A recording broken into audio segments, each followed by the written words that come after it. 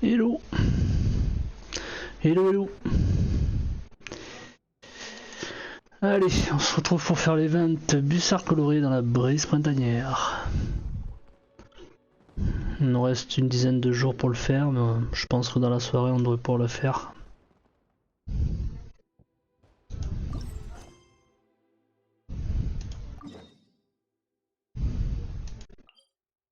Ce sera Liyue.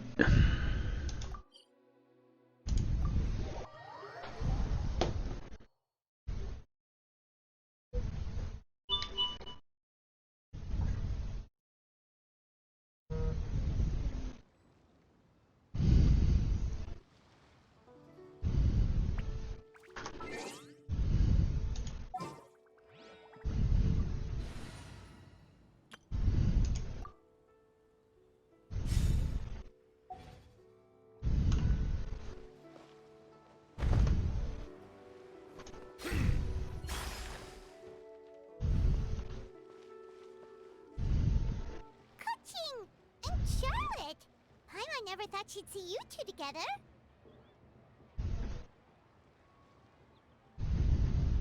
Nice to see you again, Traveler and Paimon.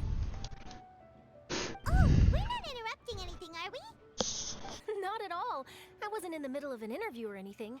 I was just asking Miss Kuching about purchasing a kite. A kite? Are you buying some regional specialties to bring back to Fontaine? Well, yes. And... It seems you haven't heard yet. The theme of this year's Lantern Rite is kites. Oh, so that's why Paimon has seen so many floating in the sky. Liyue Harbor is always changing, so it is only fitting that Lantern Rite should change in turn. The Qixing believes it would benefit Liyue to build on our own cultural foundation by embracing the technologies of other nations.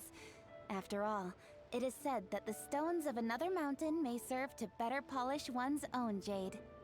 So, Ningguang organized a private meeting with Miss Charlotte to ask for her help in fostering cooperation with the right people. In the end, we decided to combine Liyue's traditional art of kite making with Fontaine's mechanical vertical lifting device. Mechanical lifting device? Sounds pretty impressive. But don't kites just use the wind to fly? Why would you need to add something mechanical? Well, you've actually just answered your own question, Paimon. How high and far a kite can fly depends as much on the weather conditions as on the skill of the person holding the string. But as soon as there's no wind, you can only flail about helplessly like a sweet flower medaka out of water. Experience doesn't matter at that point. Exactly. Liyue is now a nation ruled by humans, after all. It's about time we had the power to make a kite fly, don't you think? Plus, the easier we can make it to enjoy, the more people will want to participate. Right? I also thought it was a novel idea. Plus, it shouldn't cost much to do. With Miss Charlotte's help, everything has gone smoothly. Our new mechanical kites are already available to purchase from a stall in the harbor. We're having trouble keeping up with demand. We also gave quite a bit of thought to the price. We didn't want it to be too much more expensive than a traditional kite. Cool! Turns out you two and Ningguang like playing with toys just as much as Paimon! Toys? They're not exactly toys. You see, Miss Kuching? That does seem to be everyone's first reaction. Although kites are one of our most time-honored cultural relics, outside of their use in certain ceremonies, I suppose they're considered playthings more than anything now. But to me, there's so much more than that. Think for a second about how remarkable it is that a flimsy paper kite attached to a string has the capacity to touch the sky. It is this slight piece of paper that also carries the weight of Liyue's cultural traditions.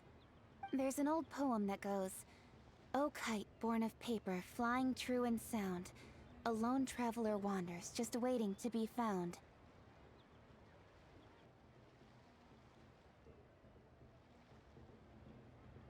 In the past, poets from Liyue used kites to symbolize a feeling of longing. or evoke the peacefulness of idyllic rural scenery. If the people of today can derive enjoyment from this activity, they will not only be more likely to better appreciate the tradition, but also to pass it down to the people of tomorrow. That's the Kuching we know, always thinking 5 steps ahead of anyone else. Well said, Miss Kuching. I've learned quite a bit myself. As long as you're willing to listen, I'm happy to share. I also know quite a lot about the various folk traditions related to kites. For example, whenever a kite blew away, people would say it was the Adepti that summoned the wind to take it away as an offering. That way, you can turn an unfortunate event into an auspicious one. What about something more fun? Do you know anything like that? More fun.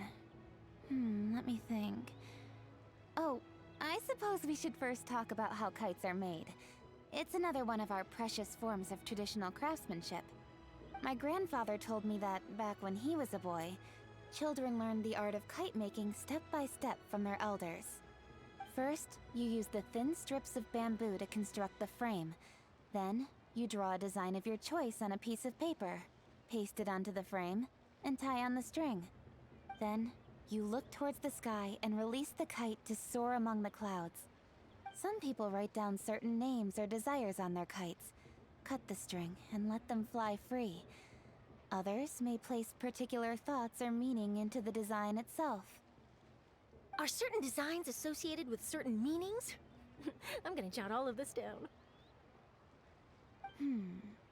Well, for example, kites in the shape of a butterfly typically symbolize freedom, happiness, or the desire to break free.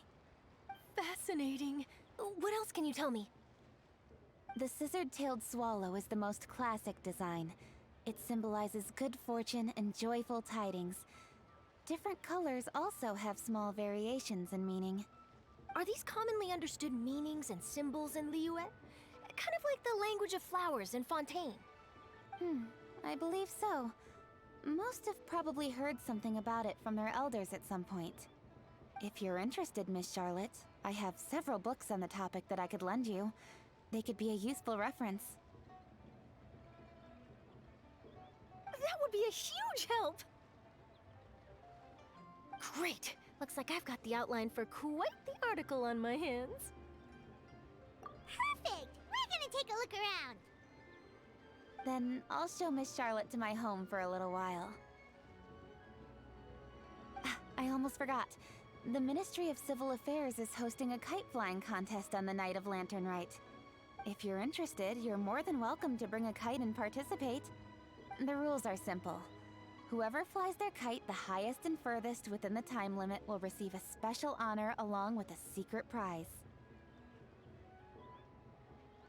I've already prepared more than enough empty film for the event. I can see the spectacle already. Oh, Paimon was on board the moment you said secret prize. Then I'll look forward to seeing your performance. You bet! See you then!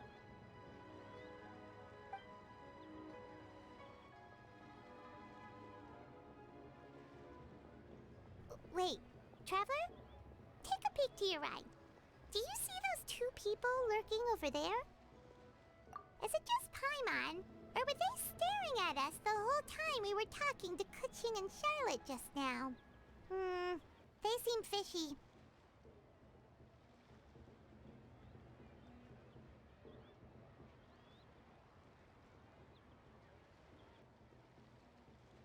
Huh. Well, yes, but something's up. Paimon just has a bad feeling. Do you think they could be treasure hoarders? They always seem to be stirring up trouble during Lantern Rite. Oh, Paimon's sick of waiting around for something bad to happen. We should strike first, you know. Foil their plans before they even begin.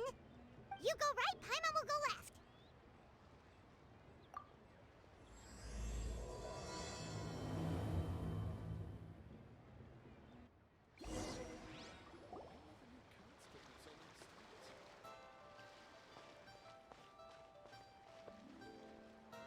Oh. It is with such an air of urgency that you appear before us. Your comportment suggests you believe us to have committed some heinous crime. Perhaps you could enlighten us as to your intentions. Whoa, where did this fuddy-duddy come from? You should be the one doing the enlightening, buddy. Don't think we didn't notice you eavesdropping. One look and we could tell you were up to no good. Tell us everything, starting with your name. One bears no secrets before two such as yourselves. You stand in the presence of the mighty and illuminated Adeptus, Mooncarver. For the purpose of this foray into the mortal realm, however, you may address one as Hojong. You kidding? That deer's got his head stuck so far up in the clouds, there's no way he'd humble himself down here with the rest of us. You may want to hold your tongue, Paimon. Ha! Don't think that Paimon is gonna believe you just because you know her name. Let Paimon guess. You're supposed to be Mountain Shaper, right? Indeed. Mooncarver and myself have descended upon the mortal realm for a visit. The two of you may call me Jiahu. Huh. Looks like you did your research. But in our experience, the harder you try to lead us on, the more likely it is that we've got a big fish on our hands. We'll go straight to the Millilith and have you arrested for impersonating a Adepti. Preposterous! Utterly preposterous! Right. Tell us something that only an Adeptus would know. And it better not be some common knowledge that any person on the street could tell you. You may recall that in order to preserve the tranquility of one's mountain, one planted karst crawlers around Mount Hulao. In fact, the seeds are one of Streetward Rambler's cultivars. Among all the Adepti, her horticultural skill is preeminent. The plant neither wilts nor withers, and its practical use is undeniable. Yet it does require quite the upkeep. After a while, one tires of the effort. Thus, one had no choice but to foray into town to inquire from Streetward Rambler a gentler and more easily managed variety. On your way, you were accosted by a group of youths, and without revealing your true form, were unable to extricate yourself of their presence. If one's memory serves, Streetward Rambler had to personally come to your rescue. How did you come into possession of such knowledge? The young lass, Yao Yao, keeps no secrets from Cloud Retainer. Alas, one can only let bygones be bygones. That might have been more detail than we needed. Seems like you two are the real deal, and Paimon's sorry for suspecting you. But, for beings as forgiving as yourselves, this is just water under the bridge, right? You indeed have an agile mind. Cloud Retainer was not mistaken in her high estimation of you. Paimon's still curious about something. It's just... Paimon can understand why Mountain Shaper is here, but why did you decide to come to the city, Mooncarver? It's not really your thing, is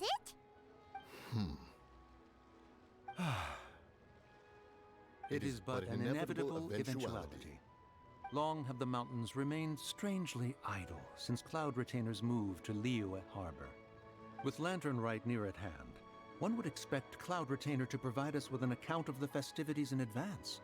Yet to this day, she has failed to appear. Cloud Retainer is hardly the forgetful sort. One must never rest idle in the face of that which demands action. And since our acquaintances dwell in Liyue Harbor, we had to travel here in human form to avail ourselves of their aid, Cloud Retainers in this case. But a moment ago, one heard you speak of a mechanical kite of sorts. It appears the essence of the situation has hitherto revealed itself. Now it is time for one to retire back to one's abode. Huh. So, you're not looking for Cloud Retainer anymore? Perhaps there are aspects of Cloud Retainer's temperament that remain opaque to young Paimon. Given one's understanding, one can only imagine the anger that now consumes her. Cloud Retainer is of a proud and arrogant disposition. she holds the belief that her skill in mechanics surpasses that of all others. One can be quite certain it is hardly with an open mind that she regards the arrival of this new technology. One surmises that she has shut herself away, refused all company, and buried herself in the study of her own creations. To call on her would only invite her rebuke. However, if you do happen to cross paths with her over the next few days, do pass along one's regards. Sure, leave it to us. Have a safe trip back, enjoy the scenery, and happy lantern ride! Thank you for your kind words. We shall now depart.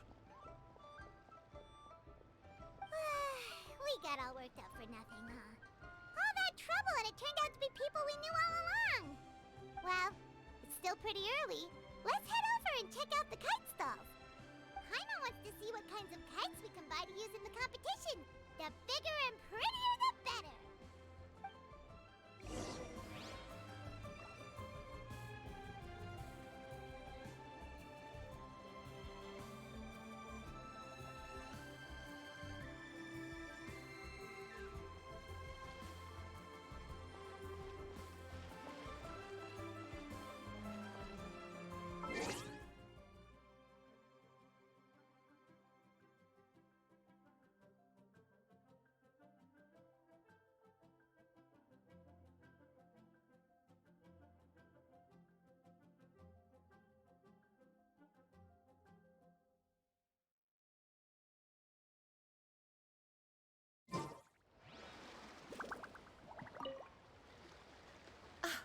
Welcome! Are the two of you looking to buy a kite? Would you like me to go over the different designs? Ooh! A scissor can't swallow! And a butterfly! And oh! This jade chamber design is our newest. It's been selling like crazy over the past 2 days. Does it also have a unique meaning? Of course. The jade chamber symbolizes wealth and abundance. The kite bearing its design is said to bring riches in the future to those who fly it. Oh, now that's Paimon's kind of kite! I apologize for the interruption, but are all your wares in order, Miss Genuine? Yes, they're just over there.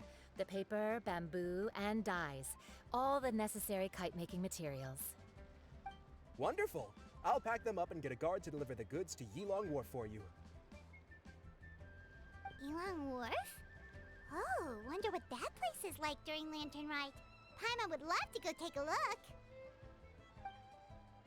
Well, if the two of you are interested in going to Yilong Wharf, then could I trouble you to find Gaming and deliver these goods together? Is Gaming the guard you just mentioned? Well, yes. The communications office handles shipments and transports around Liyue. He works for the Secure Transport Agency, one of our sub-organizations. The problem is, many of my colleagues have taken leave during Lantern Rite to spend time with their families. So, our available workforce has seen a dramatic decrease recently. If you were willing to help out, then I could get a head start on my next appointment. You do seem really pressed for time.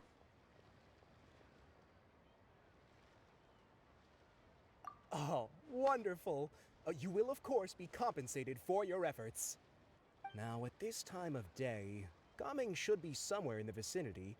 Just follow the main road until you see the head of a Wushu dance costume. Should be on your right. Be sure to come back if you'd like to buy a kite. I'll even give you a discount. I never knew kites came in so many styles.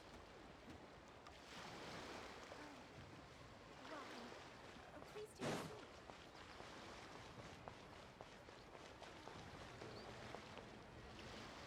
Wait, I thought we had an agreement.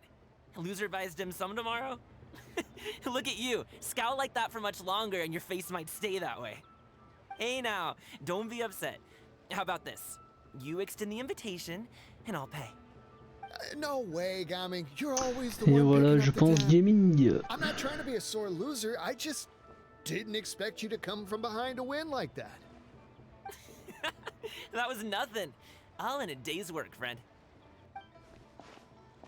Perfect, Gaming is here. Sorry to interrupt, Gaming, We just spoke to a guy from the communications office who needs you to deliver some goods to Elon Wharf. Un petit concurrent direct Looks like I've got work. Gotta go. quand il a toutes ses constellations Sure, débloquées go do pour your thing. Utao. Let's have a rematch when Il you fait get back. des énormes I dégâts. won't let you win so easily next time. Par contre, il faut l'avoir C6. Alrighty, you can hand the goods over to me. Must have been heavy hauling Ce sera them all this way. intéressant plus tard de Let l'avoir me take them off your hands. pour voir ce que ça donne. It wasn't that bad. It's just some kite making materials. Plus, we didn't have to walk very far. On espère que la chance viendra une fois que la bannière sera passée, qu'on récupère le perso. I see. I'm glad it wasn't too much trouble, Paimon. Still, I owe you one. Ah, and you must be the traveler. It's nice to meet you. Thanks for your help. Huh? You know us? There probably aren't many in Liyue who don't. I've heard quite a bit about you two. You're quite well known around these parts. Oh, and please excuse Longzhou if he forgot to thank you. Take my thanks in his place. He's a good guy. He's just been super busy lately, running around from place to place. Don't be too hard on him, yeah? So, you here for Lantern Rite? Yep. It's always so lively this time of year. We were actually hoping we could tag along to Elon Wharf and have a look around. Perfect! We'll go together then. I'm good with directions, so just follow me. Trust me, I know my way around. We can exchange stories, tell jokes, or just chat along the way. Oh, and there are a couple of good places to eat along our route. We can stop and grab a bite when it's time. The ingredients are fresh, the portions are generous, and the prices won't break the bank. You can order anything, and I promise, you won't be disappointed. Order anything? Hey, did you really have to call Paimon out like that in front of our new friend? Don't worry, I understand. I joke around like that with my friends, too. It just shows how close you are. Do you need to pack anything up before we hit the road? I can wait.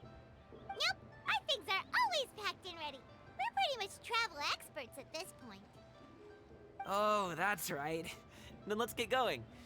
If we run into any trouble, you can count on me to protect you. I am a guard, after all.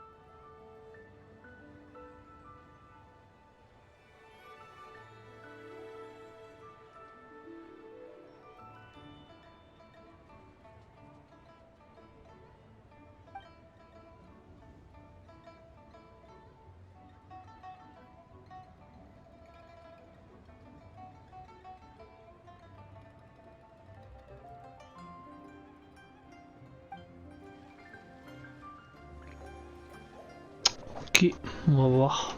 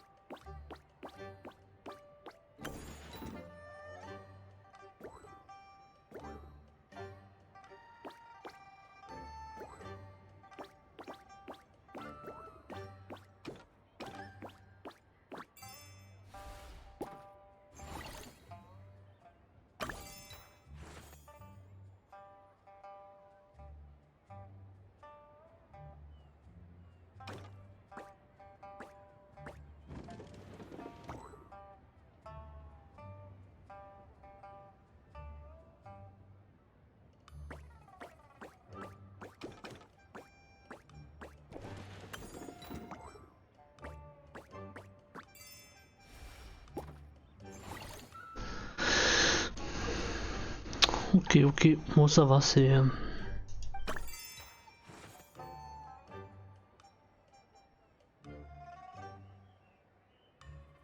Ok, donc là on peut jouer sur 2 tableaux, ok. De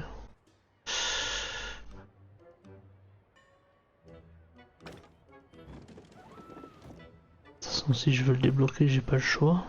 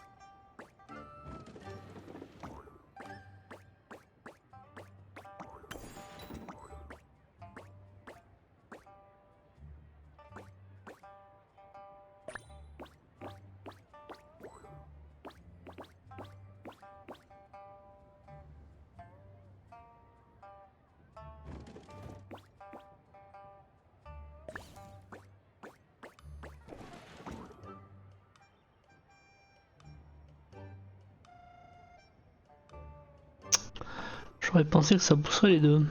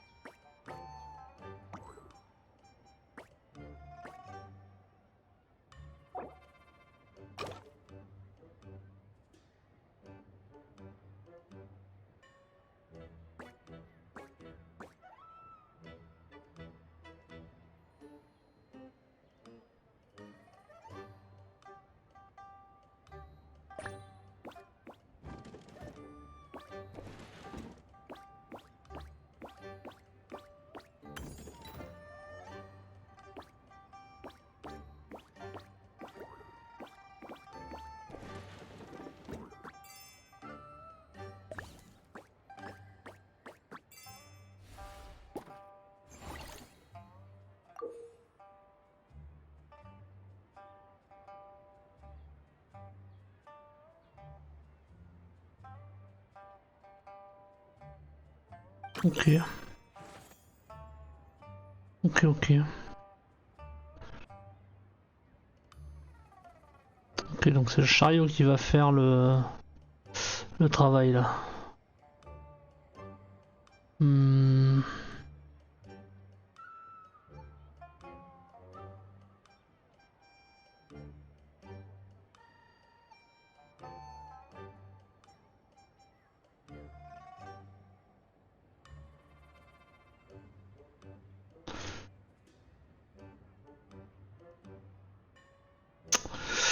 Ok, bon, on va tenter un truc.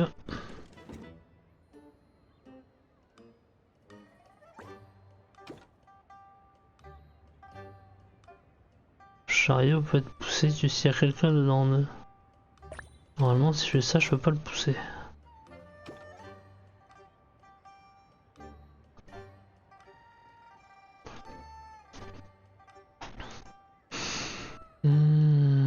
Alors. Cela, clairement, je peux pas faire le tour.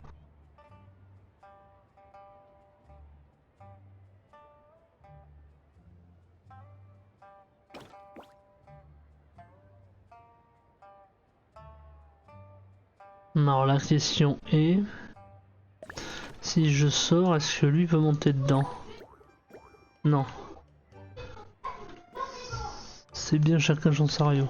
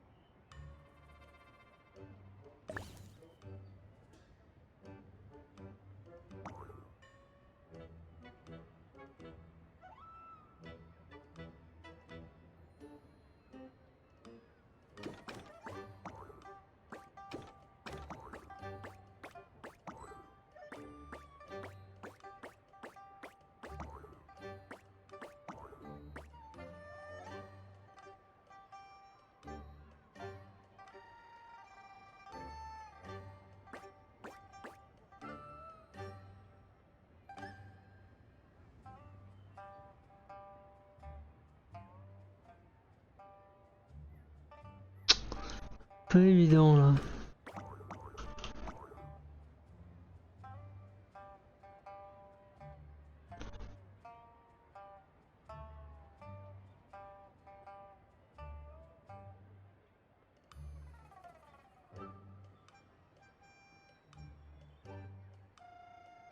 Je comprends pas, alors je comprends pas, mais faudrait qu'il y en ait un qui fasse le tour en gros, mais j'ai pas assez pour faire le tour. J'ai que 5.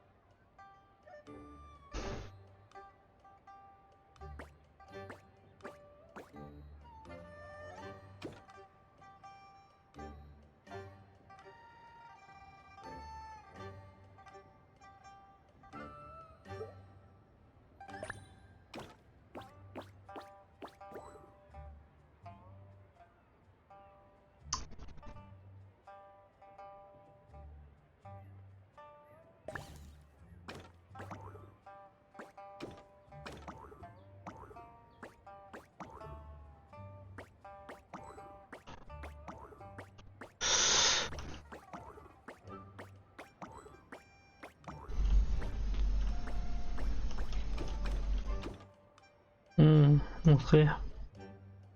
Hmm.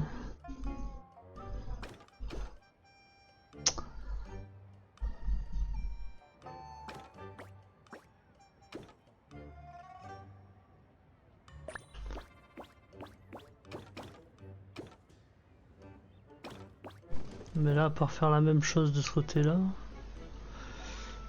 il reste que du coup... Non, je peux pas.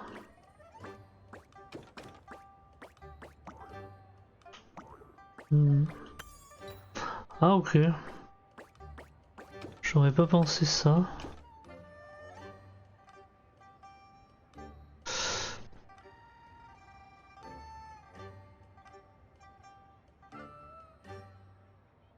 Alors du coup, ah bah oui. Ouais non, alors je pensais que c'était plus compliqué que ça. Ah oui, d'accord. Ah non, j'aurais pensé plus compliqué que ça. Je pensais que c'était le chariot qui débloquerait la, la clé.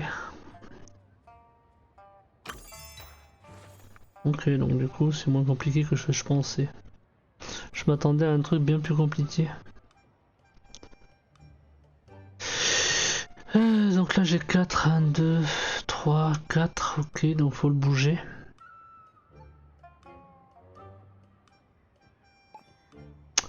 Et là j'ai 5, 1, 2, 3, 4, 5. Donc là il suffit que je le pousse. Ça permet à lui d'aller récupérer la clé.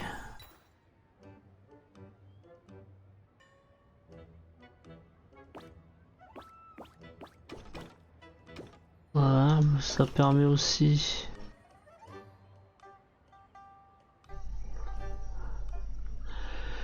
Allez, je peux pas le pousser par là.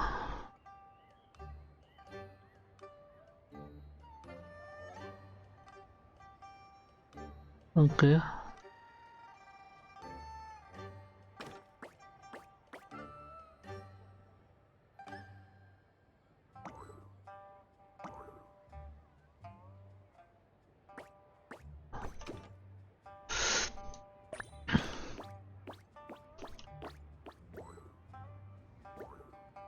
Je peux pas bouger la caisse cette fois.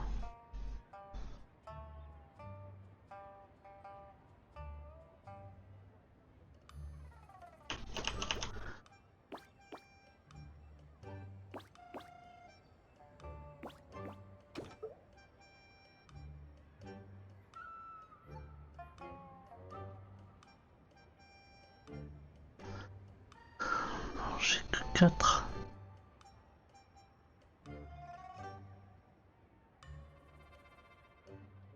Si je passe là, ça va pas, faut que j'avance.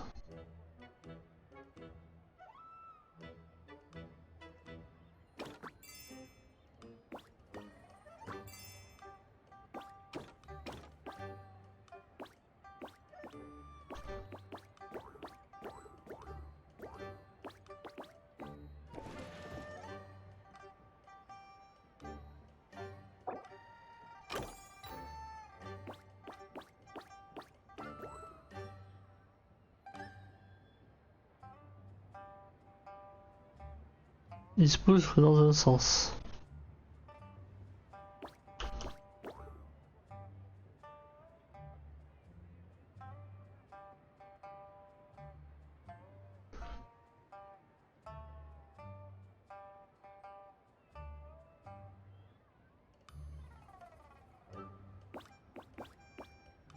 Trois, 4.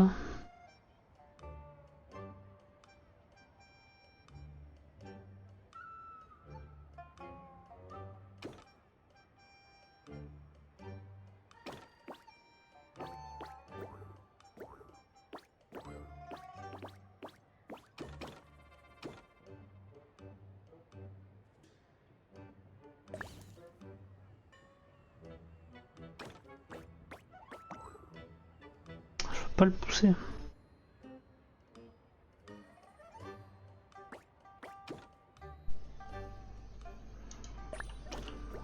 Bah ouais.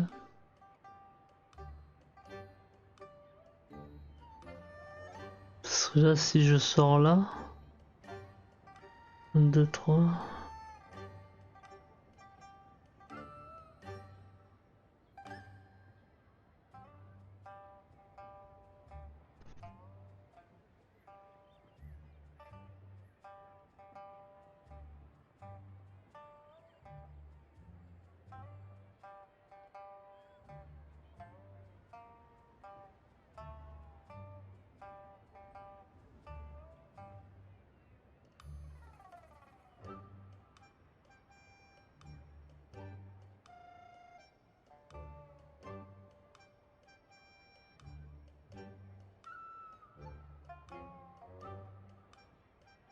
Ça me permettrait de le pousser là.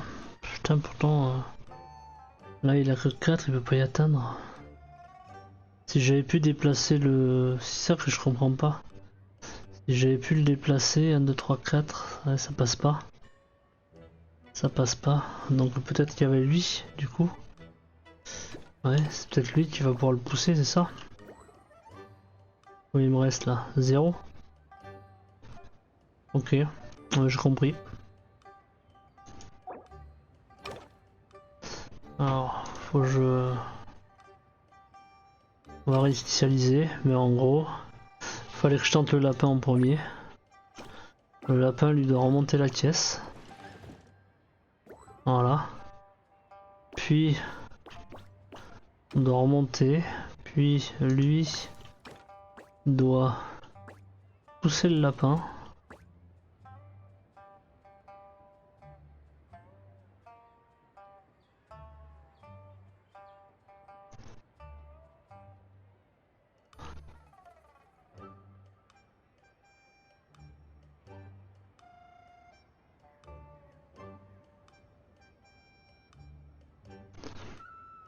La question, ça serait si je sors, est-ce que je le pousse? Yes. Donc c'est ce que je pensais.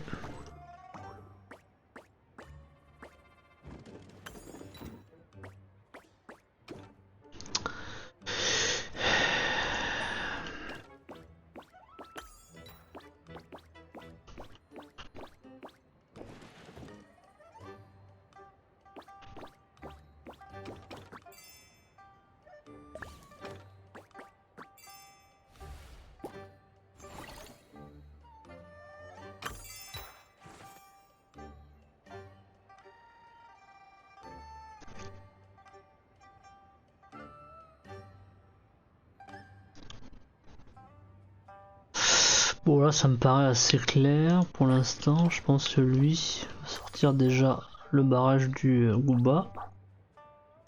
Là je peux pas aller chercher la verte. Donc je pense que la verte va aller chercher avec la caisse. Donc le mieux c'est que je pousse comme ça. Est-ce que je peux aller chercher cette clé? Non plus. Ok. Donc là on attend. On va reprendre le lapin pour aller pousser la caisse. Ok. Alors.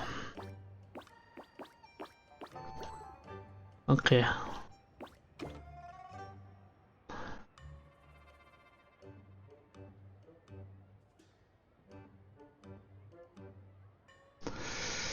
Je pense pas que ça pose problème, donc je pense qu'on peut avancer d'un.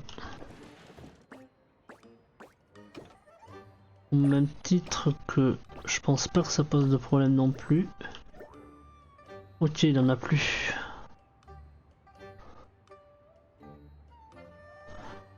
Alors du coup...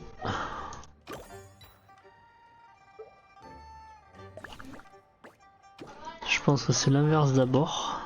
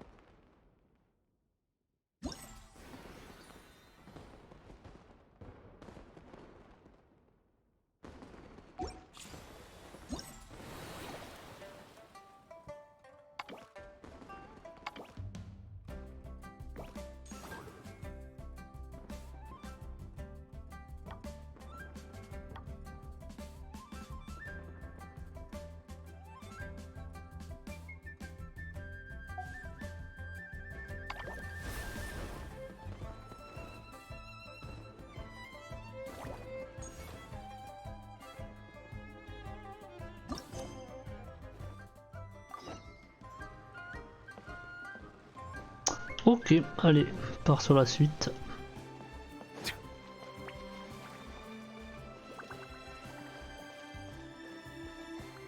Très sympa le petit jeu, bon c'était pas très dur mais sympa à faire.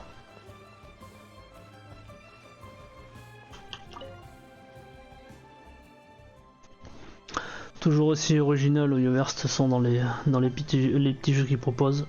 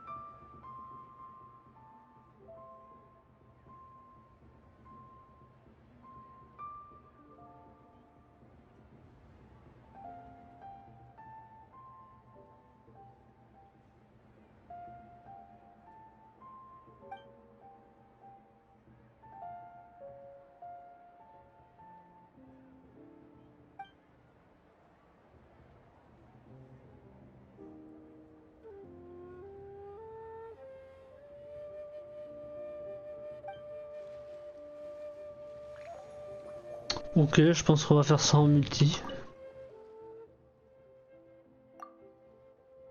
Je sais pas s'il y a le choix, mais ce sera plus marrant, je pense. Ok, bon, c'est du matchmaking, donc... Alors...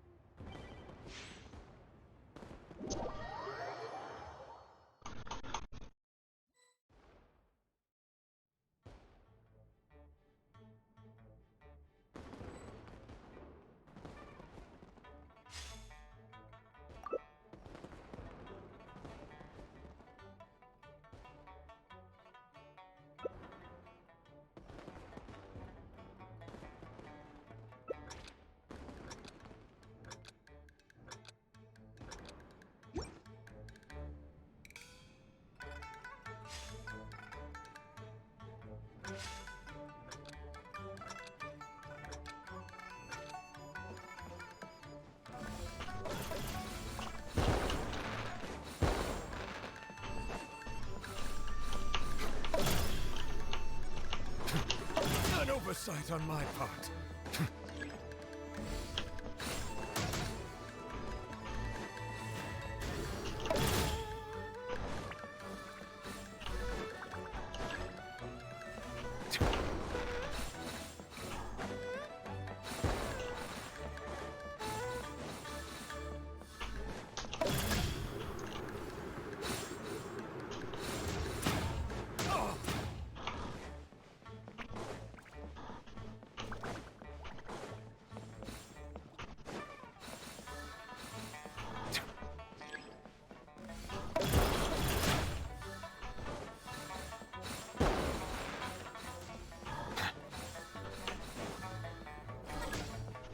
Justice is blindsided.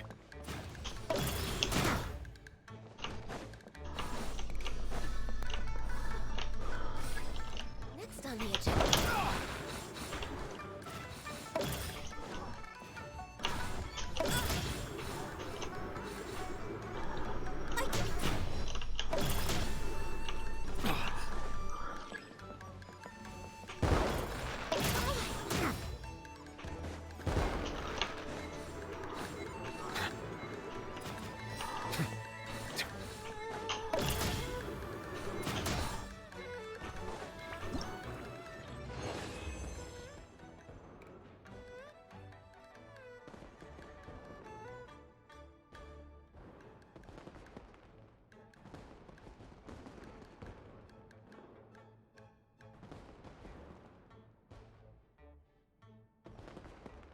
What?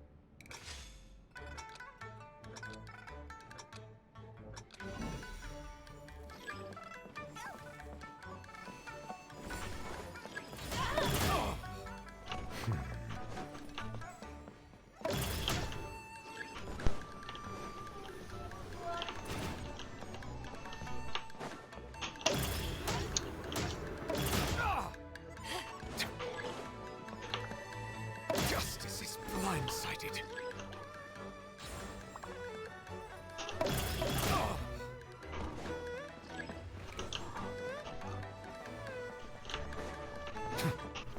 An oversight on my part.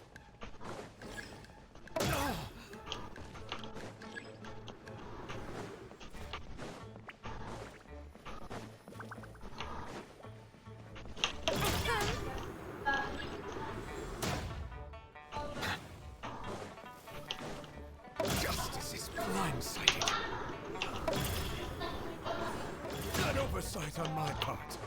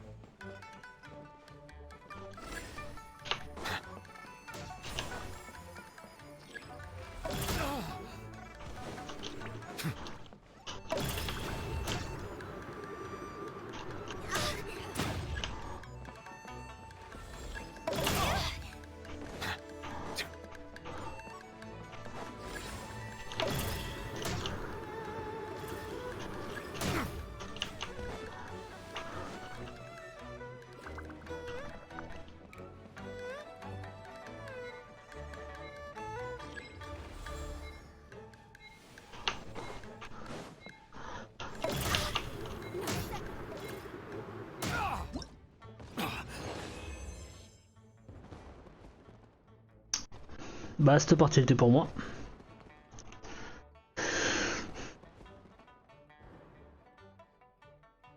Melusines are beautiful creatures. They are the pride of Fontaine. Be sure to befriend them and cause them...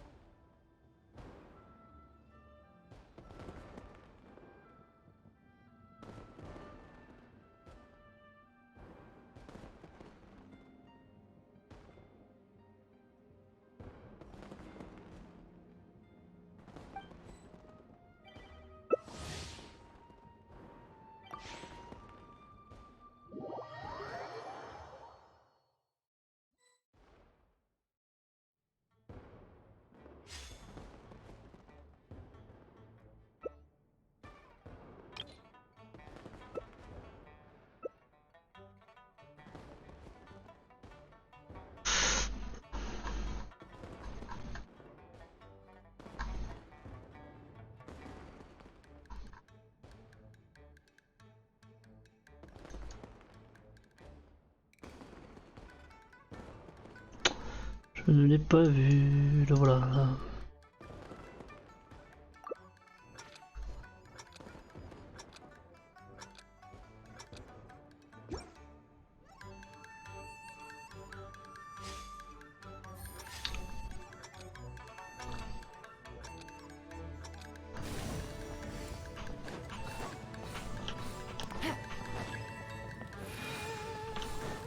Take it easy.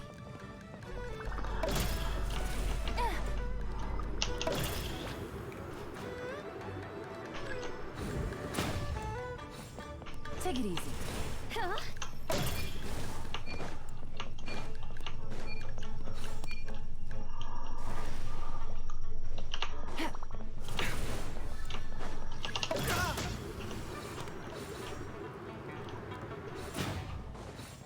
Take it easy.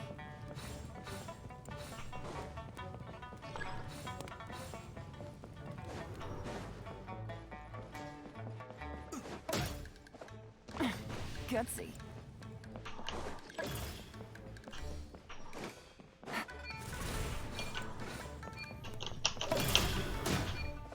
Take it easy.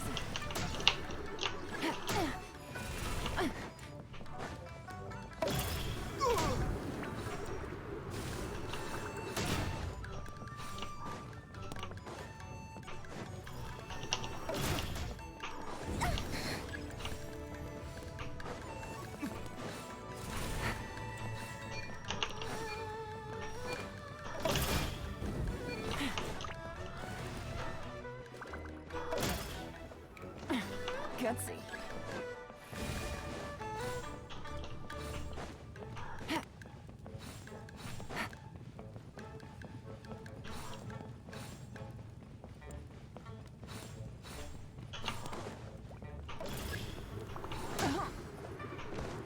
Take it easy.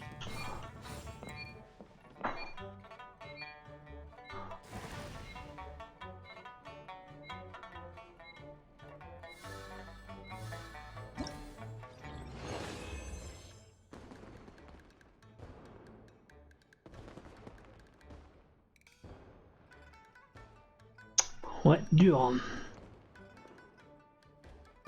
Bon, on va voir combien de points il nous faut. Je sais pas s'il va falloir refaire de l'aléatoire.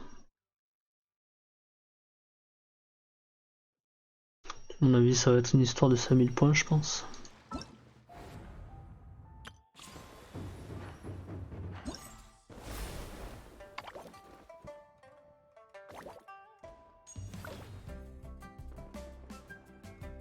$6 000.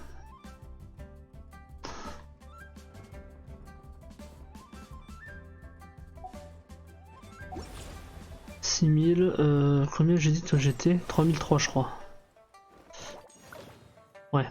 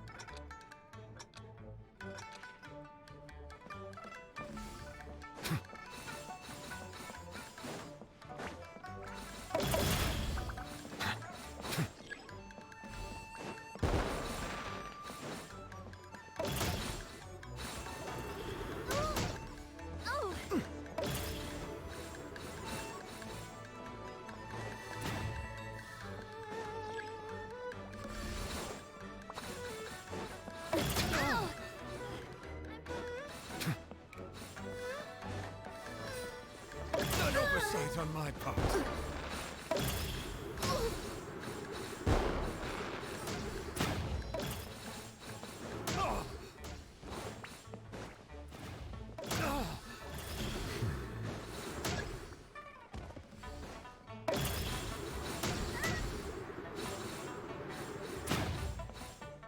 Justice is blindsided.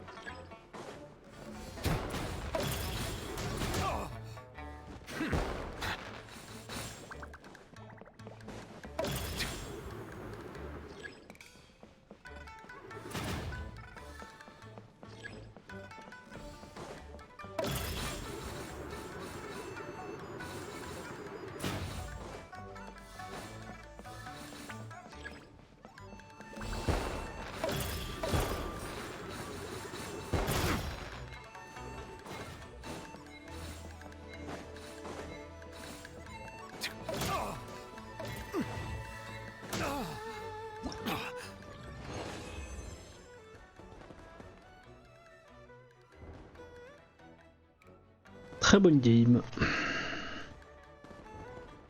1300, ce qui fait 4006. I see peu the près. value in my own work, but I also see the meaning in all the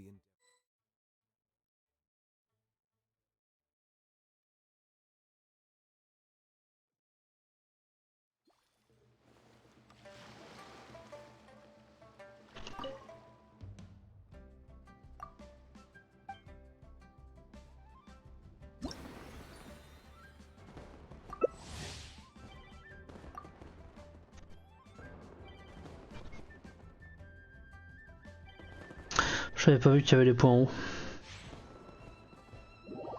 Ok, pas grave.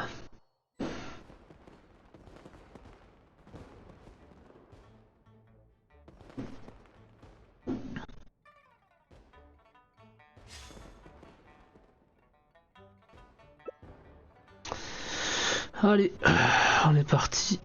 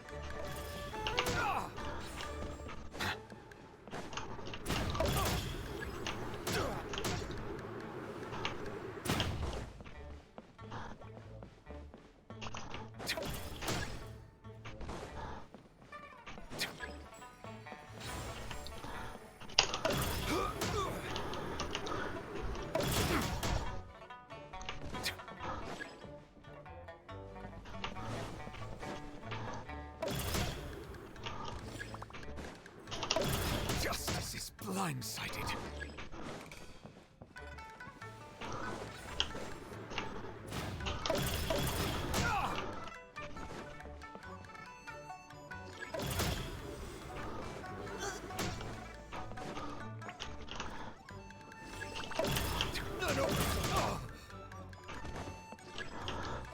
An oversight on my part.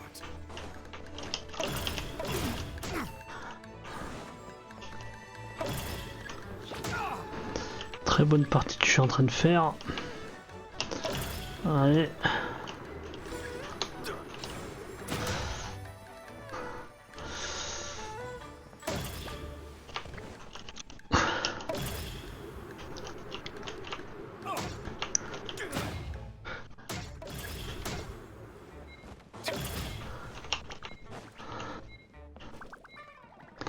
Je crois que j'ai fait du mal là, cette game. Beaucoup de mal.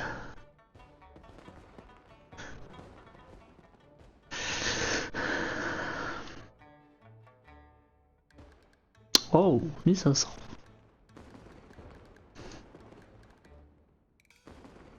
Il est possible que j'ai fini. Sur cette game là, une belle victoire.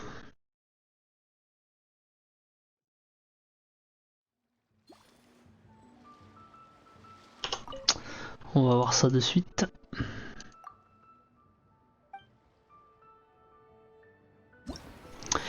Parfait. Ok. On va lancer le... Ah non, c'est pas là. On va lancer le prochain jeu.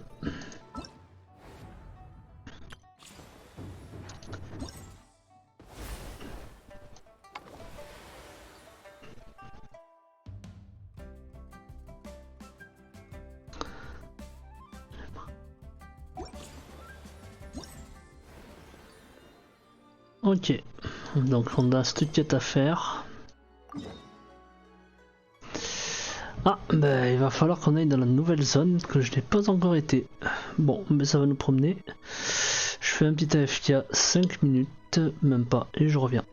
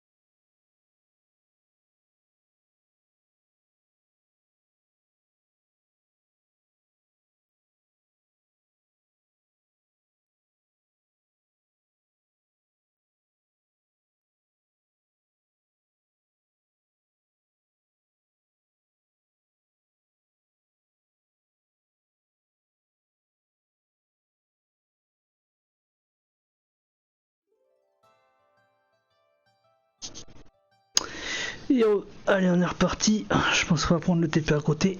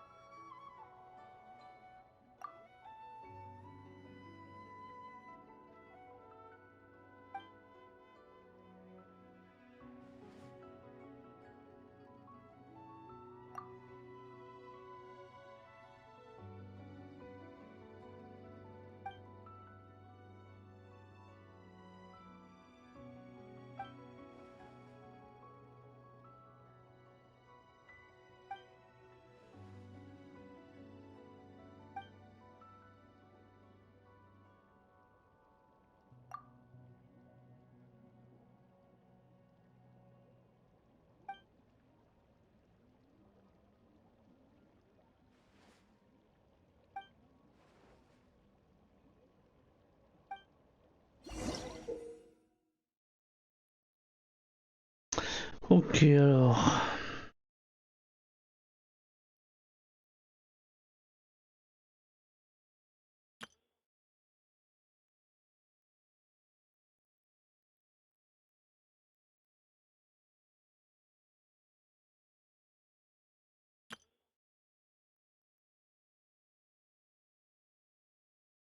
Ok.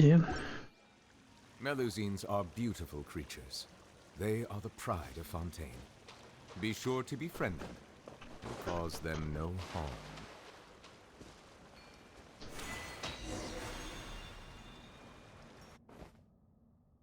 Oh, you're back.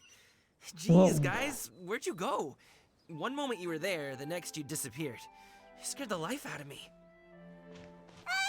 We're so sorry. We were just, it's kinda hard to explain.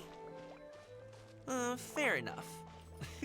Well, the mountain road is pretty hazardous, and it's easy to get lost in the fog. So from here on out, stay close to me.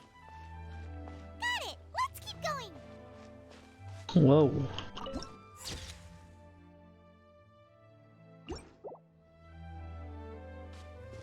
On va activer la statue de 7.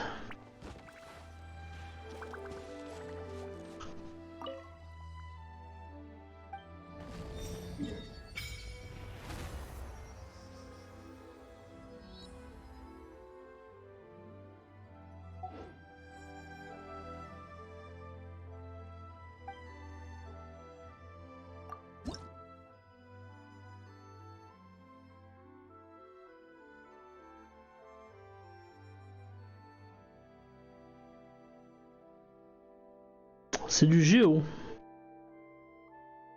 Ok. Je m'attendais pas à avoir du géo.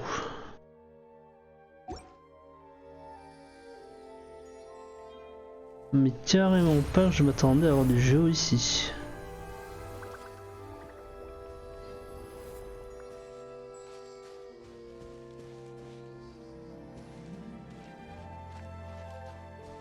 Ooh, the docks are just a bit further. One step at a time. Hang in there.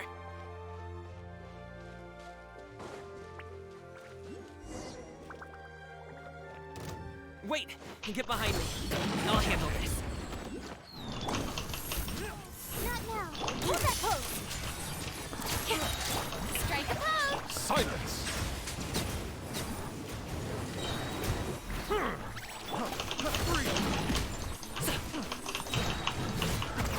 Many happy returns!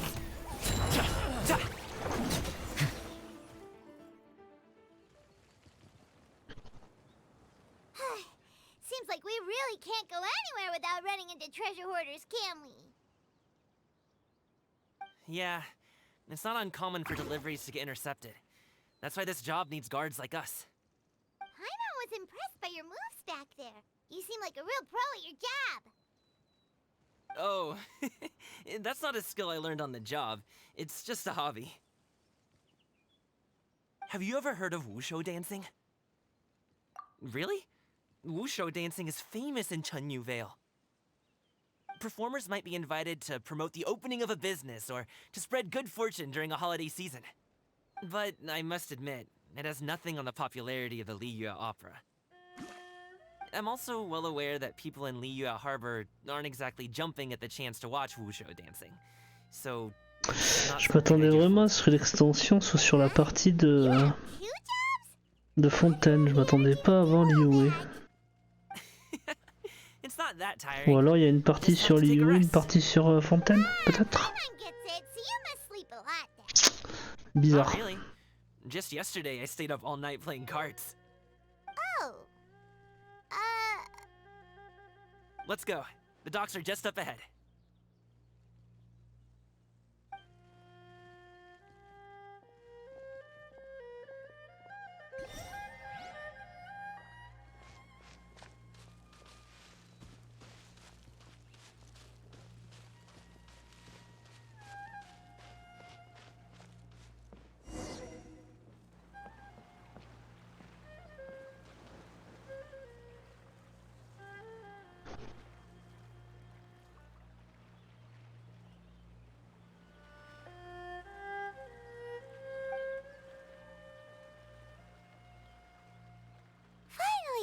can rest. Ooh, Paimon's shoulders are so stiff. And her stomach so empty. Sorry. Did I push the pace a bit too much? I mean, you were the ones who said you were travel experts. Leo is just too hilly. Floating up and down so much. Where's Paimon out? Oh, Paimon was finally satisfied and now her poor stomach's empty again. Aw, would you like some winter melon cake? I have some on me that I bought from a store. Yes, Paimon will take all you got. You might want to pace yourself there, or you'll be too full to eat a proper meal later. Paimon never gets too full.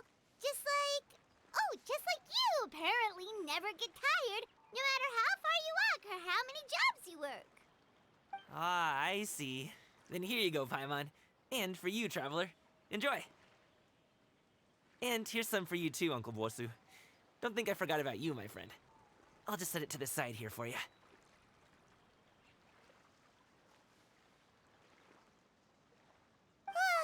That hit the spot. Paimon thought she was going to starve to death for a minute there. That close of a call, huh? I've been eating winter melon cake ever since I was a kid.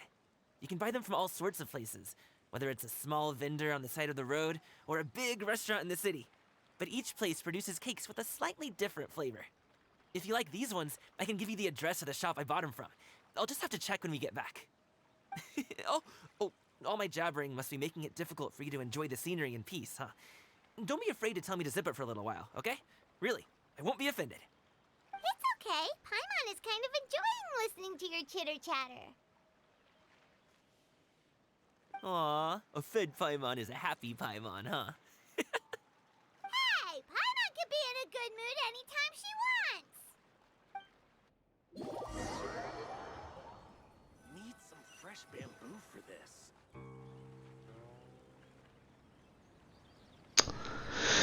Ok. Oh, we're here! Don't forget your things, and watch your step as you get off the raft, or you're in for a swim. Thanks for the ride, Uncle Bosu. You take care of yourself now. I'll see you some other time. Okay, follow me. This way is fastest. We'll have to take the elevator up to the secure transport agency.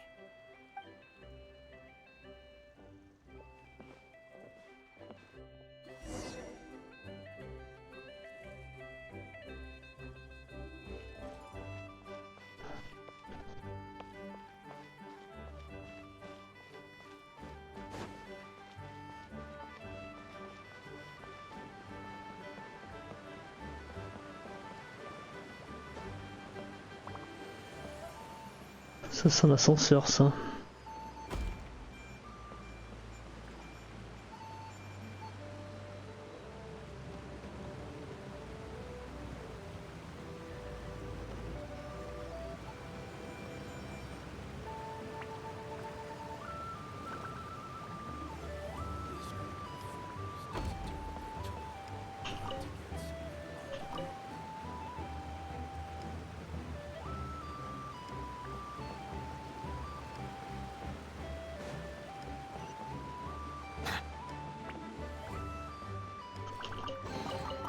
Abandoned property belongs to whoever finds it first, so it's legally yours now.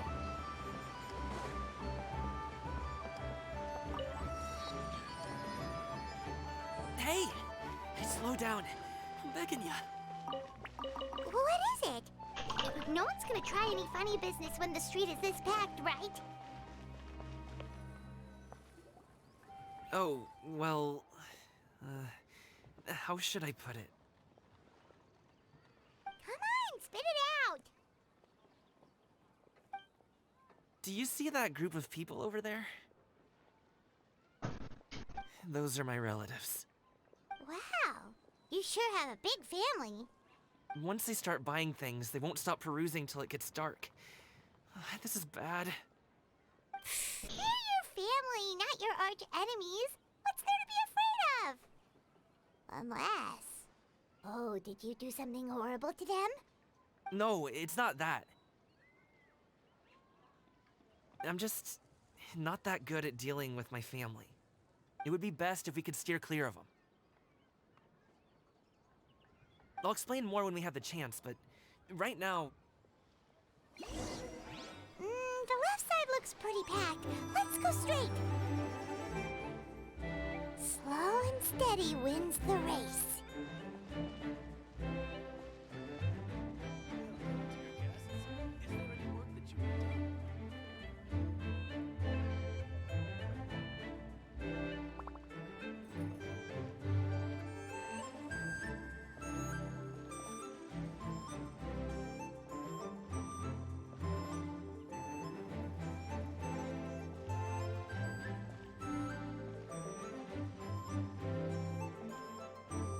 Let's wait here for a second. Maybe my aunt will leave.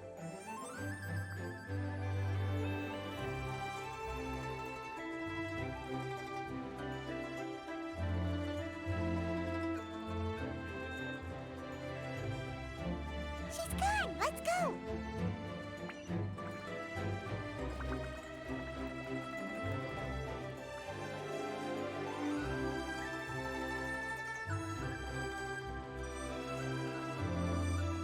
Turn left. Run!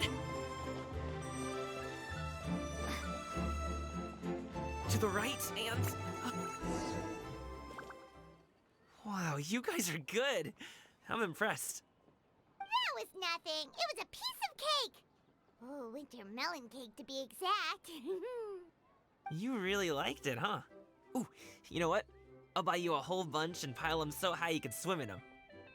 As long as you don't wind up drowning, Paimon. Hey, Uncle Drugway. These are my friends, the Traveler and Paimon. They came to deliver some goods with me. So, I guess I'll go ahead and take these over to Uncle Yongzan then? Yes, thanks for your hard work. I should thank you both for your trouble as well. Please take a seat and rest for a bit. I'll prepare some tea. No need. We'll be off soon anyway. Hey, we're already here, aren't we? No harm in taking a load off for a bit. Plus, I know the Secure Transport Agency has some great Songhua tea stashed around here somewhere. I promise you, one sip and you'll be hooked. Anyway, you just sit down and relax, Uncle Drugway. Who would I be if I just sat here and let you go through all this trouble? Leave this to me. I have to be up and about to drop these goods off anyway. What's a little extra time on my feet? Oh, you aren't too picky, right, Traveler? I know Paimon prefers things on the sweeter side, so I won't steep the tea too long. And I'll add some dim sum pastries on the side. Aw, you noticed what Paimon likes? How long have you two known Gaming? Oh, not long at all. We just kind of tagged along on his trip to Yulong Wharf. He's just a super welcoming guy. We became friends, you know, just like that. That's just how he is. He's the attentive sort, really knows how to look after his own. A while ago, one of our guards had to take off work, said his joints were hurting due to the rain. Gaming personally went all the way to Boo Boo Pharmacy to get some medicine for him from Dr. Baiju, then traveled through the night to deliver it back to him. That young man has such a good head on his shoulders. How can anyone not love him? I mean, there is his dad, but, well, ask anyone else. And... Uncle Yongzan says he doesn't have the personnel to spare for this delivery right now. So what do you think, Uncle Drugway? Should I go ahead and deliver it instead? It feels like we've troubled you enough already. It's kite-making materials, though. Could be for a kid. I'm sure the sender wants it delivered before Lantern Rite. Oh, by the way, here, have some tea. All right, then. Deliver it if you want to. Ooh, are you free in 2 days? How about we grab some dim sum from Shinya Kiosk? My treat, and don't even think about trying to pay. Whoa, that's way too generous of you. Don't mention it. Just think of this as a thank you for all your help. Besides, the thing between me and my family, it's a long story. It might take some time to tell. Sounds good. Paimon never says no to free food.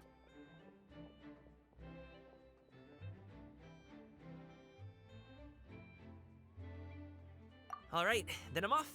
See you in 2 days. Oh, and Paimon, make sure not to eat too much before then.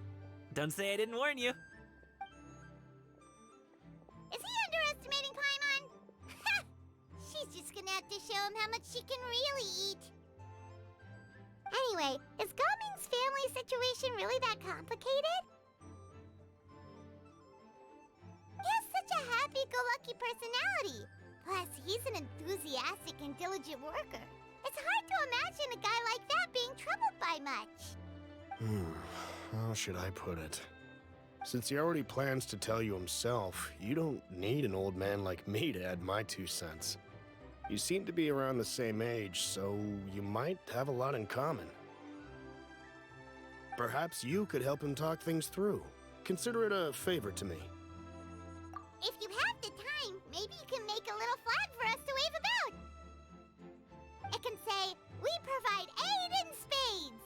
Couldn't hurt to advertise our services, right? Well, I can certainly arrange that. Is there anything else you wanted to say? Wait, seriously? Paimon was just joking, but if you're going to get us something, she'd much rather have winter melon cake instead. Seems like Gaming really has rubbed off on you. Would you like some more tea? I think there's some left. No thanks. We came all this way and still haven't gotten a chance to look around the wharf. We should see the kinds of kites they got. Maybe they'll have ones you can't find in... All right, then. Please do let me know if you'd like more tea. You're welcome to stay as long as you like.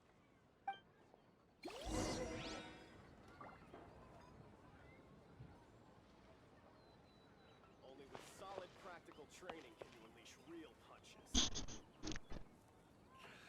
Ok, il y aura une quête ici. On va s'occuper principalement de l'event.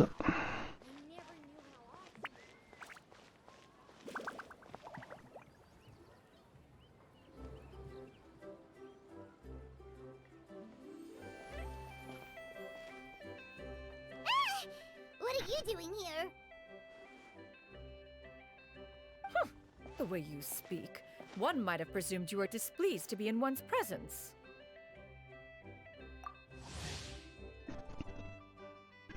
Take note, Paimon. You could learn a thing or two about how to respect your elders. Ugh, starting on the elder stuff already, huh? Shouldn't you be back in your cave tinkering away at some kite-related thingamabob or something? What brings you out here? And what's with that huge box next to you? Ah! Paimon gets it. You're here to do some shopping, aren't you? And what of it? The Qixing's decision to integrate Fontanian technology into said kite-flying competition is of no consequence to oneself. Did you expect one to willfully compete against the whimsical trends of worldly sentiment, or perhaps even fall to petty sulking over such? It's not that we think those things exactly. That's just what Mountain Shaper and Mooncarver told us, or Tia something and Ho... Paimon can't be bothered to remember what their aliases were called. Anyway, they went to Liyue Harbor to look for you. They even asked us to pass along their regards if we ran into you.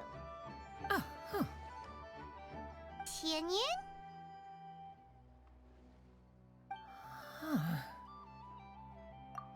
It appears time has quite flown since one's arrival in Liyue Harbor. How could one have forgotten about those 2 old fossils? One shall have to bring them back some divine herbs to atone for this slight. Nay, given that one has ventured all this way to Yilong Wharf, tea would be more advisable. A great thought has illuminated one's mind once again. One is reminded that certain purchases have yet to be made. Perhaps you two could wait here whilst one performs this task. It'll be but a moment. Huh? Wait, here? You're really just gonna ditch us here to watch your stuff? Oh, that woman really just does whatever she wants.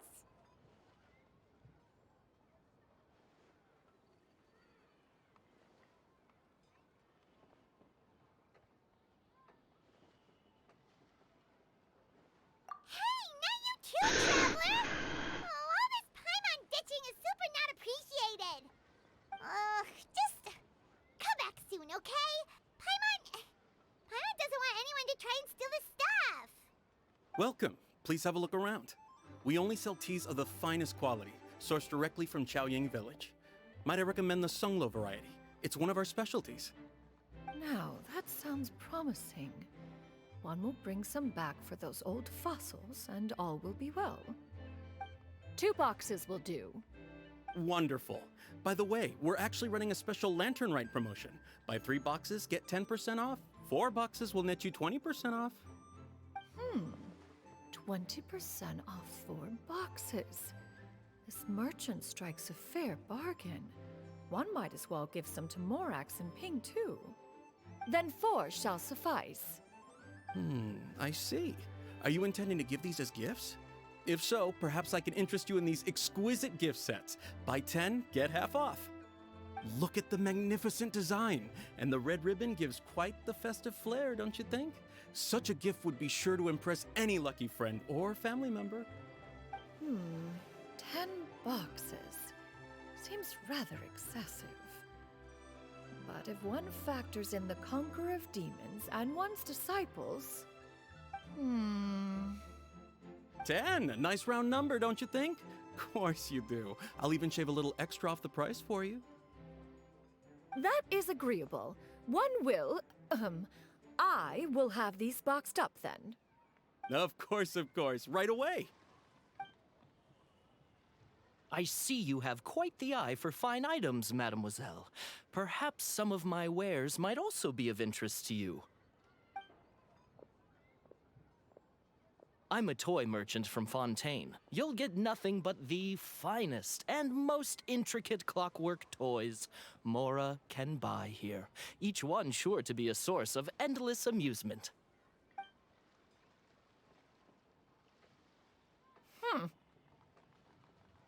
Perhaps you could enlighten me then. When should said amusement be derived? Well, that is, of course, best understood by playing with them yourself. If you could wait just a moment, I can bring one out and give you a demonstration.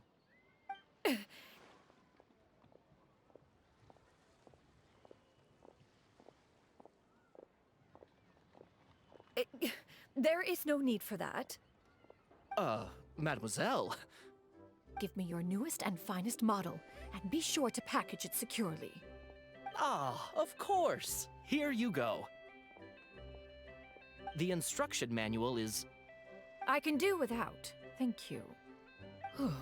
Many watchful eyes surround this place. If one were to be spotted purchasing a mechanical toy such as this, a child's plaything no less, it would only invite scandal. There is no harm in bringing it back to study in secret.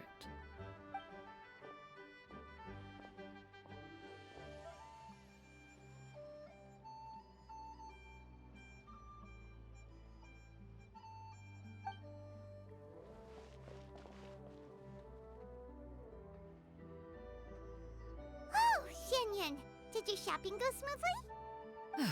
Naturally. One may not delight in social interactions, but that does not mean one lacks said faculties.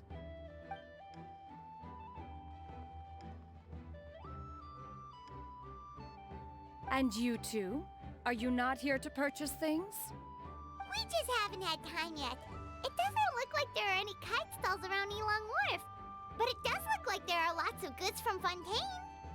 You are also planning to participate in the kite flying competition, then? One means to say, you along with all the other youths. One has been entreated to share one's kite-making expertise, and indeed, there was little one could do about such persistent supplication. One moment energetic and earnest, and dejected the next. One had no choice but to acquiesce to these requests, and thus, one will be organizing a kite-making workshop to provide personal instruction in this art form. Oh, who will be participating then? Shuyu, Shenhe, Ganyu, and Yayo. Wow, that's quite a few people. Also, this is all pretty well, Xianyun, but it's not like you have to make your own kite to participate in the competition. You can just buy one ready-made and call it a day. Ha! You speak of those equipped with the mechanical lifting device, do you not? 'Tis nothing but a crude piece of mortal machinery. The mechanism that one has developed was the fruit of millennia of meticulous study. Let us not speak of the source of the mechanism's power, but rather its structure. It is composed of materials as light as bamboo and as strong as iron. This composition grants it the lightness of weight to ascend into the sky and the durability to follow the wind for many a mile. It is built with a series of intersecting rods that... Never mind. It is unlikely the two of you will understand, even should one expend the effort to explain. One is better off saving one's breath. It sure seems like you want to talk about it, though. So, will you be attending the workshop or not? Huh? Wait, you've been trying to invite us this entire time?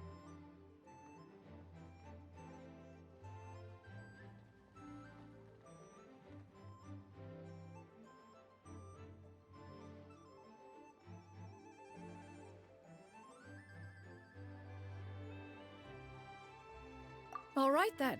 No need to prepare the materials in any case. One has it all sorted. Arrive at Mount Outsong in 2 days. I shall be expecting you around midday. Are you leaving? Don't you want a guard to help you with that big box of yours? Surely you jest. One goes as one pleases. For what reason would one need to rely on another?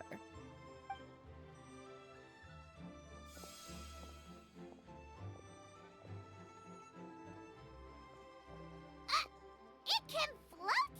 What kind of invention is that? One calls it the floating toting device. Huh. She seems pretty proud of that one. Look at her walk down the street. She seems so confident, but everyone around her is looking at her all funny. Paimon wonders... never mind. But anyway, that box of hers seems to be full of those mechanical lifty thingamabobs. Not that Paimon was peeking or anything. She just, got a bit unsteady for a second and accidentally brushed the embroidery on top. And wouldn't you know it, all the stuff inside almost came bursting out. Paimon even went out of her way to keep it all together.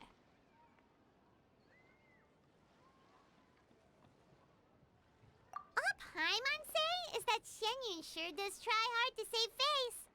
What did she call it again? A crude piece of mortal machinery? Paimon bets she just can't wait to take it apart and see how it's made. Totally. We should probably act like we didn't see anything, though. You know, in consideration of her feelings and all. After all, that is the propriety with which one should comport oneself. When it comes to an elder, right?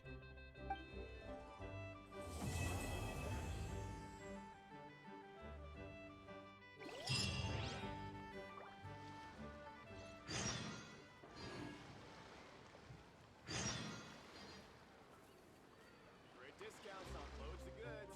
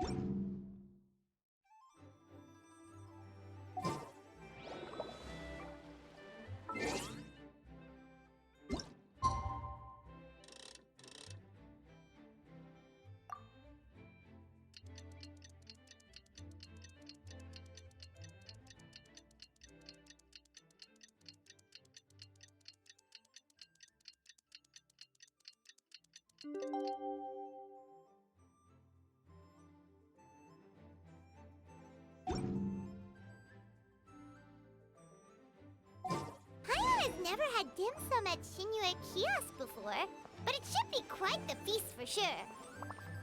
Ooh, and that's Paimon's stomach wreck.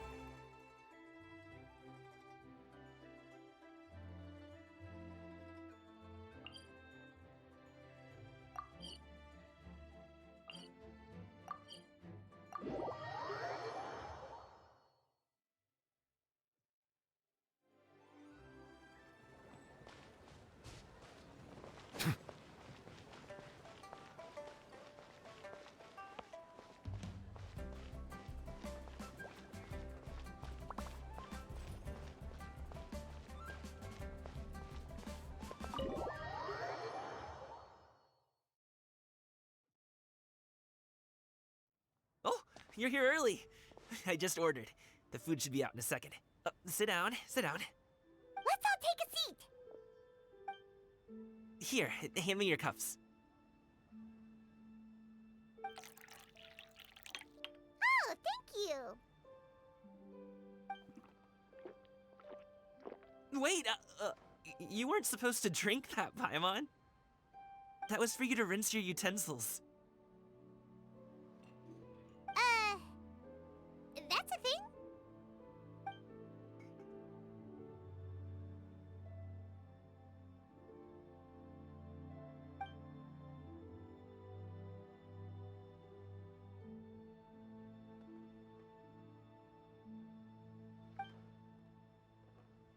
Wow, so much delicious food. Do you really eat all this just for breakfast? That's just how we do it where I'm from. Most of the time, though, I don't eat lunch after dim sum. Oh, that's good to hear. Paimon doesn't need to worry about holding back then. Eat, eat. If it's not enough, we can always order more. Oh, and there's tong soy coming as well. I don't usually have that in the morning, but, well, since everyone's here, I just had to order it. What about you, traveler?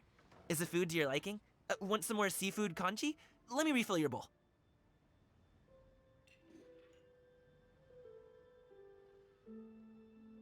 Paimon's gonna take you up on that. Fill it up nice and full and make sure she gets a few extra shrimp. Thanks!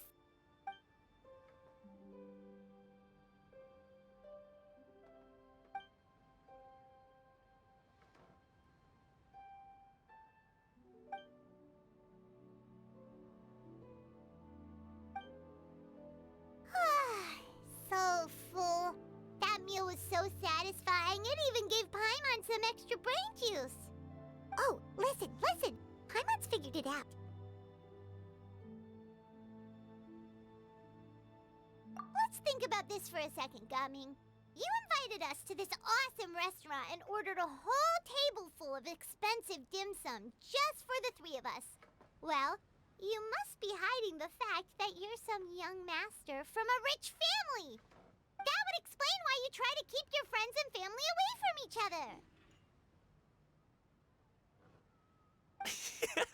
Are you confusing me with Xingqiu? Huh? You know Xingqiu? You sure know a lot of people. Well, when you're on the road as much as I am, you hear all sorts of rumors. Sometimes they're true, sometimes they're not.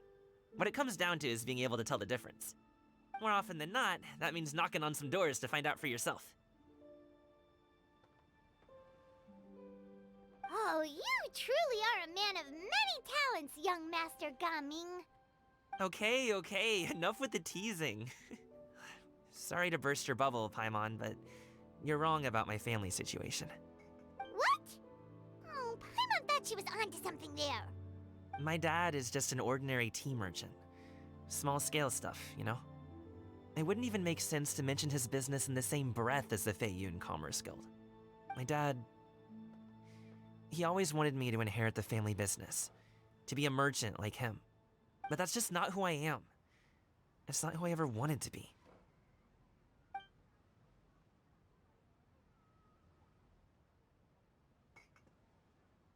Have you ever talked to him about it? You know, about your interests and aspirations and stuff.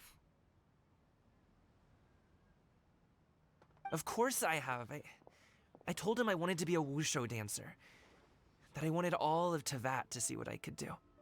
According to my dad, though, that wasn't a real job. Just a child's pipe dream. Oh, that's terrible. I'm sure he thought I would come around eventually, but wushu dancing has always been the only thing I wanted to do. One day, he tried to get me to visit some other tea merchants to start building the right relationships, but I refused to go. We got into a huge fight. We were this close to throwing hands.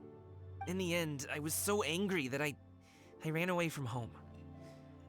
I haven't been back since. Don't get on my case just yet, okay? It's not like I think I'm completely without fault. No, I know that it wasn't the right way to go about things. But my dad's stubborn. No matter how hard I tried to convince him, it just went in one ear and out the other. There was no changing his mind. I knew talking would only get me so far, but if I made it big in Liyue Harbor, the results could speak for themselves. Ming. But I'm sure you both already know how that's going. Wushu dancing's just not that big in Liyue Harbor. In the past, I would go door to door from store to store, asking if they would be interested in hiring a performer. Most times, I wound up eating nothing but humble pie. And you can't just rely on dreams to put food on the table, right? So, I found a job as a guard to make some money. And now I have enough to get by and then some. Still, change takes time. Gotta take it slow, you know? Paimon understands. Okay, enough of all that serious talk. Our tea's getting cold. Ooh, let's do something fun this afternoon. What do you say, huh? I'll organize. Actually, we kinda already have plans this afternoon. We told Xianyun that we would go to her kite-making workshop. Oh? Are you interested in kite-making, Gaming? Oh, no. It's just that I happen to know Auntie Xianyun.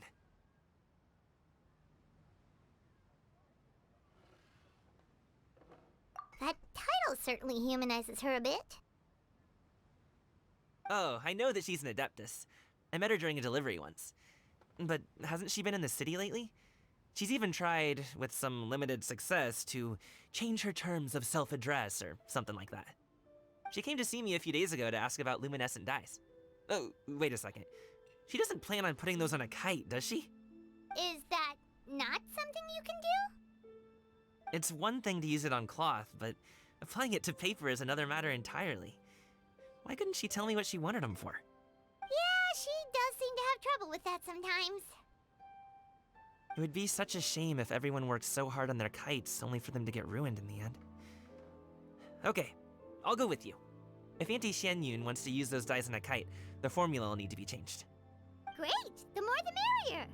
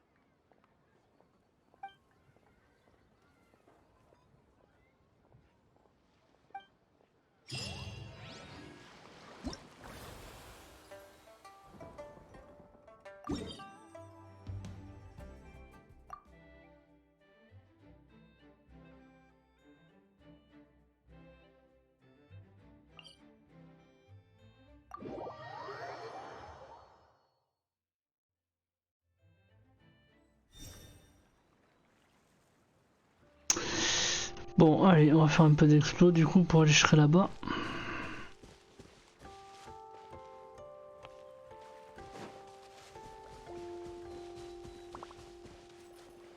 Est-ce qu'on peut nager ou pas sous l'eau?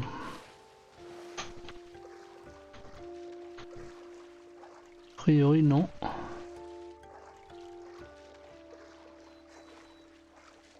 C'est dommage ça.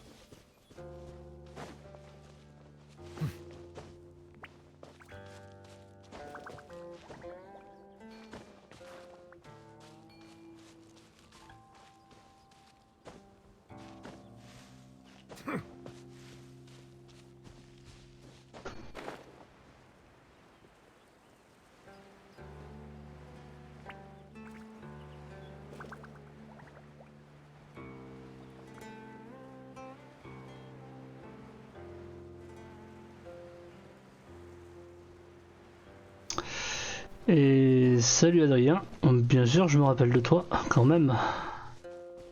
Comment tu vas Adrien?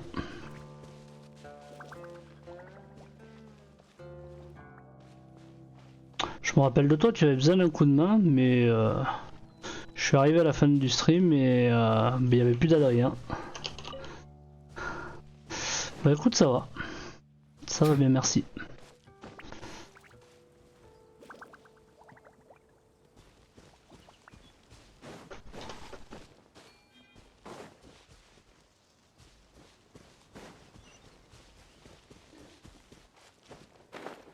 Ouais, non, mais t'inquiète, y a pas de souci. Hein.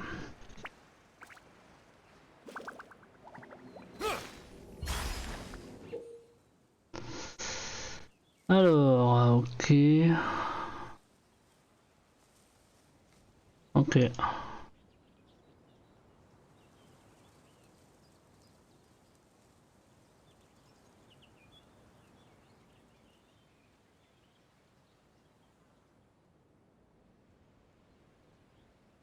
Alors,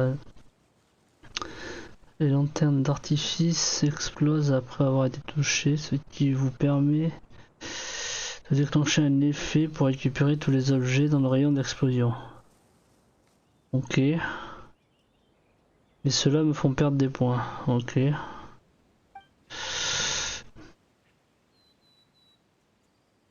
Ok.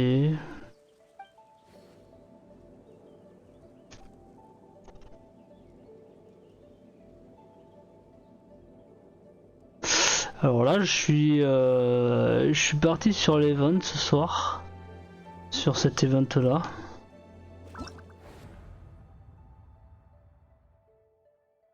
La quête que j'avais commencé la dernière fois, elle est finie. J'ai fini justement la fin du stream, elle était finie.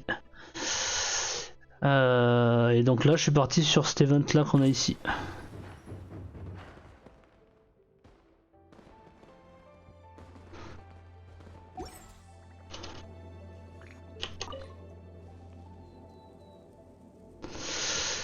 Alors, ok, allez, c'est parti.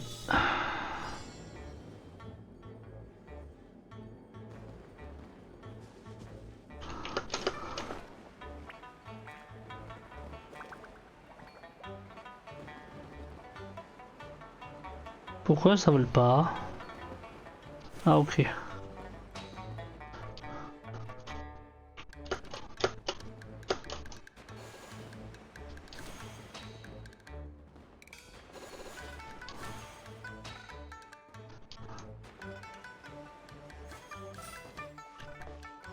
J'en ai oublié un.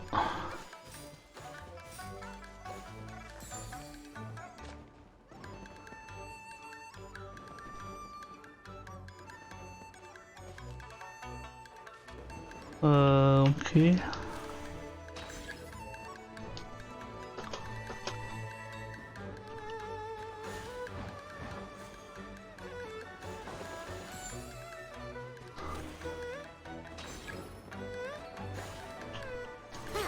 Ah! Non. Bon. Bah là c'est raté hein. Je crois que j'ai fait n'importe quoi.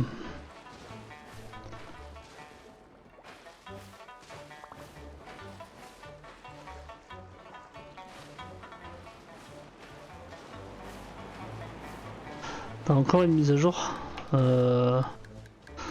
La mise à jour elle date d'un petit moment quand même.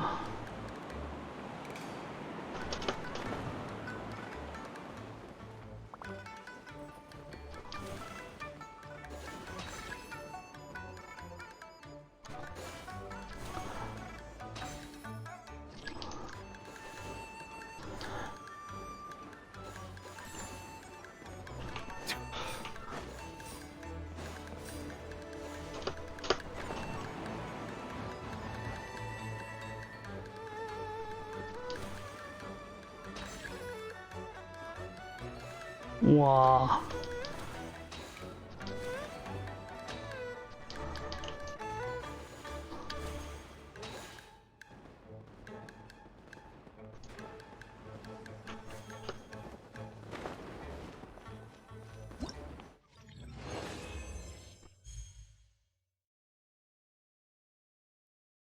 Ah ouais, donc t'as raté la mise à jour. Ok, donc là ça semble être bon. On va repartir sur le choix du niveau. Ok, c'est 3000 points.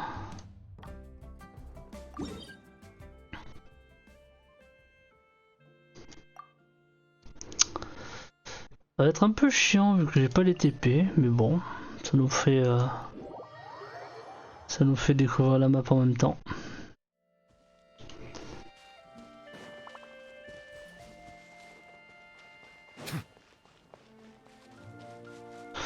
Par contre, je vais prendre Kazuha dans mon équipe parce que ces events en l'air, j'aime bien avoir Kazuha dans la team.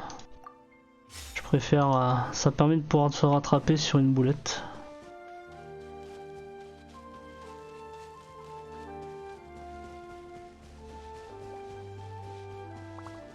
Alors volontairement, je vais esquiver tout ce que je vois, les coffres et tout ça. Le but est de faire l'event.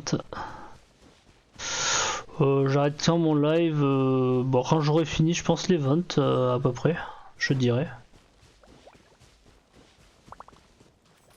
Donc là de toute façon on va dire qu'il est 11h20. Je pense qu'il me reste 1 heure, 1 heure et demie tranquille de stream.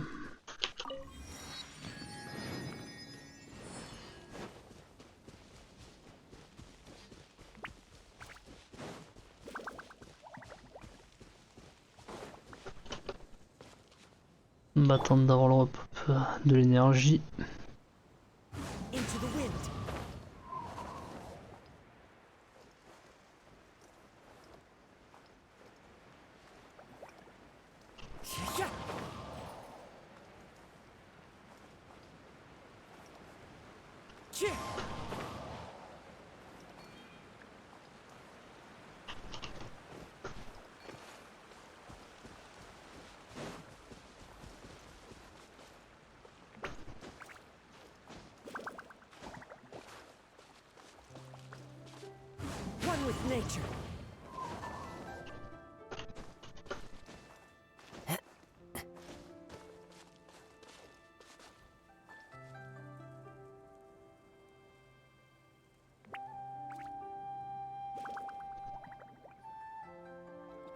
Comment ça irait 58?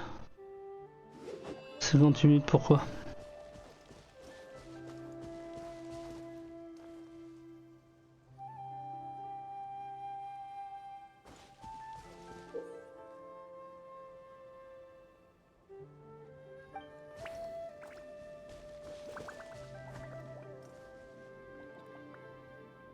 Ah oui, oh.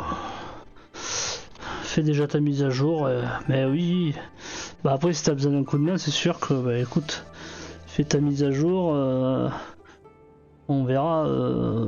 Bah 58 minutes, de toute façon je suis encore là. Hein. There are leaves around, and I know just the tune to accompany them, if you wish to hear it. Et oui, il faut que tu la fasses avant la mise à jour. Je vais aller activer déjà le TP.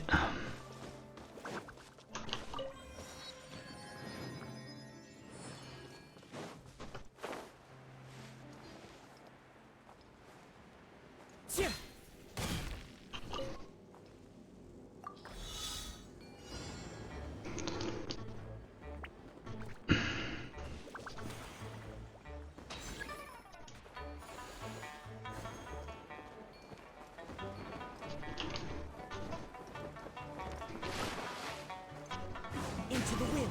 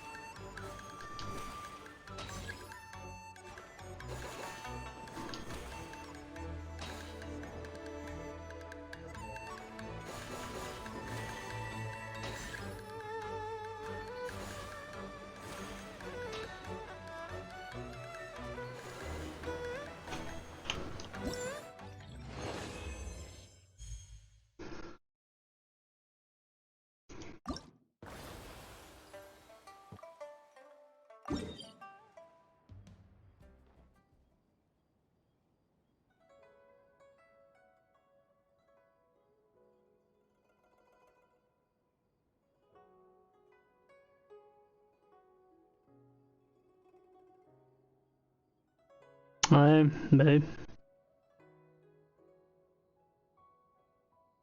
Bah essaye de la finir déjà la mise à jour. Après, après si t'as besoin, il y aura pas de problème.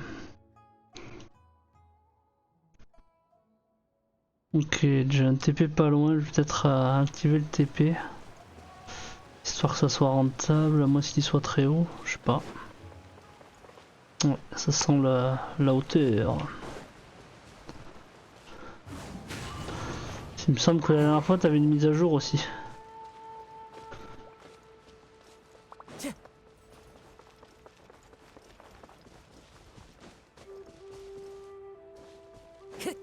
Si à chaque fois que tu veux jouer t'as une mise à jour, tu joueras jamais.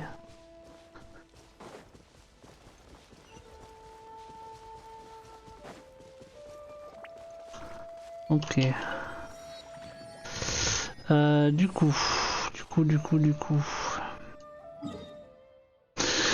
Alors, il faudrait que j'aille là, je crois. Hein. Donc les records.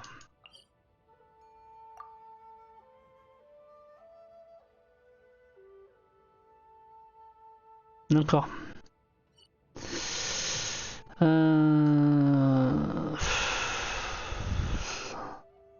Celui-là, il y a du score. Bah là, de toute façon, je pense qu'on va aller taper la deuxième statue de 7. Je crois qu'à la limite, ce serait plus intéressant de suivre là. Je pense qu'on arriverait ici que de traverser.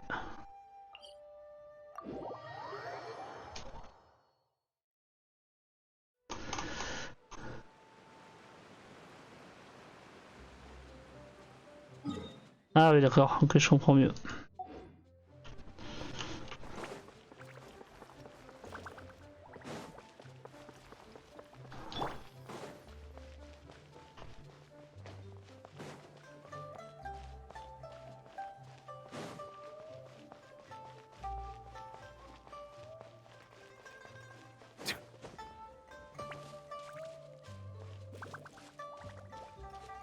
Oui, ça va.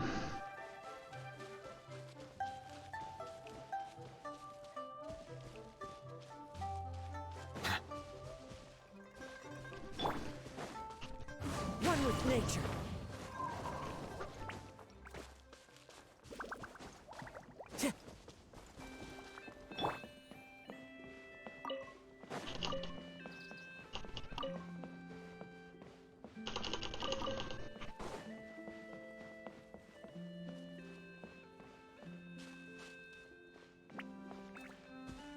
Ça marche.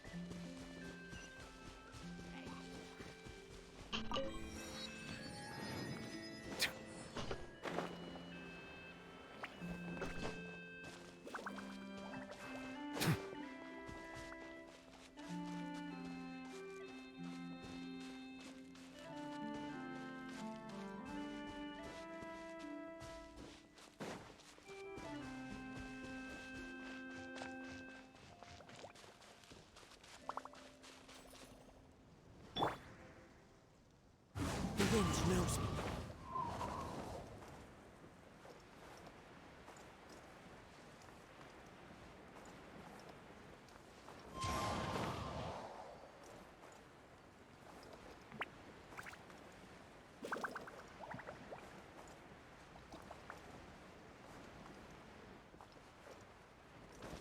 Time to go.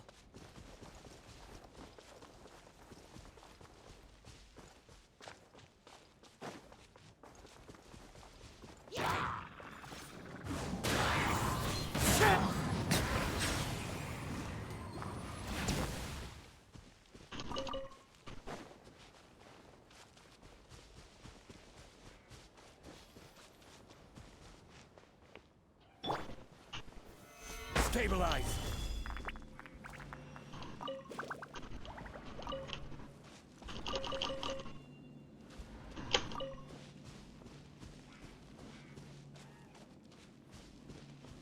Si la statue de Seth est en haut.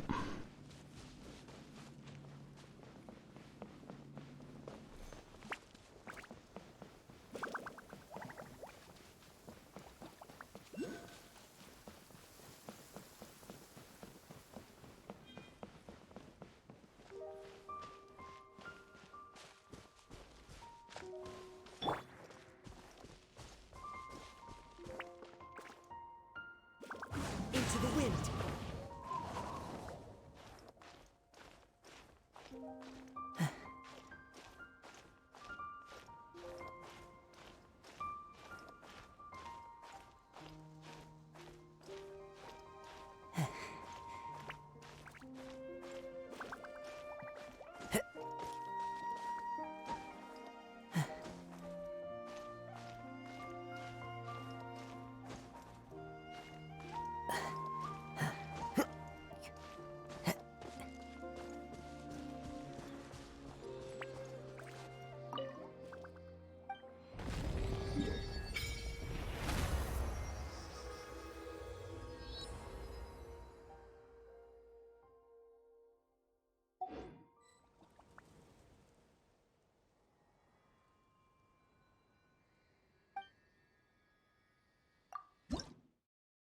Ok, donc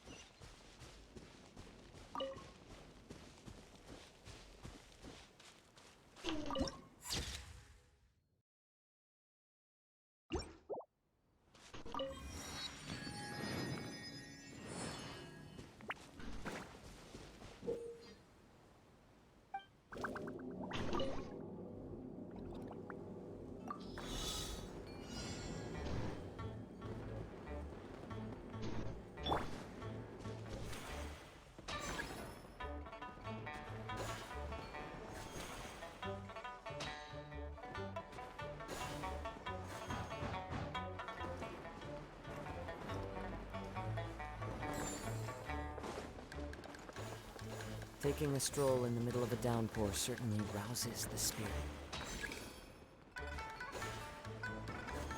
But it's best to dry your clothes as soon as possible after the rain stops.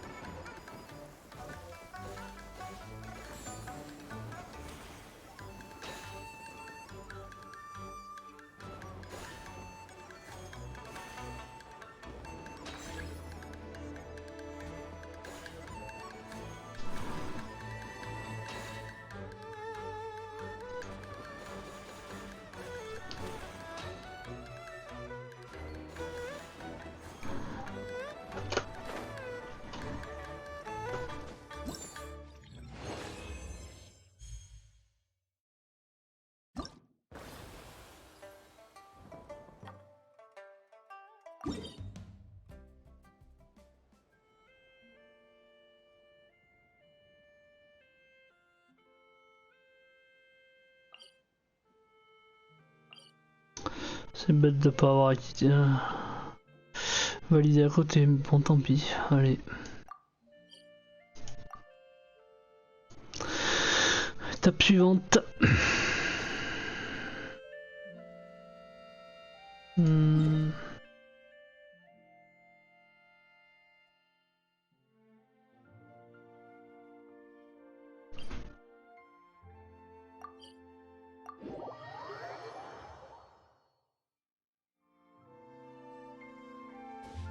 Time to go.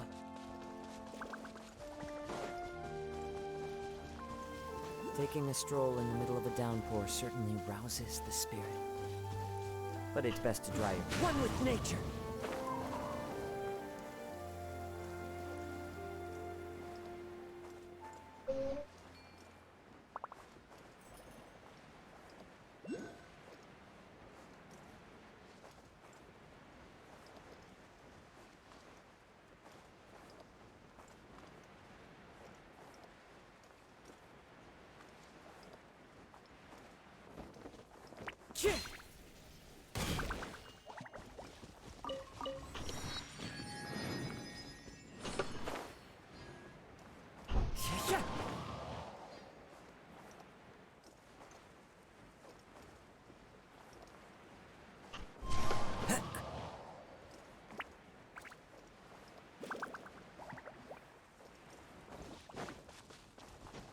Follow the wind.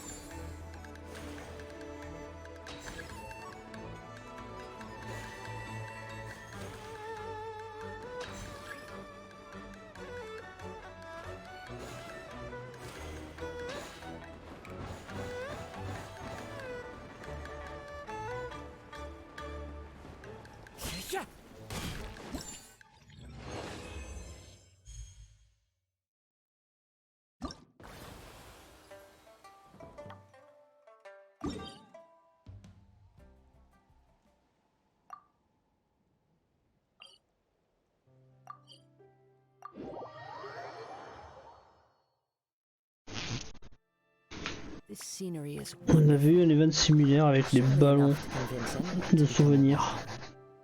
C'est un peu le même système.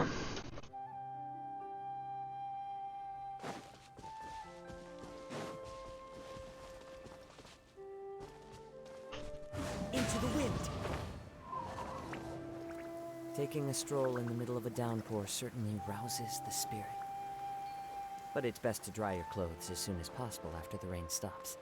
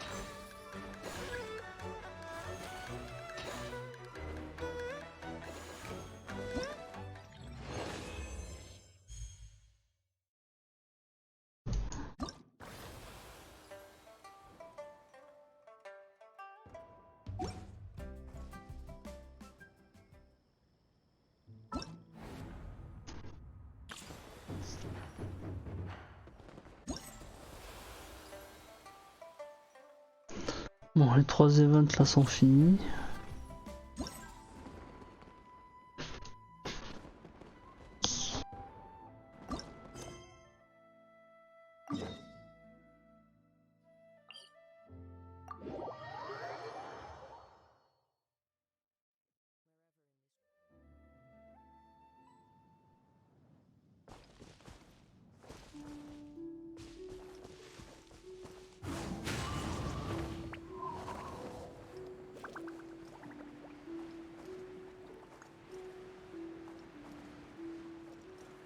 Bon, il va me rester les quêtes d'histoire pour finir les ventes. 3 parties, on peut, a priori il me reste sur les 4. Come on, wake up! Some friends have arrived! Hello, friends.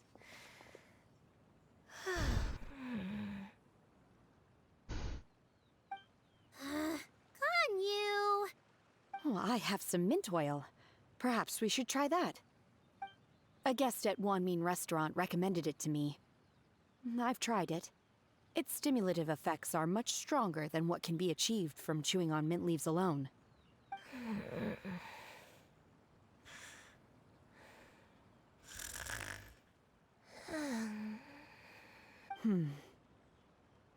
Apologies in advance. Wait! Shenhe? Not there!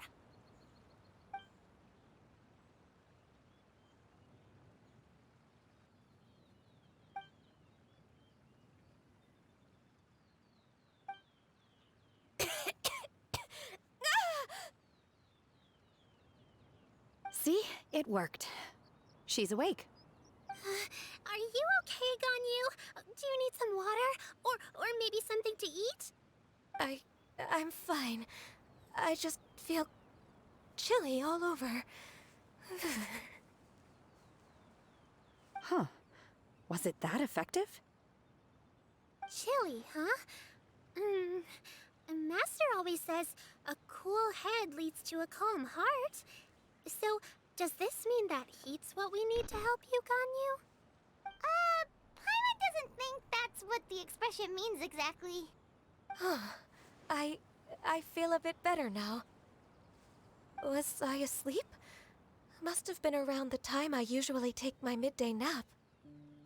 Did you not sleep last night? That does seem to happen to you often. Perhaps you should come work at Wanmin Restaurant with me. We get off at 10 on the dot every night without fail. I could never. I'm sorry. I seem to have missed your name. You are... Me? My name is Gaming. I work as a guard for the Secure Transport Agency. Gaming. The name sounds familiar. I believe I've heard your name mentioned around the Ministry of Civil Affairs. People tell me you're an extremely enthusiastic worker, and you are very generous with your help. Well, you know me. Or, I guess you don't. My name is Ganyu. This is Shenhe, and this is Yao Yao. It's an honor to finally meet you all. Oh, you must be here for Auntie Xianyun's kite-making workshop, right? Yes. I have neither made nor flown a kite before. As long as Master is willing to teach, I am willing to learn. Me too! I want to participate in the kite flying competition with my best friend! Plus, it's more meaningful if you make the kite yourself, right? Your best friend didn't come with you? Well, Chi-Chi's been super busy helping Dr. Baizhu lately. I'll meet up with her later and give her a huge surprise. Oh, I also brought bandages and ointment with me today. It's easy to cut yourself when working with bamboo, so I thought I should come prepared. Wow, you're really thoughtful. As for myself, I'm afraid I lack some of my companion's enthusiasm. I was originally planning to buy a ready-made kite and just enjoy the festive city atmosphere with everyone. But Cloud Retainer is always going out of her way to look after her juniors, wanting us to have the best there is. She always puts us before herself. Huh. It was so thoughtful of her to arrange this workshop, so I simply couldn't let such consideration go to waste. My motivation for being here might be a little different, yes, but I'm ready to put in just as much effort as everyone else.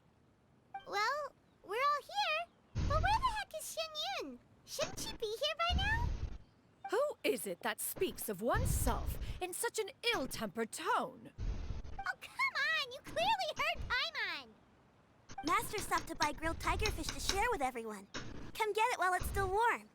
Oh, Paimon, sorry, Miss Illuminated Bird! Paimon always knew you were the smartest, coolest, and prettiest Adeptus. Someone as wonderful as you is sure to have brought enough for Paimon as well, right?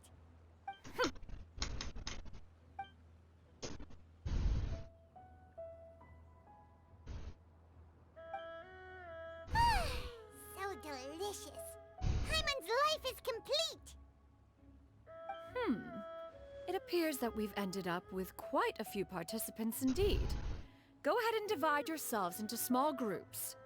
The materials are over here. The regular dyes and luminescent ones have been clearly marked. Use them as you see fit. As for how to make the kite, one assumes you all made sure to listen to the instructions one provided while we were eating. Yes? Are there any questions? Paimon may have focused a little too hard on the eating and less on the listening. Paimon knew she could count on you, Traveler. One will wait under this tree and avail oneself of the cool air while one digests. Do not hesitate to seek one's company if you have any trouble, questions, or simply want to chat. We're not in any hurry to get started. Why don't we go see what the others are up to?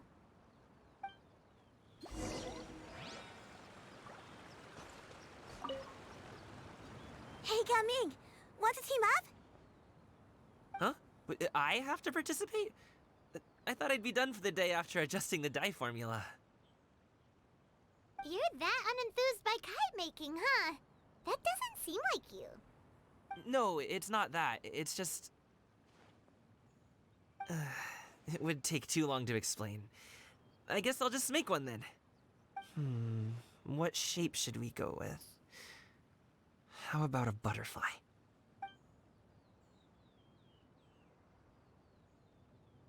What do you think, Shuyu? Is there a particular design you want? I want a swanee! That might be a little hard to pull off. True, but I still want to try. They're super cute. Okay, it's decided then.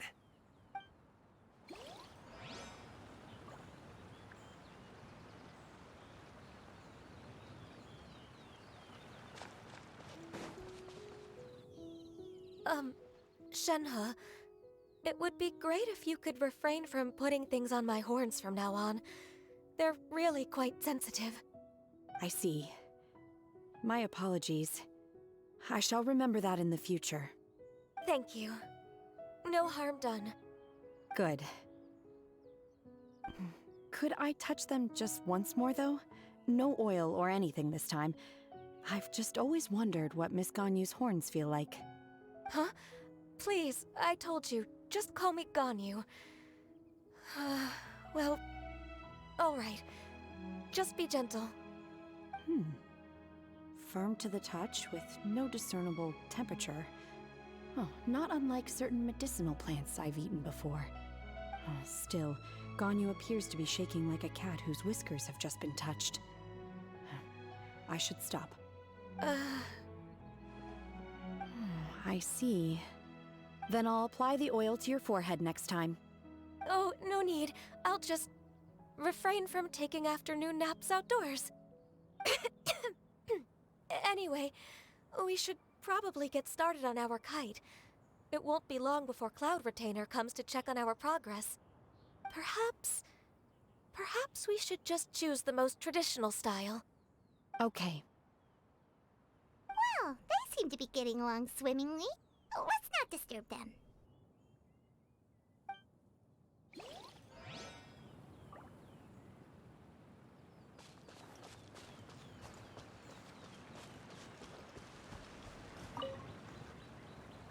Auntie Cloud Retainer, look!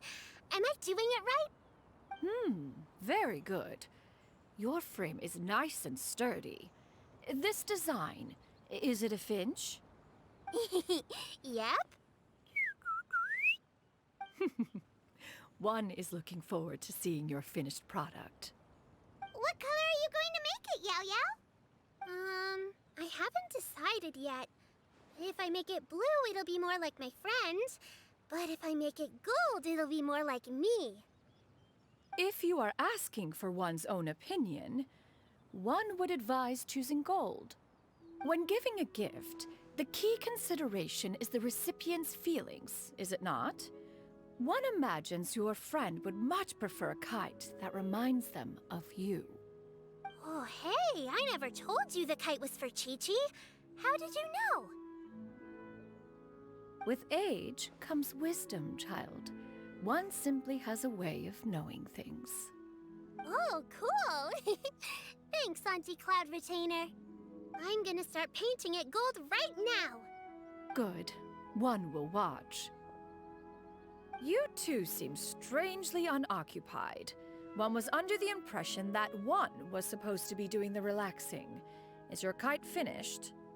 We actually haven't started yet, but we're going to start, right now. We should get started on our kite now. Let's go.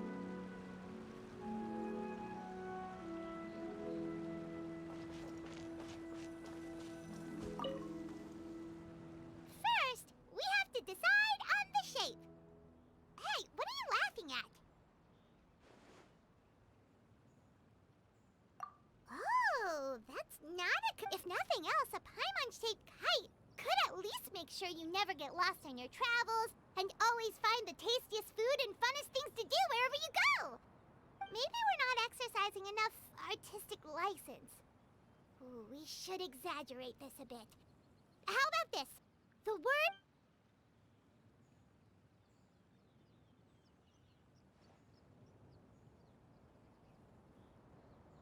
Now, what expression should we give her, since the kite is going to be flying super high in the sky?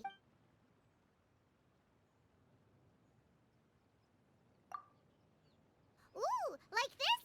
Ooh, the title of Champion Kite Flyer is... Now that we've decided, let's make it happen!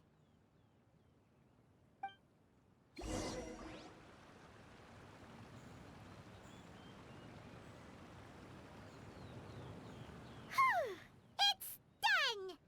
Paimon has to say, Kite Paimon might even rival real Paimon in terms of cuteness. Now we just have to attach the string, right? All right, gather around, everyone. Someone's calling us!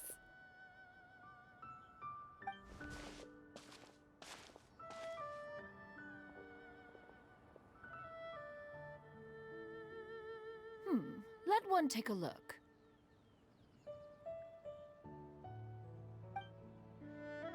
Wow! Ganyu and Shenhe made a scissor-tailed swallow! It's so pretty. Yep. The coloring makes it look a lot like Master. If the tail wasn't split in two like that, it might even be a spitting image. If you look closely, there are a few spots where the colors go outside the lines. Did you doze off while painting it, Ganyu? I did the painting. I stared at the paper for quite some time, but I simply could not recall the coloring of any bird. Except Master. Or should I say that I'm too familiar with her crane form? Even when she stands before us in human form, all I can see is blue and white. Oh, well, now that you mention it, Paimon can see it too! Exactly. So I simply closed my eyes and painted from memory. No way.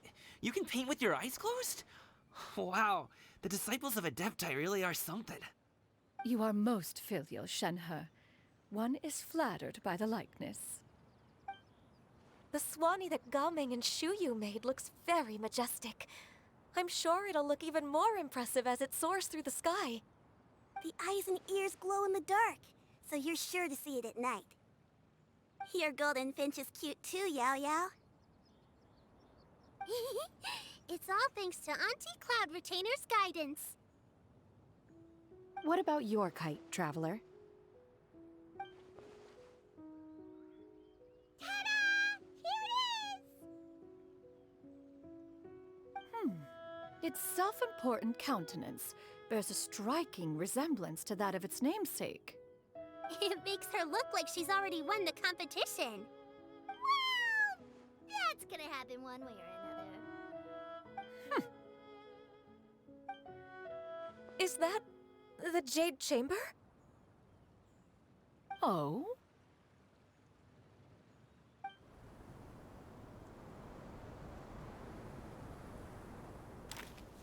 Who dares attempt such a flagrant display of impropriety by releasing a kite into one's territory without one's permission? Oh, and to do so by making use of this crude piece of mortal machinery. One simply must know who it is that possesses such impertinence. Continue attaching the strings, everyone. One will be but a moment. Cloud Retainer? Traveler, Paimon, could I trouble you to go after Cloud Retainer? Master's going to be okay, right?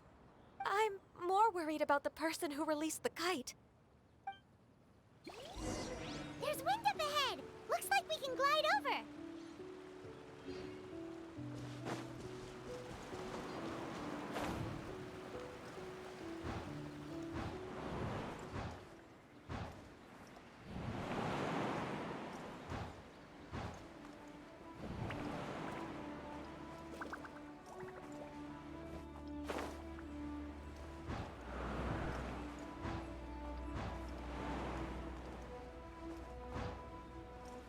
It's right there!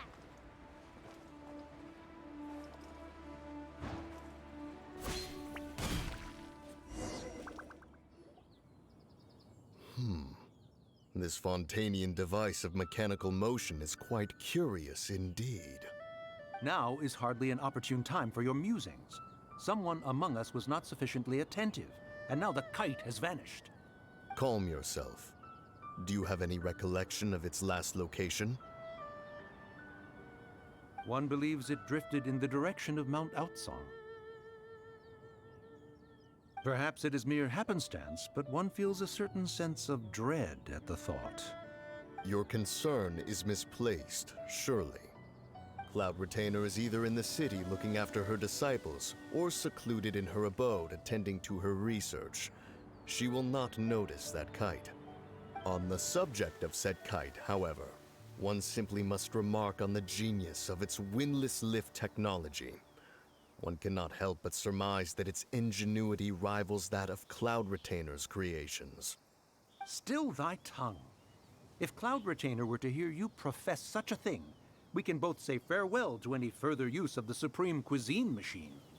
One presumes that this kite belongs to you. Huh? Regard the situation with which we are now confronted. This is all your fault. One's fault? One seems to recall that releasing the kite was no solitary endeavor. Say something, Mountain Shaper. Surely you can think of something to appease her. Further explanation shall only fan the flames of her wrath. It would be better to stay silent and retire at the earliest opportunity.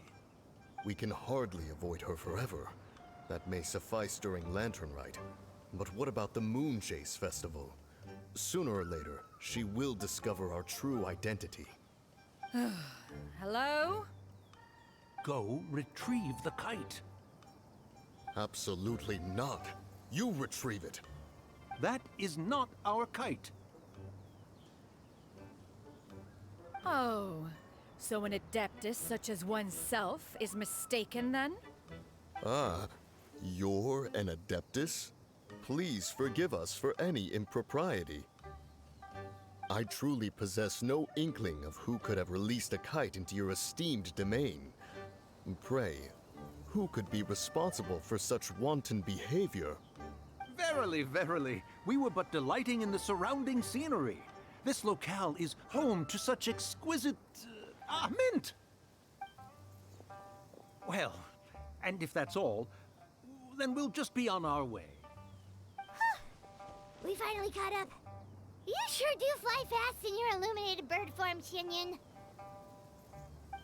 Mooncarver? Mountain Shaper? What are you doing here? You? Okay, now Paimon's getting a weird vibe. Did she say something wrong? It is of no consequence. Long has one seen through their disguises. One was simply curious as to how long they would keep up the act. Then you are not angry? How could one feel anger at the sight of two old friends enjoying themselves? One is also well aware of how enticing these city novelties can be. We were simply consumed by a fit of festive spirit. Seldom do we get the opportunity to partake in the delights of the times. However, we are far from being as adept as you in matters that require a deftness of hand. No worthy kite could be born of our own making. Thus, we could only take the convenient route, so to speak. Your prowess in mechanics is unparalleled, Cloud Retainer. You wield the wind and waves themselves. Your singular talent stands unmatched across the land. Of this, we are well aware. One has guests to attend to. We will have to convene again some other time.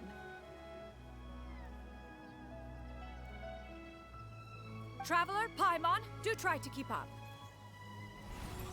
We're leaving already? All this flying from place to place is wearing Paimon out.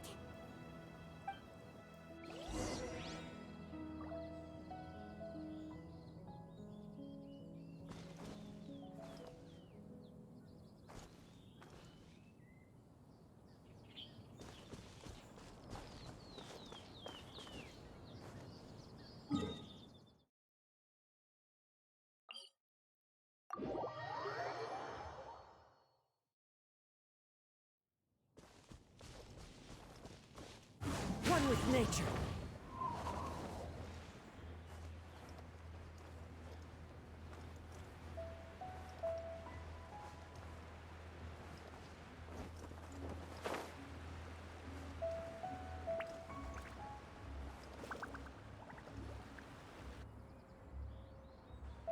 They're back.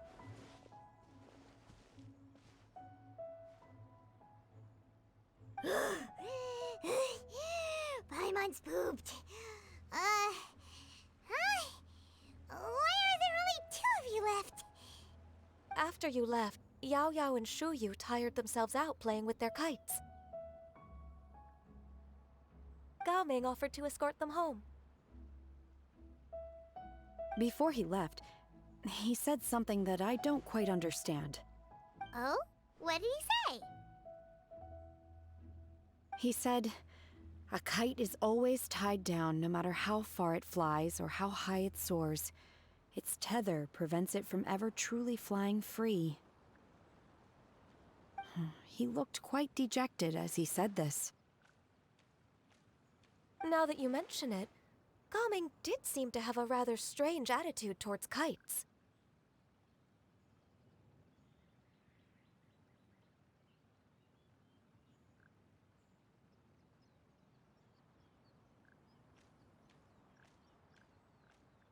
A reflection of himself. Oh, if I were a kite, I would cherish that tether as a symbol of kinship and the bonds that tie us and... Shenhe? It may be an exceedingly slim and distant connection, but lose it, and you lose that which links you to home. If Gaming truly sees a kite as a reflection of himself, then I fear I understand his words even less. Well, people often have different points of view depending on their mindset and experiences, right? It's actually quite normal. Just like some people can eat spicy food, but others won't go anywhere near it? Exactly. That's why tolerance and understanding are as important as they are. Tolerance and understanding? What brought about this conversation? Did one miss something? We were just chatting. You don't have to butt in on every little thing, you know. Where were you anyway? One was merely doing a bit of cooking. Night fast approaches. If you are otherwise unoccupied, one would entreat you to stay and eat before you depart. Oh, it's been so long since I've had the chance to enjoy your cooking, Cloud Retainer. Worry not. One has prepared a variety of meat and vegetable dishes. One is more than familiar with everyone's culinary proclivities. Shenhe, Ganyu, come with me. Whoa, what's with all the secrecy? You're not trying to play favorites, are you? If you're ready to serve the food, we can help too.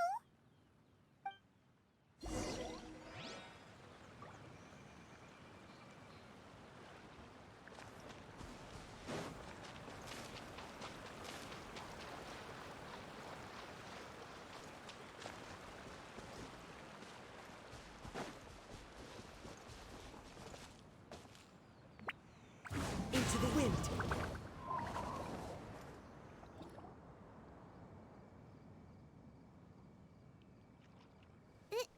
This is...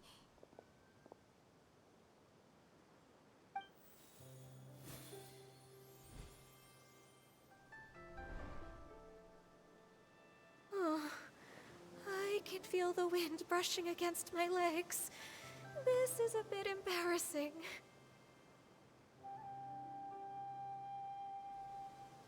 Is the headpiece secure? I should have asked Cloud Retainer to check before I stepped outside.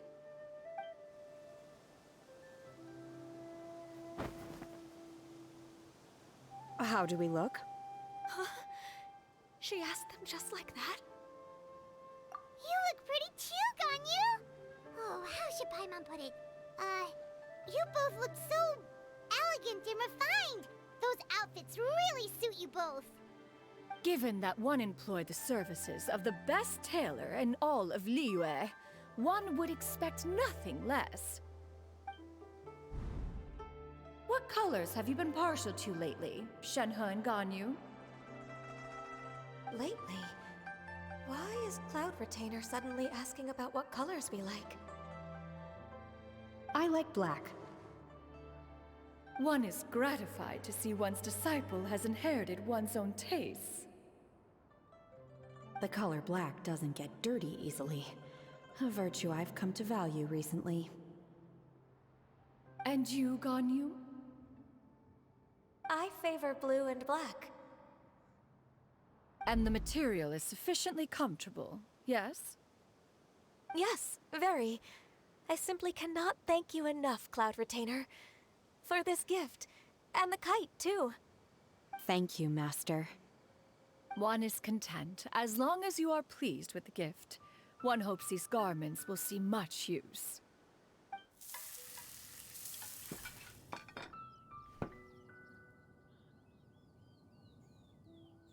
Seems like your supreme cuisine machine is just getting better and better, Xianyun! This golden crab's particularly good. The shell's deliciously crunchy, and the meat inside is so succulent and sweet! Paimon can't stop eating. It's a good thing Gaming isn't here, or Paimon would have to duel him for the food. You know, with chopsticks.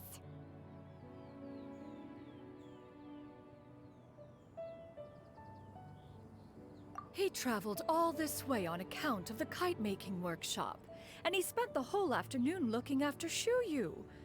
One was hoping to treat him to a meal. Oh well.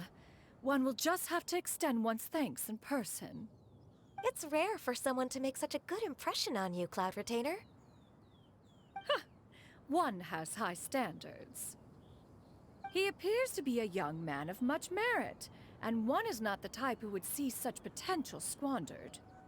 It appears that he wishes to break free from the kite string that tethers him. Kite string? Huh, what strange metaphors you speak in, Shenhe.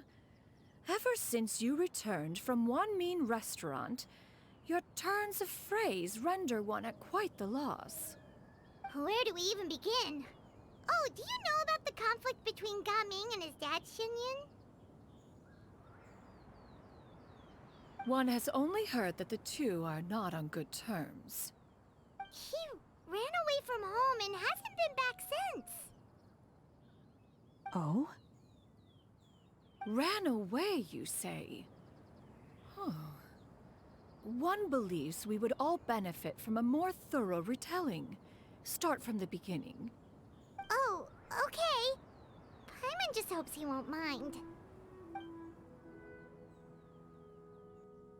What? This shall not do. Lantern Rite fast approaches. We must make haste. As one was contacting various tailors around Liyue, one could not help but be reminded of Menogias. He possessed a singular talent for clothing design.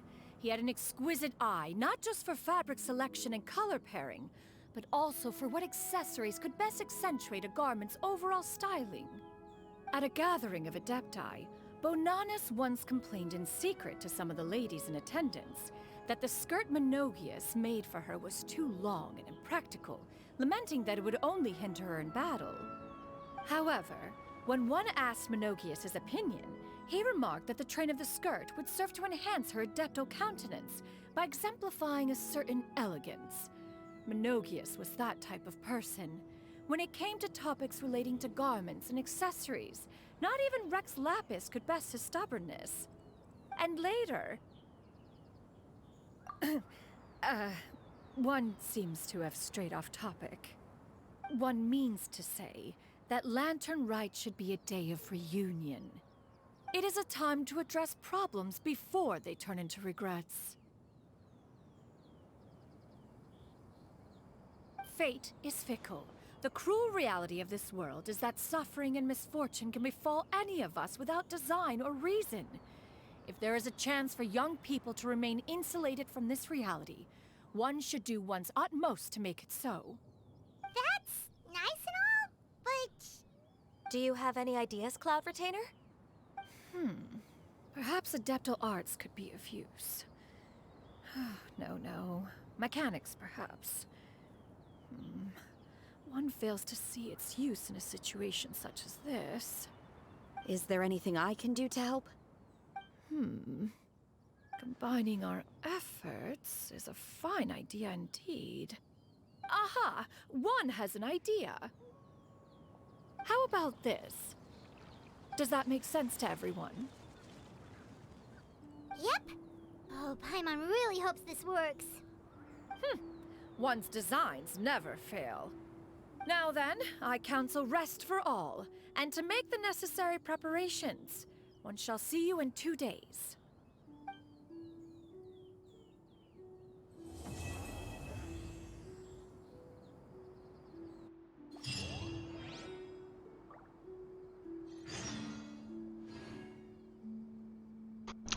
Ok.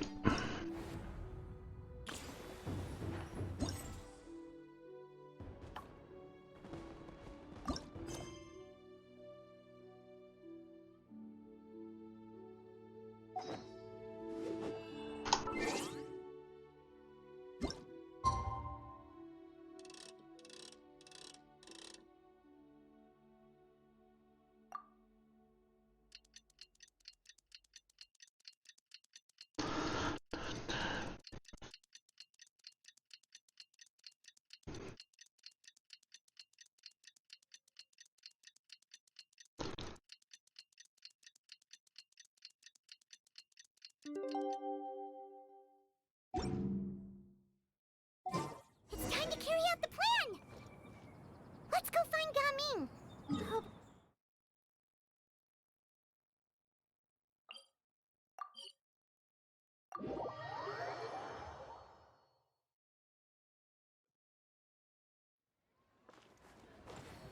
Follow the wind.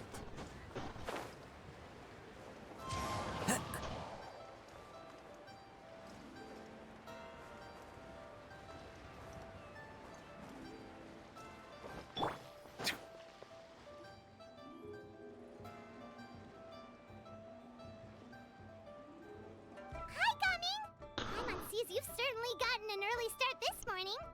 Playing games already, are we? Who won this time? You the one buying dim sum again? Hey, when you put it like that, it makes it sound like I'm always the one losing. Ah, perfect, you're all here. There's an important commission I need your help with. Alright, I've got the time. Where are the goods? Well, it's not just goods this time. I need you to escort a tea merchant and their wares from Chaoying Village to Liyue Harbor. A very important client has requested to meet with him. Sure. What's this merchant's address? Here. If the client's that important, then this must be a very crucial, very pressing commission, right? Of course, the sooner you complete it, the better. I would advise you to depart as soon as possible. Alright, don't work too hard now, Longjo. We'll set off then.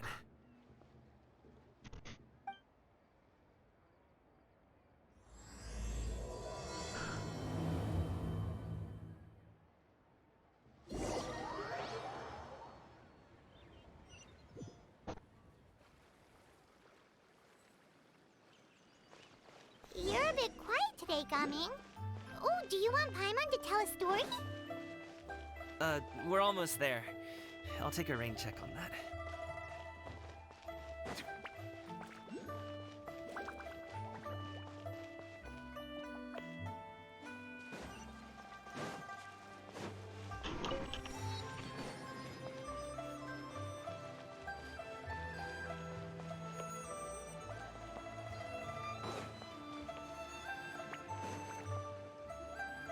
Hello, you must be the tea merchant heading to Liyue Harbor. We're here to escort you.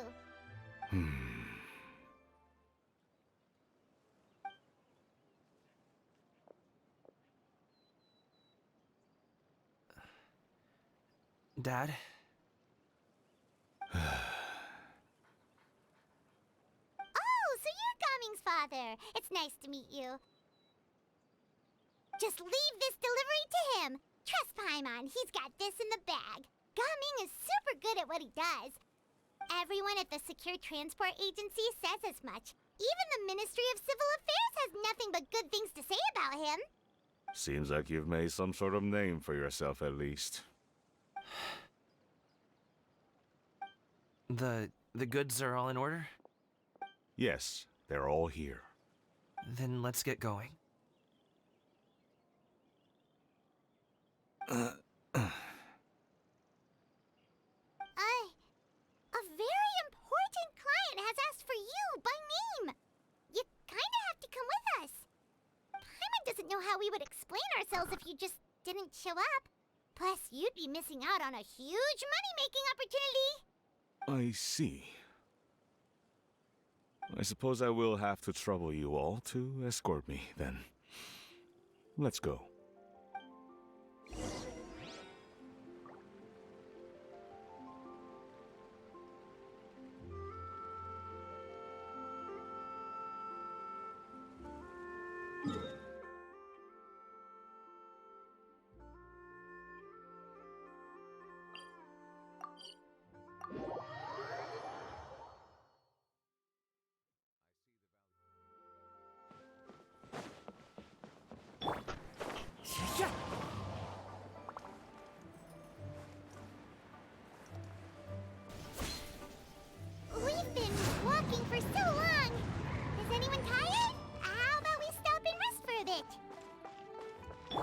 I'm fine. Gaming, don't you usually have some delicious snacks on you? Come on, bring them out so we can share them. I'm fine. Thank you. But This place looks nice and open. Why don't you all rest here for a second? Huh? What about you? You're not going to join us? I'm not tired. I'll keep watch. Oh, but Just let him go.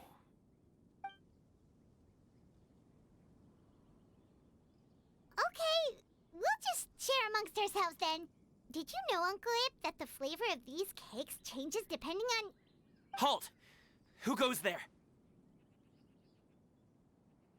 It appears that one's movements were overly conspicuous. Enough of your musings. Focus. Focus on the matter at hand. Present your exquisite ornaments at once. Indeed. Bring them forth readily and without protest. Ah! What do we do?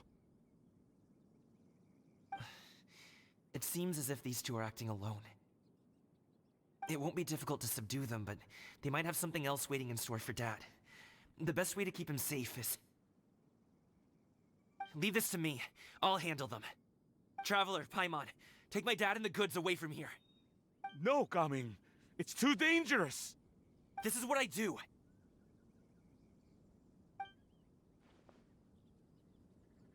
A thorny foe indeed. Let us depart and seek a target softer in blows and disposition. Don't think I'm gonna let you off so easily. Away! Let us away! Coming! Don't worry, he's a great fighter. Paimon's even seen him take down a dozen or so treasure hoarders all by himself. But Coming,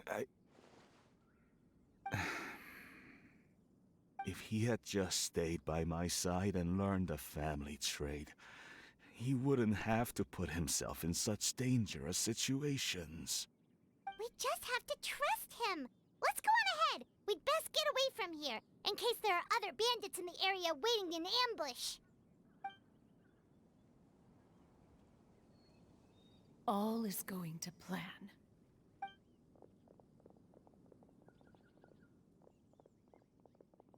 Okay, we should be good to stop here.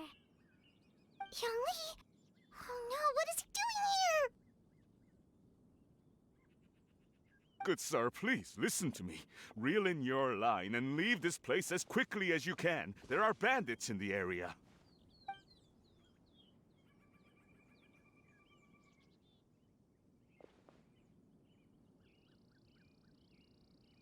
Bandits? Acting in broad daylight?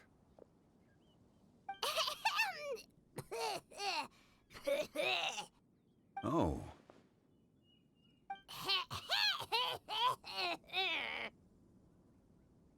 Ah, I see. It appears many people are catching a chill as of late. If your throat is bothering you, Paimon, perhaps some tea and rest are in order. Nope, no need. Paimon's fine. She just, had some cake stuck in her throat.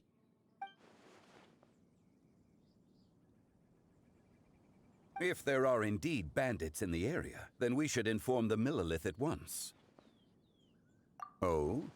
Well, if that's the case, such matters are best left to those with the necessary expertise, wouldn't you agree? I suppose you're right. If ordinary people like us got involved, we would only cause more trouble.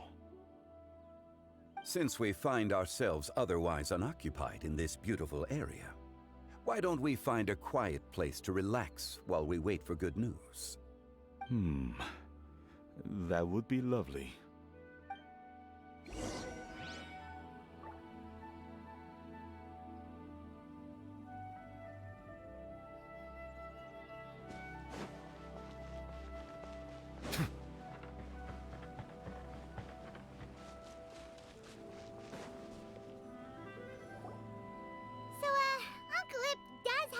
reason to be worried.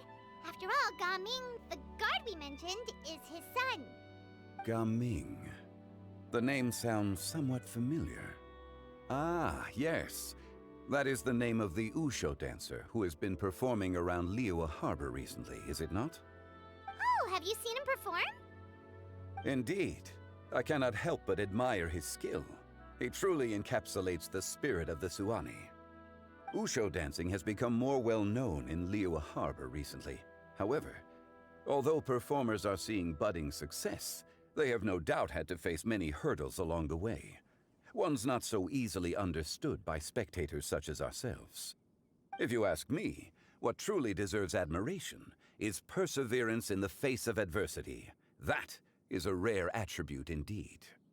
I have heard many of my acquaintances praise Gaming for his kind, selfless, and courageous disposition.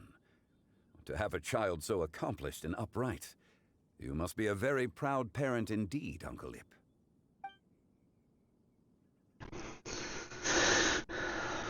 Seems like Zhongli has decided to skip the formalities. Well, he's a hard worker. Yes. You should be sure to tell him you think that when he gets back. Your son is young yet. It's normal for someone his age to be a bit hot-headed. It's understandable to find talking about such things in person difficult. If there's a particular sentiment you wish to convey, perhaps we could pass it along for you. No. It wouldn't be right to ask that of you.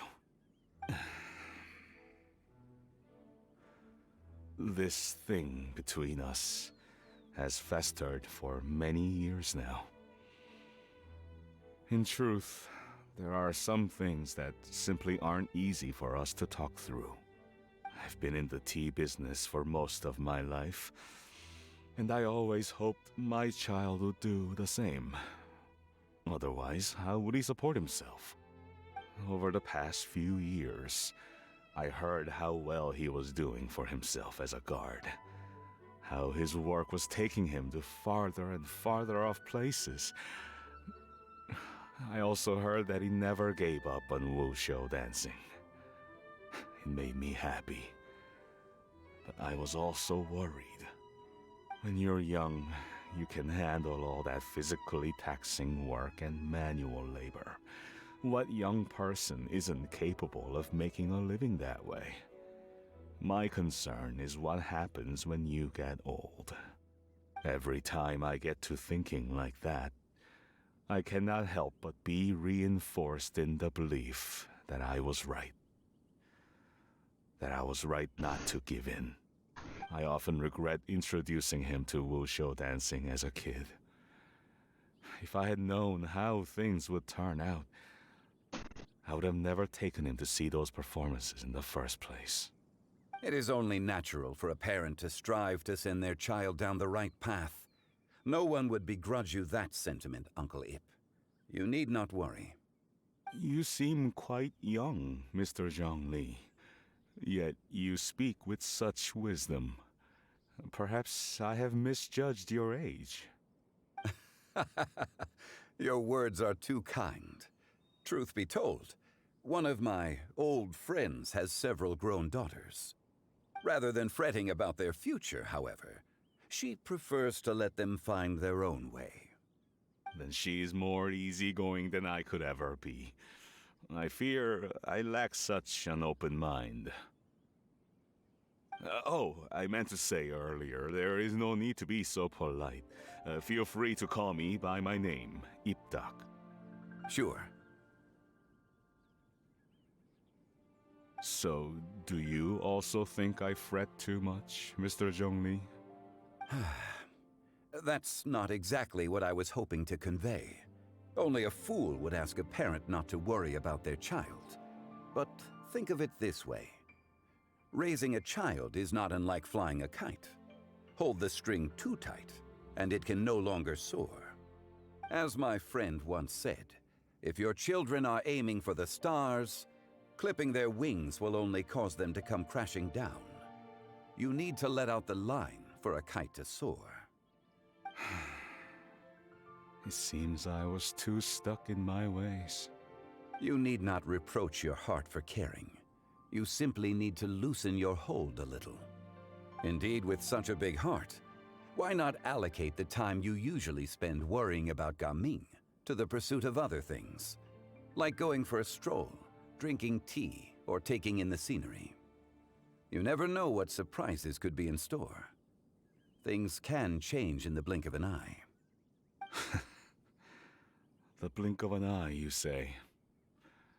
Do things change so quickly? Children grow up in quite the same way, do they not? Day after day, year after year, sometimes in the blink of an eye, but always when you least expect it.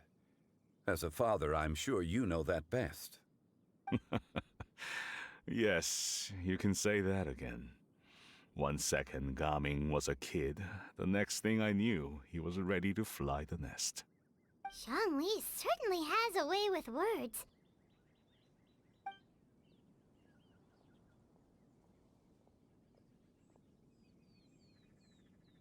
Oh, Gaming is back!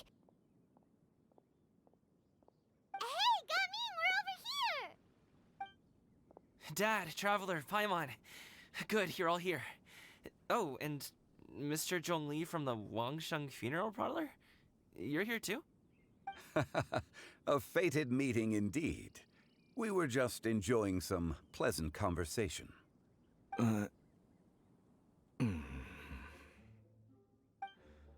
Is everything resolved? Well, you could say that. What does that mean? Traveler, Paimon, come with me. I need to talk to you. Huh? Oh, okay. I'll come right out and say it. Those two bandits, you sent them, didn't you?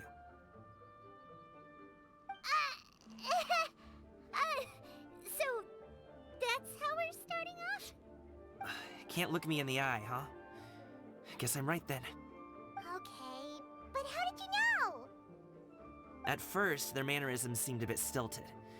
But once I got close, it was obvious that they possessed great skills.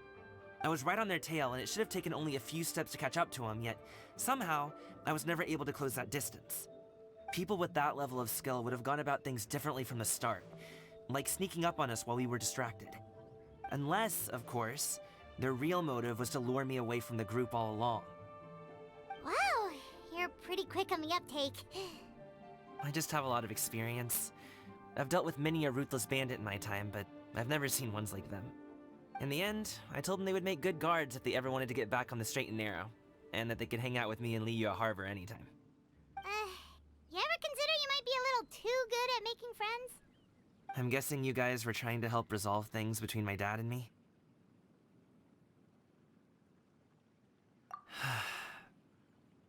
I appreciate it, I really do. But this conflict between us has been going on for a long time. Even if those two were real bandits, and I was able to subdue them and show them what I was capable of, it wouldn't change anything. You've seen the way he talks to me. It's not like that at all! Your dad really cares about you. You should see the way he talks about you when you're not around. Zhongli was talking things through with him, and he nearly agreed to let it go. You don't believe us? He won't let it go. He can say as much as he wants to other people, but he won't talk to me. I'm certain. You told us you wanted to prove yourself to your dad. Why don't you tell him about all the hard work you've done these past few years? Will that even do anything? I'm not sure talking is enough. You won't know unless you try. Just like how you won't know if something is delicious unless you taste it. Listen to us. It's time to put these people skills to good use. You can make friends with anyone, so why not your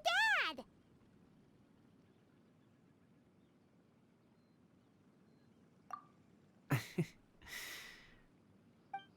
I'll do my best. You are very knowledgeable, Mr. Zhongli. I'm impressed.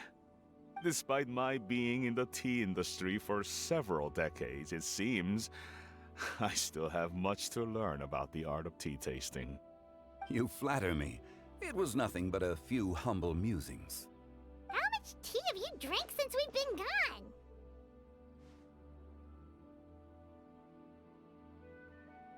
gone? Ipdak and I have found many a common interest. Our friendship, much like a cup of tea, seems to grow stronger the longer it has to steep. Well said, Mr. Zhongli. Gaming, Mr. Zhongli is very knowledgeable. You should take the opportunity to learn from people like him when you're in the city. Huh? Oh, of course. Ahem. Zhongli? I have very much enjoyed our conversation, Ipdak, but I, unfortunately, have some unfinished funeral parlor business to attend to. Oh, I hope I didn't keep you. My apologies for taking up so much of your time, Mr. Zhongli. No need to stay on my account. When you're less busy, let's find a time to meet. I'll treat you to dim sum. It would be an honor. We'll see you off, Zhongli. You two have a nice chat, alright?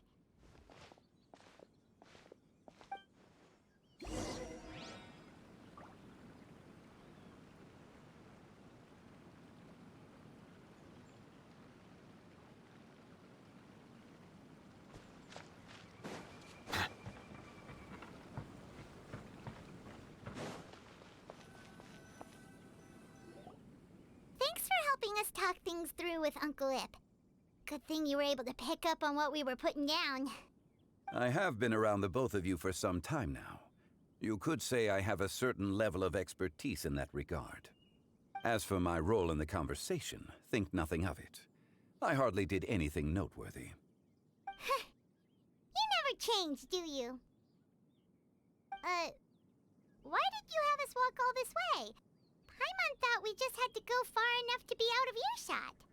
A friend approaches. Hello.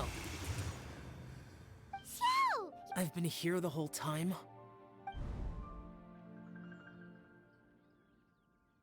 A ghostly kite. Could that elusive Director Hu be coming to Wangshu Inn once again? What is she doing here? I suppose it matters not.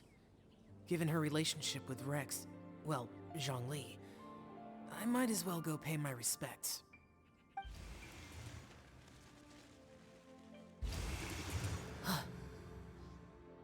It's you! I thought you were Director Hu.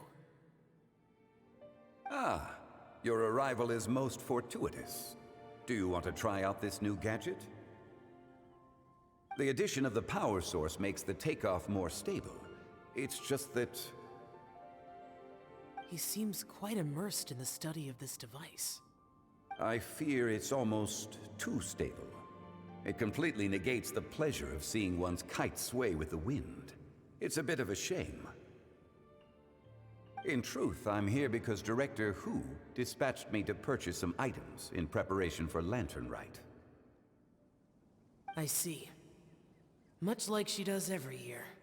Much like she'll do next year, I would imagine.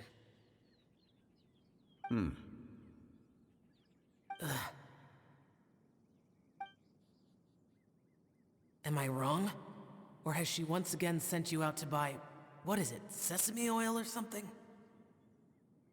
While we're on the subject, I do wonder why she is so obsessed with using sesame oil in the preparation of mixed vegetable dishes for Lantern Rite.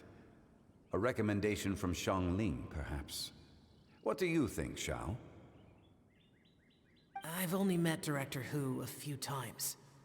I'm hardly the best person to ask. Ah, and is that not a sign that you should visit Wangsheng Funeral Parlor more often? It wouldn't hurt to grace the parlor with your presence now and again, when you are otherwise unoccupied. This one here is a traditional kite, one without any equipped mechanical device. Director Hu tasked me with studying the differences between the two to determine which one is of greater merit. Many hands make light work. Perhaps you could test out the other kite for me? All right. I have made my comparisons. If speed is what you're after, the mechanical kite is the better choice.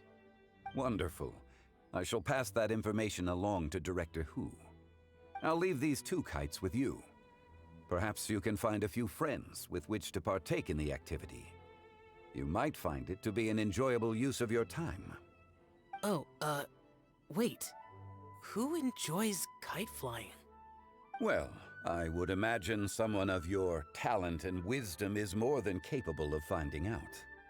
So, you were testing out the kites for Hu Tao and even roped Xiao into doing it for you? Paimon didn't ask earlier because the situation was, awkward. I would hardly say I roped Xiao into anything. I simply sought the help of a friend. Besides, we did the testing together. Seems like our pool of competitors is growing.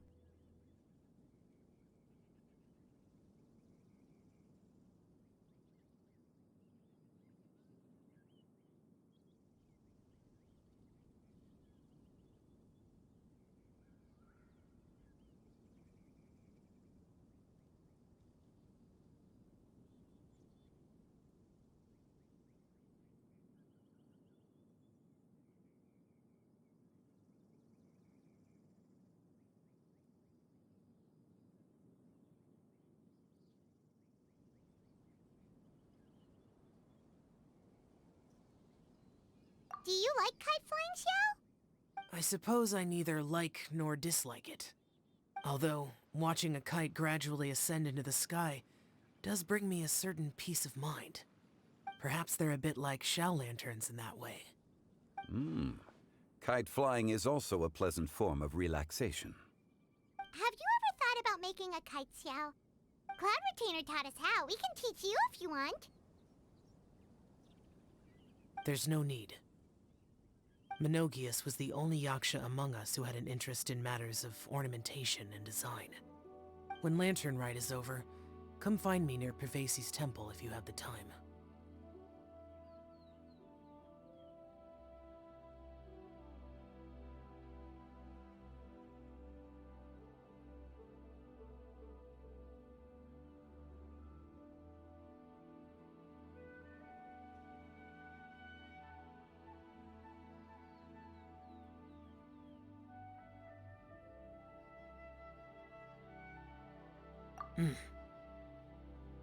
It's getting late.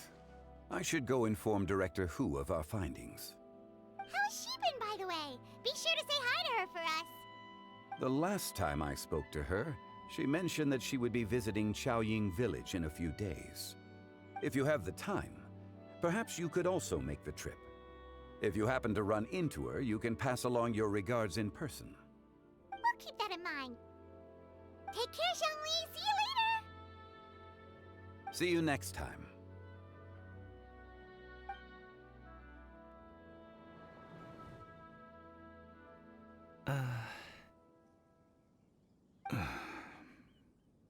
Coming. You can go first.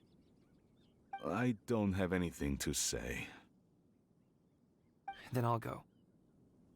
I still don't want to leave Liyue Harbor. Oh.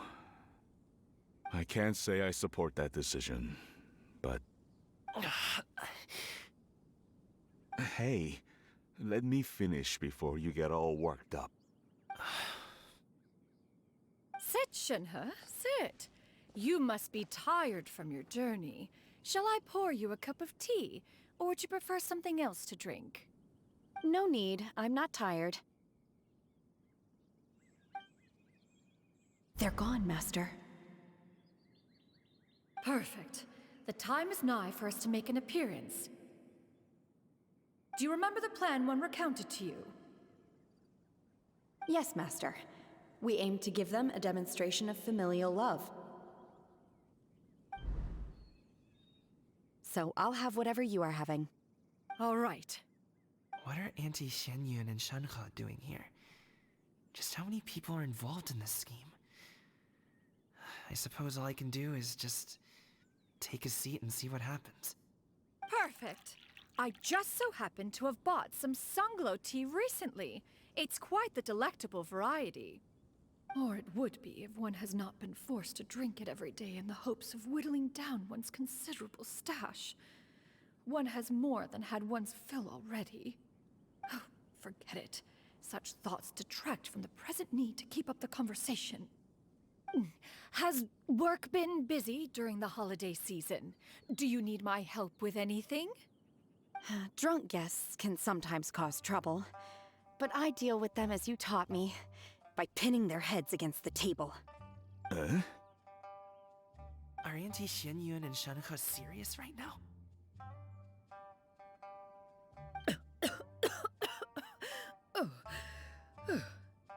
Oh dear. While one was busy orchestrating this act, one seems to have forgotten about Shenhe's various eccentricities. What I meant to ask was, have you made any new friends? We live so far from each other, it would be a great comfort to me to know you were surrounded by good companions.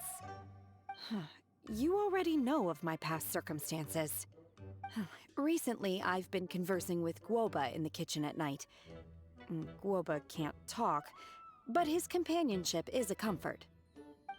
The poor child. Her one friend can't even talk. I guess maybe Gaming is not doing so bad after all. Perhaps I've been too hard on him. Let's move on, shall we? Do you have any plans for today, Shenhe? How about we do something fun? That sounds about right. Take her to do something fun, and perhaps she'll loosen up a bit. Like we used to do when we would carry stones up and down the mountain from dawn until dusk, picking herbs to eat for dinner along the way. If that is what you ask of me, then that is what I shall do. Dad, here, have some tea. Or no, wait, best not have any just yet. Yeah.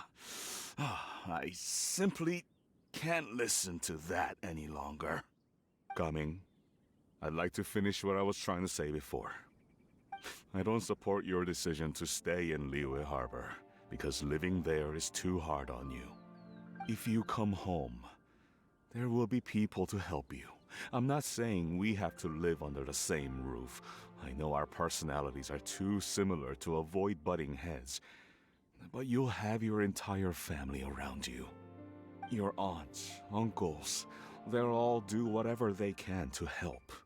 You could get a less taxing job, and we could grab dim sum together from time to time.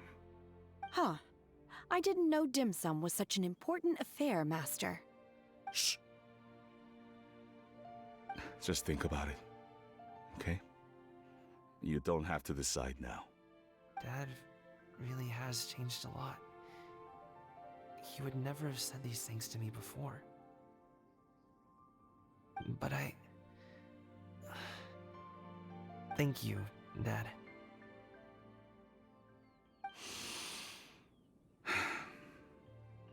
It's been long enough, don't you think? Oh, Paimon sure hopes they've made up by now.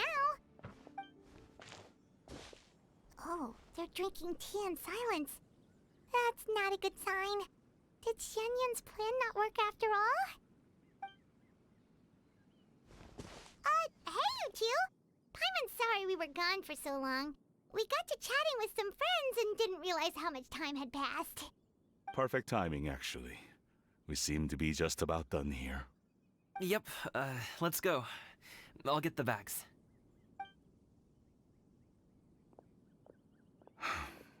Gaming has grown a lot taller, hasn't he?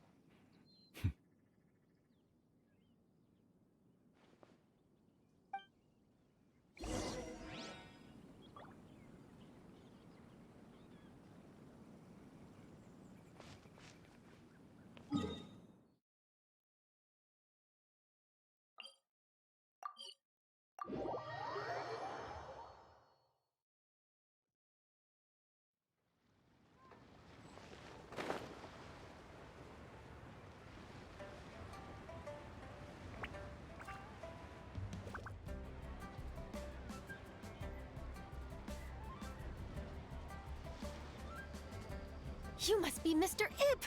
Thank you for coming all this way. My name is Charlotte, and I'm a reporter from Fontaine. You can find me writing for the Steambird. I invited you here not just to purchase your fine tea, but also with the hope that you might be willing to sit down for a short interview. What do you say? An interview? To advertise my teas? I suppose you could think of it that way. We Fontainians are big tea drinkers too. The Fontaine Market. Then I'll need some time to adequately prepare. Perhaps we could sit down and discuss the questions you intend to ask in advance. Of course, of course! Please follow me.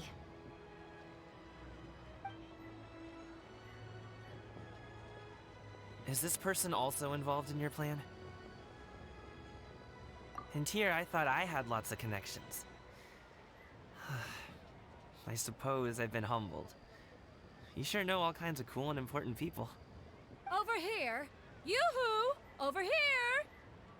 Huh? What? Auntie Shenyun? She probably wants to talk about the next phase of the plan. Let's go while your dad is still distracted.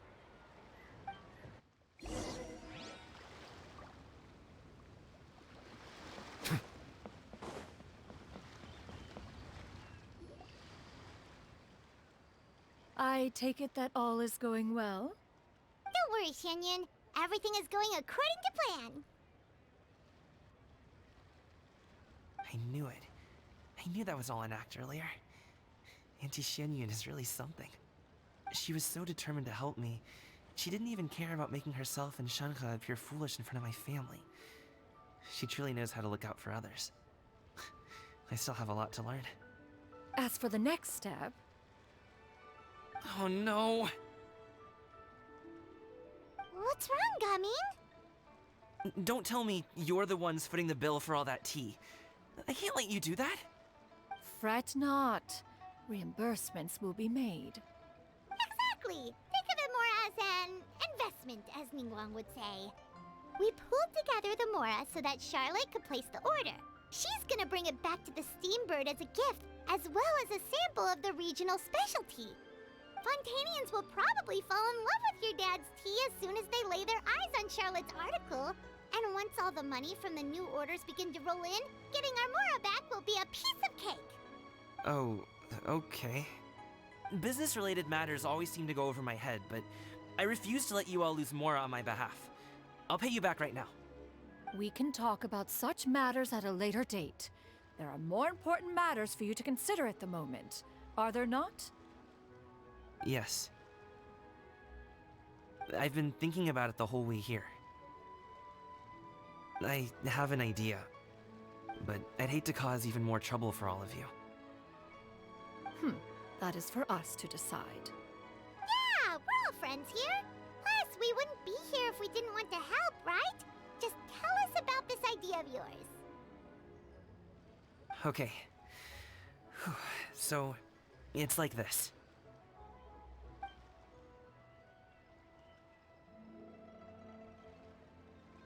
Got it! Just leave it to us. Let's split up and make it happen.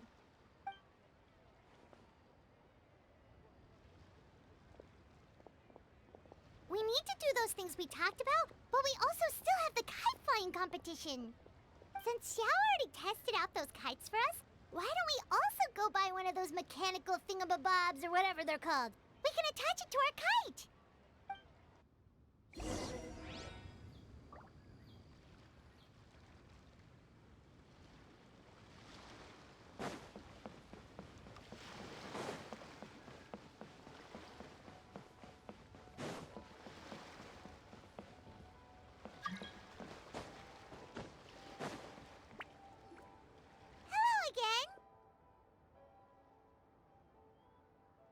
Welcome back! I see you returned from your trip. I really do have to thank you for all your help from before. Thanks to you, my daughter was able to build a kite with her grandmother that very same day. She even wrote a long letter telling me how much she loved it. Oh, you should really be thanking Gaming, not us. I'll be sure to. And are you here to buy a kite? Please, take your pick. Oh, we already have a kite. We wanted to buy one of those, device thingies from Fontaine. Do you sell them separately? Ah, yes. Here you go. Please, take it, free of charge. The directions are in the box. It's not hard to install at all.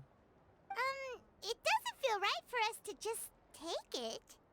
Well, nor would it feel right for me to take your Mora. Good luck in the kite flying competition. I'll be rooting for you.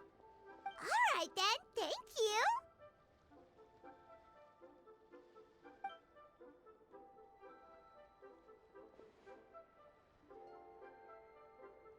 Phew, it's done.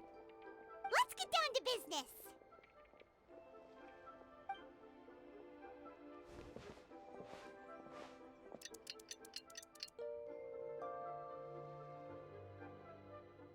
Looks like we finished everything we needed to do.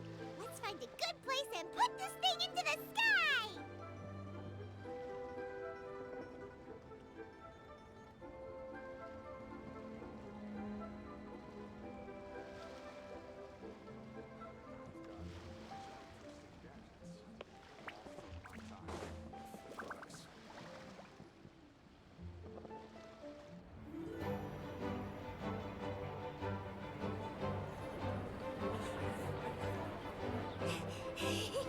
Chi-Chi, we're almost there! Okay.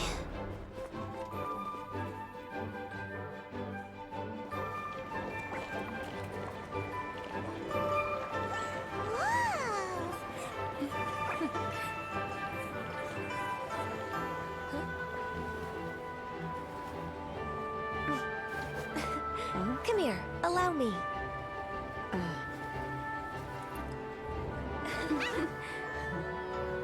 The lantern rite is as festive as ever!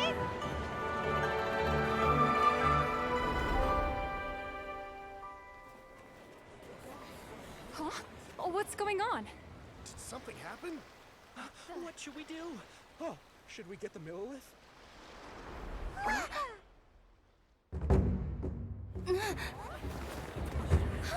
What's that?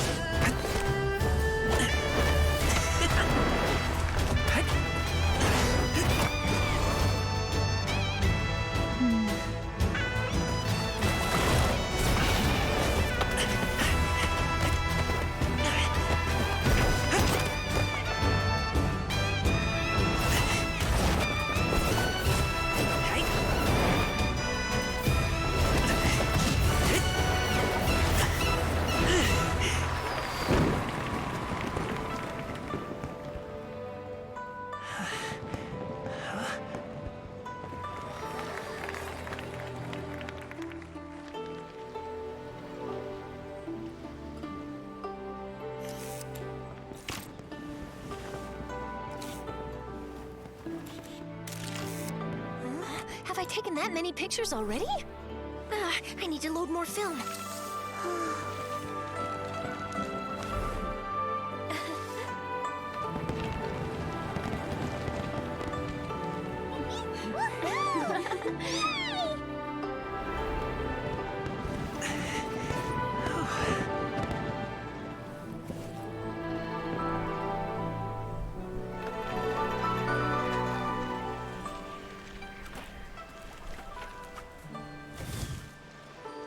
Wait.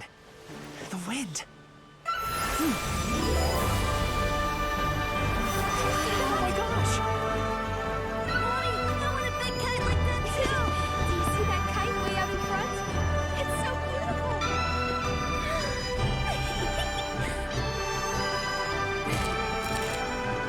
Lantern Rite.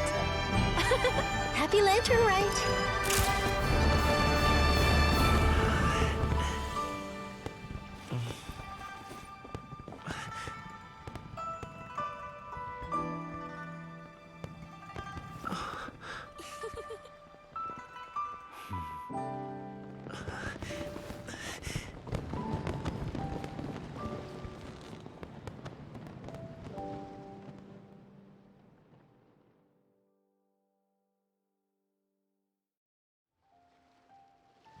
Gaming's performance was so cool, Paimon almost wanted to join in! You saw that, right, Traveler? Let's go find him! Oh! He's over there! Talking to his dad!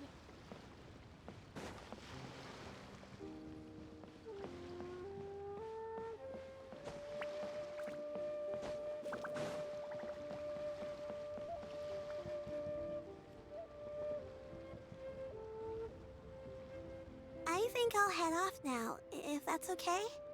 Thank you, little girl. Do you want us to walk you back?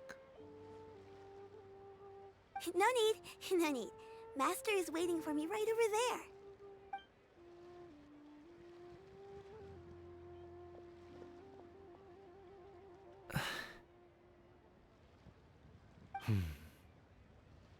Son.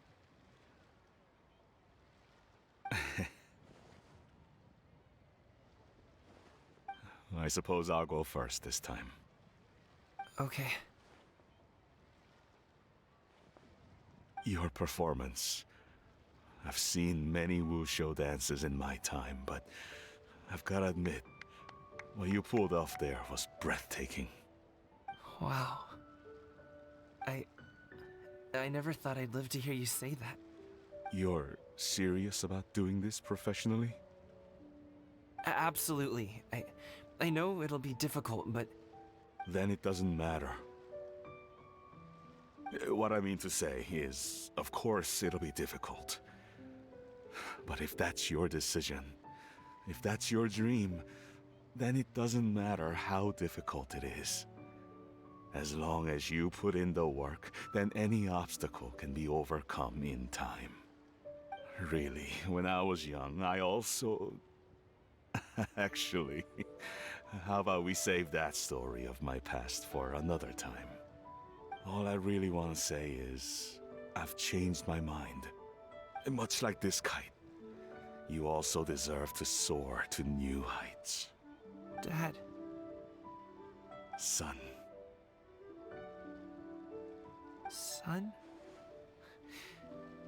Haven't heard that in a while. I bet you're wondering what's gotten into me saying all this. Well, a little bit, yeah. Anyway, I know I've never found the chance to say this before, but... to me, Gaming, you've always been a great kid.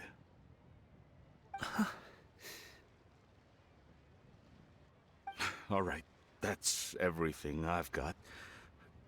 Did you have something you wanted to say, or...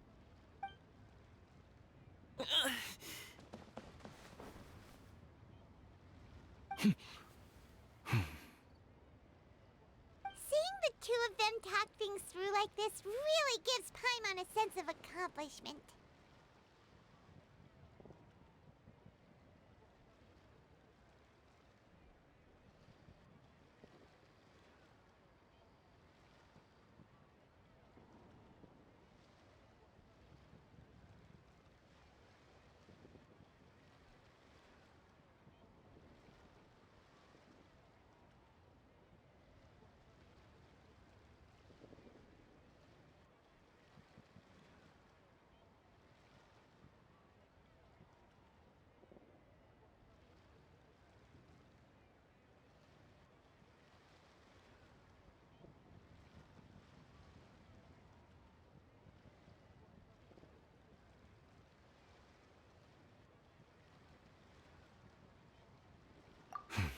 Now go.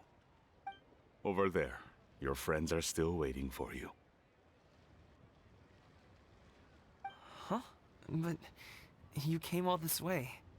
I'll be staying in Liyue Harbor for a bit longer. When you have time, we can grab dim sum together. Your treat, right? Dad, honestly. Go. Okay, then I'm off. See you soon.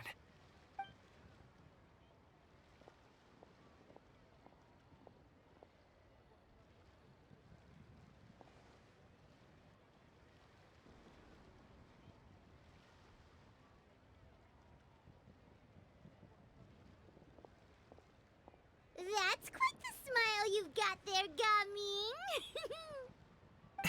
Gaming. Really? It's nothing to be embarrassed about.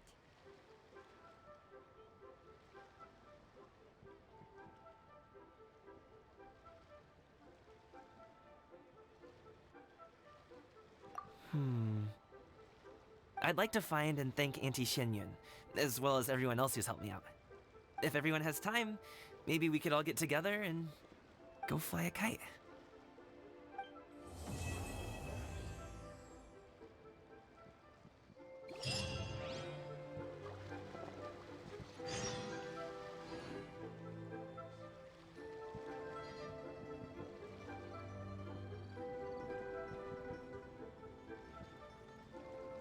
Melusines are beautiful creatures.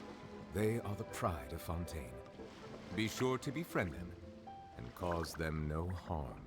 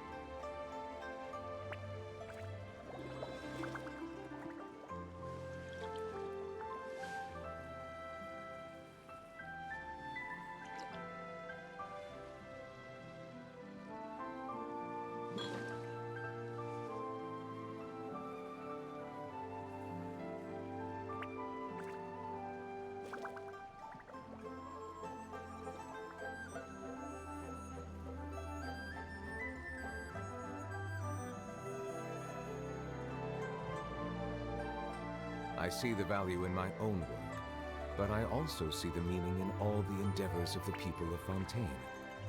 I believe I will continue to take pride in fulfilling my duties.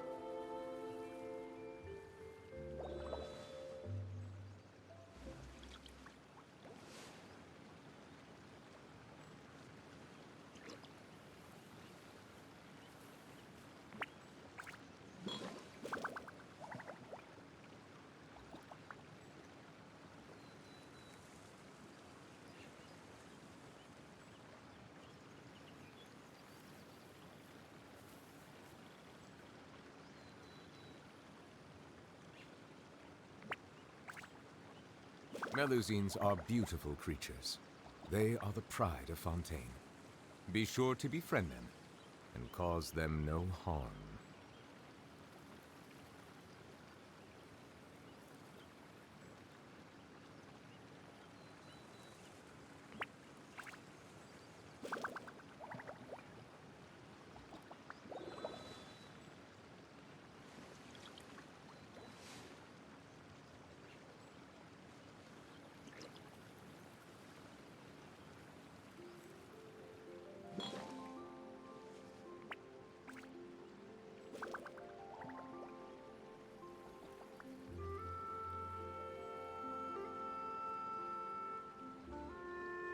Water comes in many flavors to the discerning palate. Mondstadt's water is crisp and pure, while water from Liyue has an enduring aftertaste. In Inazuma, the water possesses a depth of flavor unlike any other. Sumeru's water, meanwhile, has a rich and complex flavor profile, but it must be savored patiently to fully appreciate it.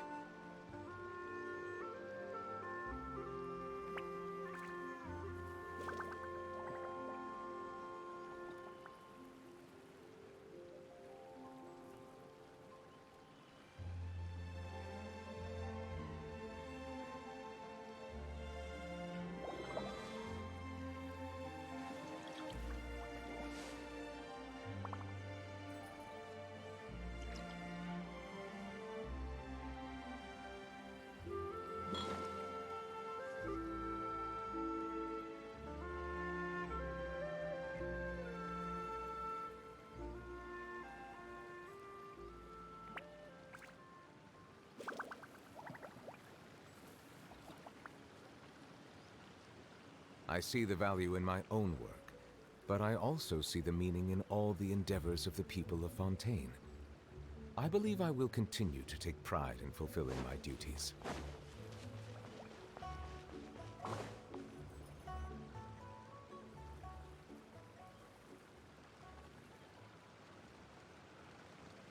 The mountain air is so refreshing! It makes Paimon feel like she could float around. Cream! Gummies! Fuel fruit! Huh? Did you hear that? Sunshine! Right? So Paimon wasn't just hearing things. That voice sounds really familiar. Well, we've got the time. Why don't we go check it out?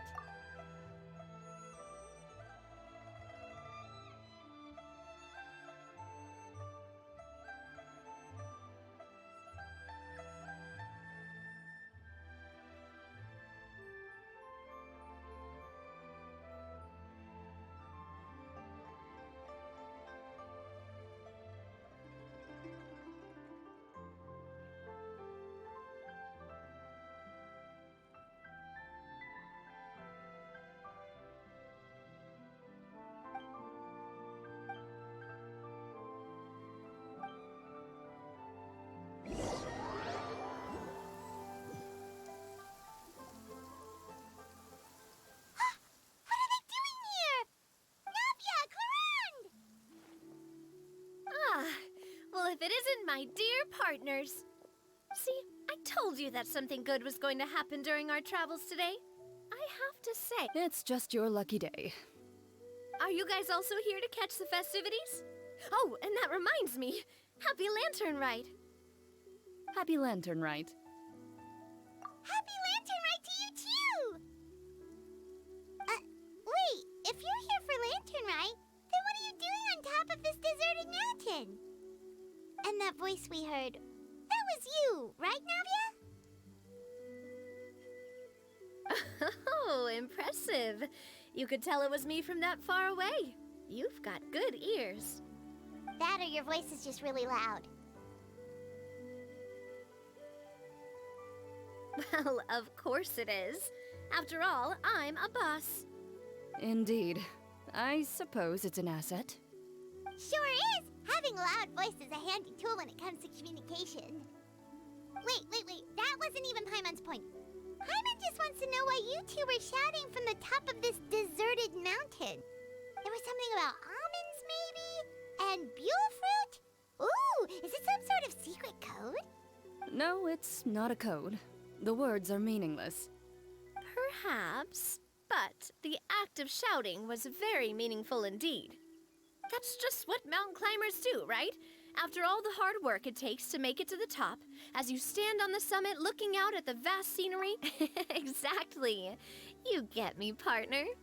I was afraid that it would cause a disturbance, so I asked the locals around here, and they said it was fine.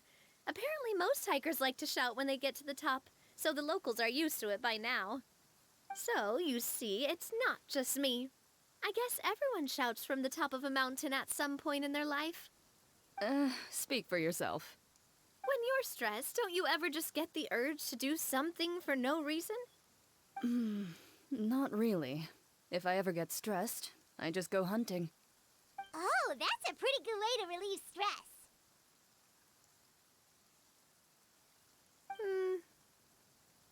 What I choose to hunt depends on my mood.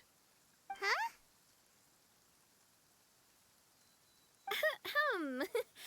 Anyway, why don't you two give it a try?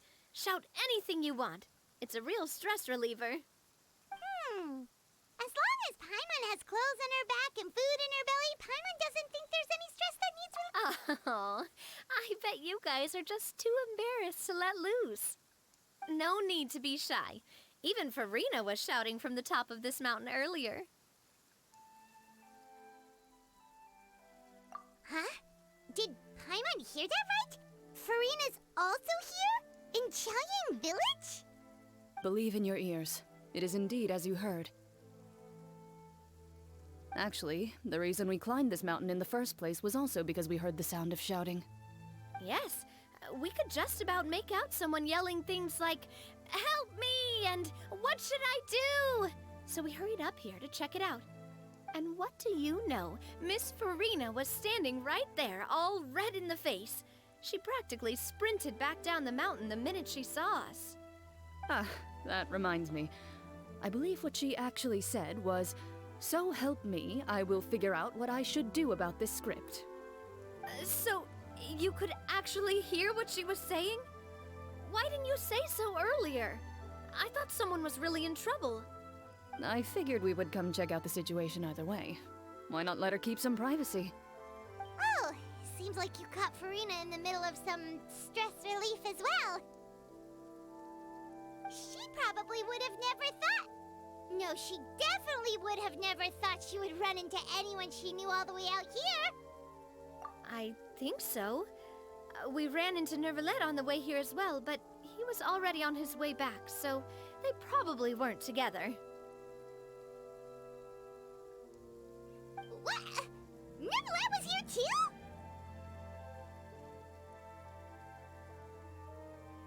What was he doing here?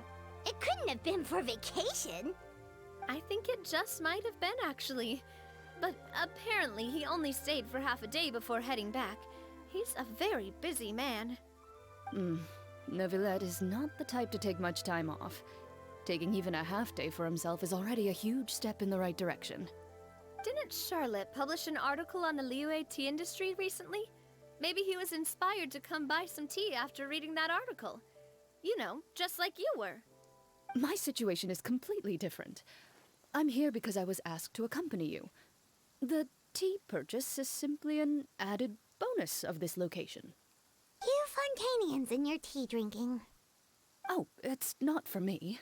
I lost a bet with Rod. It was just a spur-of-the-moment sort of bet. Ridsley gets really invested in that sort of thing, but he couldn't care less about what he wins in the end.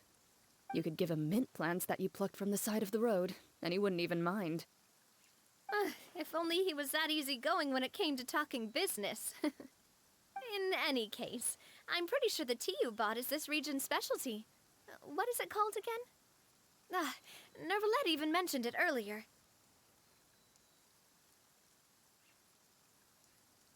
Yes, that's the one. You didn't really buy 10 boxes, did you? Please, do I look like someone who would fall for that sort of marketing trap? That reminds me. You guys said you only came up here because you heard my voice, right? I hope it didn't put you out. You must have had other plans for the day.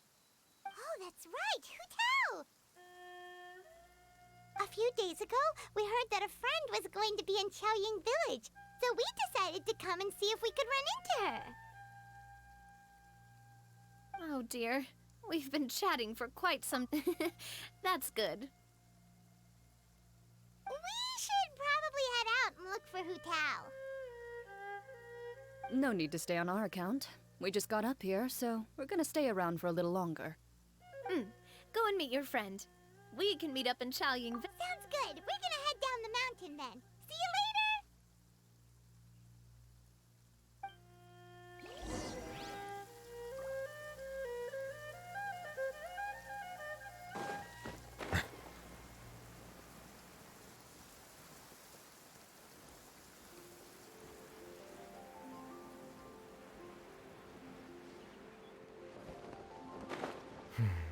It's over. Qiaoying Village is known for its tea, but you know what else they have with tea? That's right, dim sum! Didn't Gaming say something about dim sum being eaten in the morning? Oh, Paimon wonders if we can still get some at this time of day.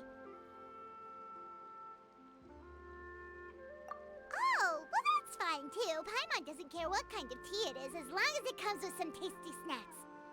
Now, let's see what kind of yummy things we can find around here. Paimon's not seeing things, is she? Is that Farina standing between Zhongli and Hu Tao?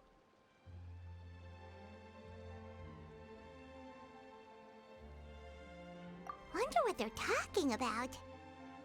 Zhongli knows a lot of stuff. Maybe he's telling Farina about Qiaoying Village. Oh, or maybe Hu Tao is trying to rope Farina into being one of her clients.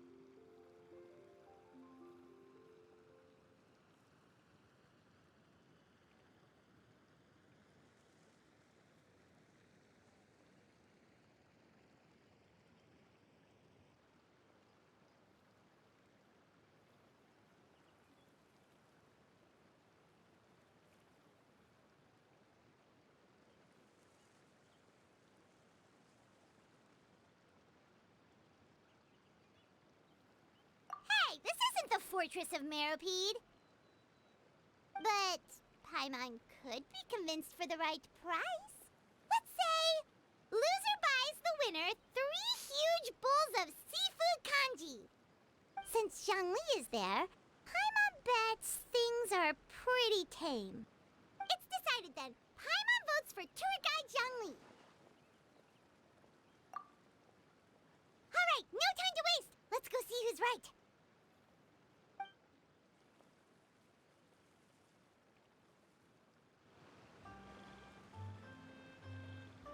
Good afternoon, Hu Tao, Zhongli, and Farina! Oh, great. Now Paimon's shouting too. Oh, well, aren't you a sight for sore eyes? Seems like our luck just keeps on growing.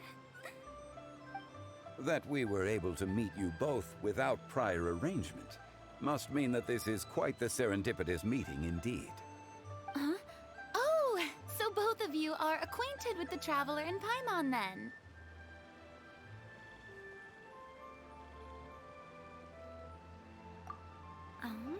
Looks like someone's learned a thing or two from Zhongli.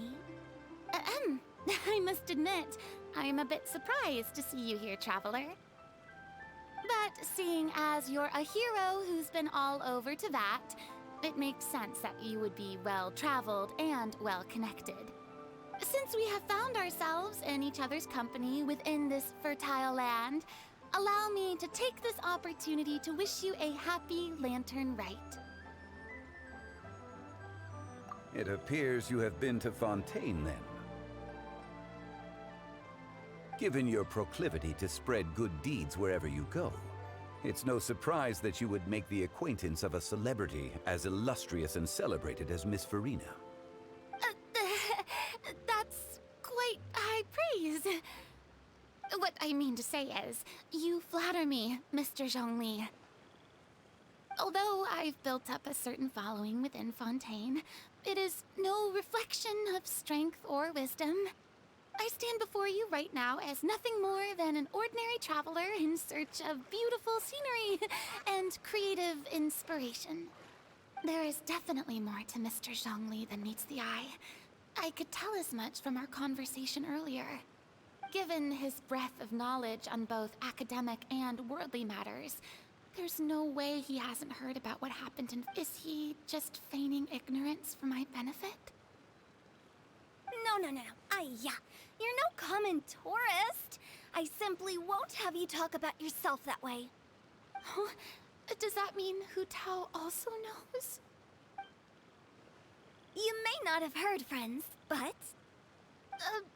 Miss Hu Tao... Miss Farina is now one of my esteemed clients. Yup.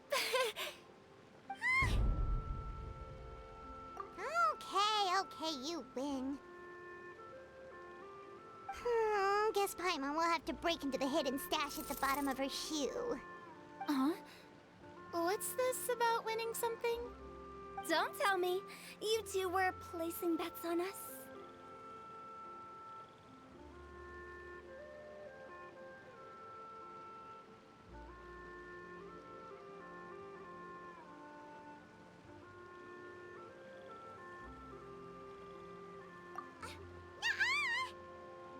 We just saw you guys standing on the side of the road and couldn't help but take guesses as to what you were talking about. Oh, I see. That means you, my friend, must have guessed that I was trying to promote my business to Miss Farina. That I do, my friend. What was Paimon's guess then? Paimon thought Zhongli was showing the newbie around. By newbie, you mean me, right? If that's the case, then Paimon's guess was also correct. Oh, that's right. Mr. Zhongli was telling me about some great sightseeing spots in the area. You see? Paimon was right too! Since both of our guesses were right, there can't be a winner or a loser. Hey, don't be upset, Traveler. How about this? You buy Paimon a bowl, and Paimon will also buy you a bowl. As for the third bowl... Since I was the subject of the bet, perhaps it should go to me? You know, as a congratulations for the huge deal I just struck.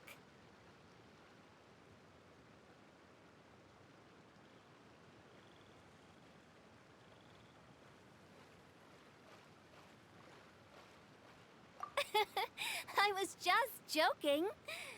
Anyway, I should be the one treating you. The funeral parlor is about to bring in quite the sum after all. Oh, Paimon almost forgot to ask about the most important question. Something happen recently, Farina? Huh? What do you mean? Well, you know, with you enlisting the services of Wangsheng Funeral Parlor and all. Oh, well, yes. Really? Oh no. Paimon is so sorry for your loss. Although Paimon may have not known the person, please accept Paimon's deepest... Whoa, whoa, whoa, it's not like that, Paimon. Huh? But Paimon just thought, since you hired the services of a funeral parlor and all... Hey, it's not that big of a stretch. Really, Paimon? It's not like you don't know me. Do I look like I know anyone who would ask me to coordinate their funeral?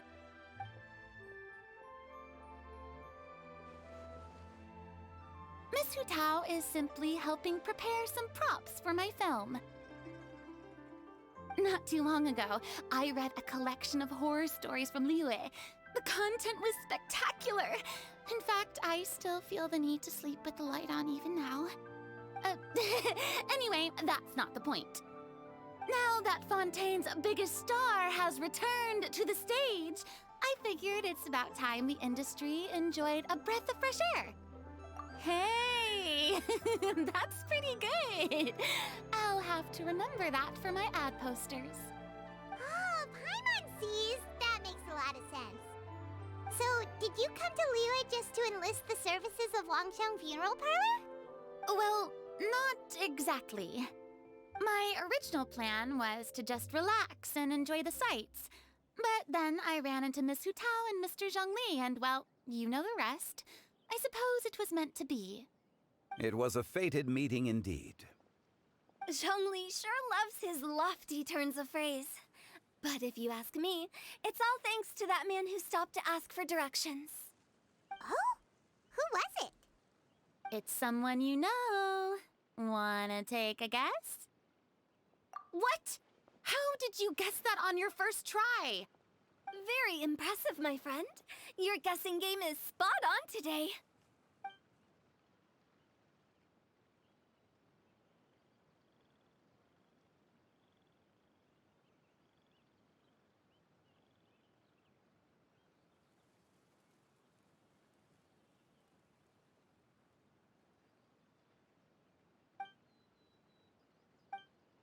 Huh.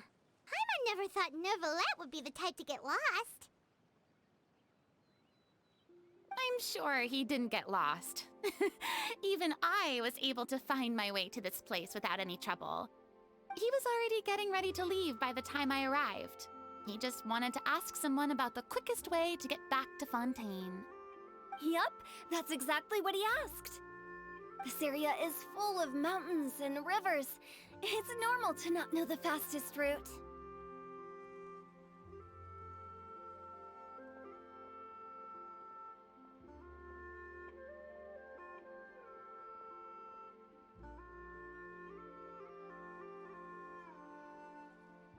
So, were you the one that pointed him in the right direction, Hu Tao? Of course. I'm also a guide of sorts, you know. So naturally, I also have a great sense of direction. But speaking of your friend... What about him? He doesn't get out much, does he?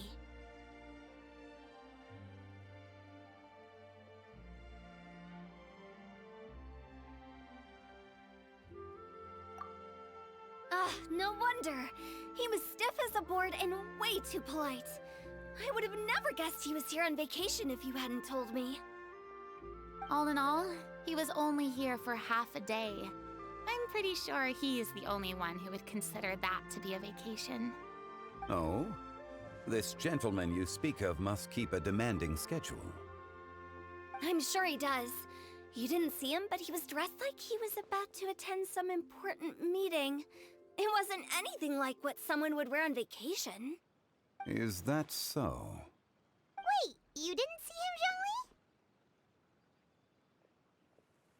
Zhongli? Unfortunately, no.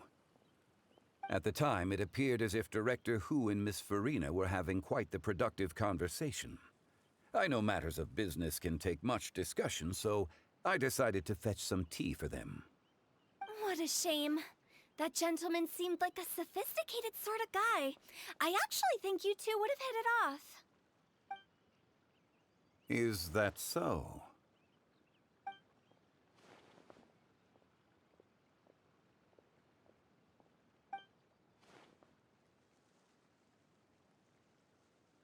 Hmm?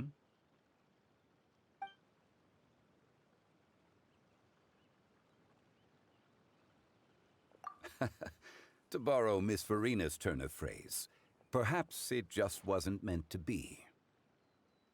Well, with the Traveler around, I'm sure you'll have a chance to get to know each other at some point. That's right. She's got more friends than she knows what to do with. Well, that's certainly true. Oh, that reminds me. If you get the chance, you should try and talk to Nervalette into loosening up a bit. Just tell him the Palais Mermonia isn't going to fall apart if he disappears for a few days. He shouldn't keep himself cooped up all the time. Even clams open their shells to let in fresh water every once in a while, right? If he's really that much of a stickler for protocol, he can fill out a leave of absence request. He'd have to approve it himself since he handles that sort of thing now, but you know what I mean.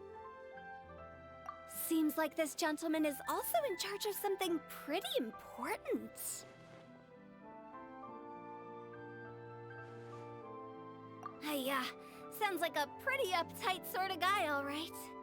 In my experience, a leader needs to be able to roll with the punches. That also includes knowing when and what to prioritize.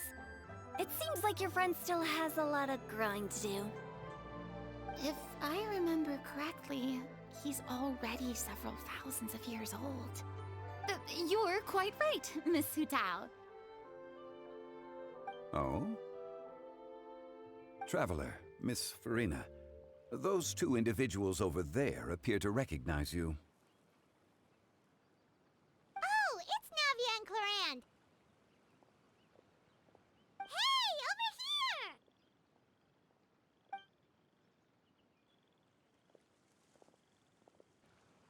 We saw you all chatting over here, and we're wondering if we could join in. Please, excuse the interruption. Oh, so polite. No apologies necessary. Any friend of the Traveler and Miss Farina is a friend of mine. Ah, straight to the point. I like it.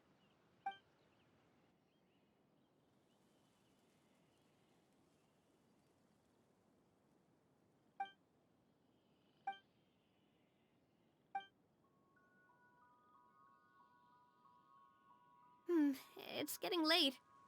If we want to catch a boat back before dark, we should probably get going. Indeed. Then, Miss Farina, Oh, yes? when are you planning to head back? Do you need us to escort you? Oh, I don't think that will be necessary. I mean, you're not my subordinate anymore. You don't need to look after me. I didn't mean it that way. It's normal for friends to travel home together if they run into each other on the road. There are a lot of mountainous roads in this area. I imagine they'll be even harder to navigate after dark. Exactly. Just like in those ghost stories. 8 paths converge in a wood. Beside them an old house is stood. If you dare to go inside, not a soul will greet your eye. But if you take a closer look, there may be something you mistook. A candle flickers to and fro, yet there is no wind to make it so. What is its secret? What could it mean? In this wood, where mystery screams. Ooh.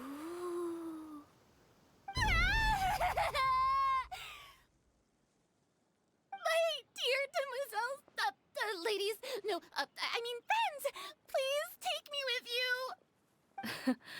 Of course.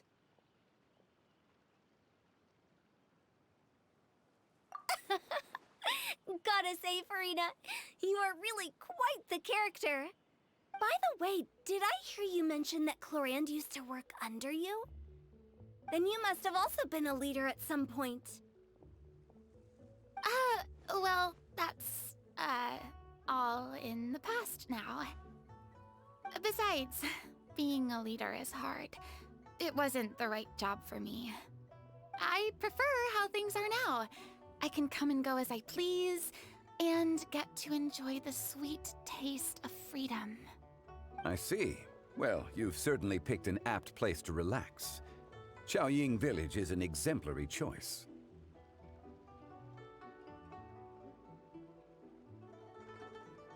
Only the best. And I've learned a lot, too. Thank you so much, Miss Hu Tao and Mr. Zhongli. It's fine. You thanked us more than enough already. The next time you're in this neck of the woods, I'll treat you to some dim sum in the city. Dim sum. Is that some kind of Liyue term for snacks or desserts? They are a part of it. It's basically a table full of as much tea, sweets, and good company as you can manage. Oh, so it's basically a tea party! Sounds great! Make sure to order the winter melon cake and the lotus flower crisp. They're so sweet and delicious, Paimon knows you'll love them. Ooh, okay. I'll be looking forward to it then. Wait, but didn't you guys say you were here on vacation? How come you're all going home empty-handed?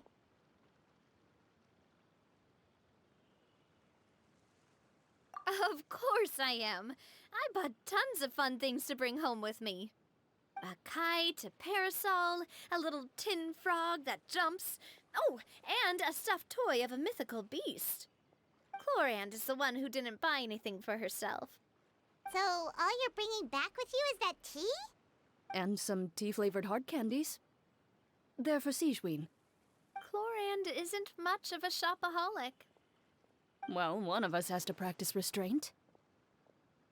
Hey, I'm hardly reckless with my Mora. I'll have you know, all the purchases I made today were well within my budget. Me? Oh, well, I bought some tea, of course. I just had to try all the varieties recommended in the Steambird. Other than that, just some bits and bobs, you know. A little bit of this, little bit of that. They should all be things I can use, I think. Now Paimon's even more confused. If you bought that much stuff, where did it all go? Into one of Linny's magic packets? Oh, actually... Monsieur Neuvillette took them with him. Oh, so that's what happened. Wait, what? Why did he take them? He's not hoarding treasure, is he? That's quite the imagination you've got there, Paimon. Monsieur Neuvillette just saw the amount of bags we had and offered to take them back for us. I felt a bit bad at first, but, I really did have a lot of stuff. He even offered to deliver my gifts to the Fortress of Maripede for me once he's done with the day's work. Neuvillette is a man of his word. If he says he can do something, then he means it. See, even Chlorand was happy to take him up on his offer. If even his trusty subordinate agreed, then who was I to refuse? Wow, he seems like a real gentleman. Maybe he's not as uptight as I thought. If only the funeral parlor had an employee as thoughtful, proactive, and responsible as him. Right, Zhongli? Indeed. Chlorand said Neuvillette offered to deliver her gifts to Risley. So if we go to the entrance of the Fortress of Maripede, maybe we'll run into Neuvillette.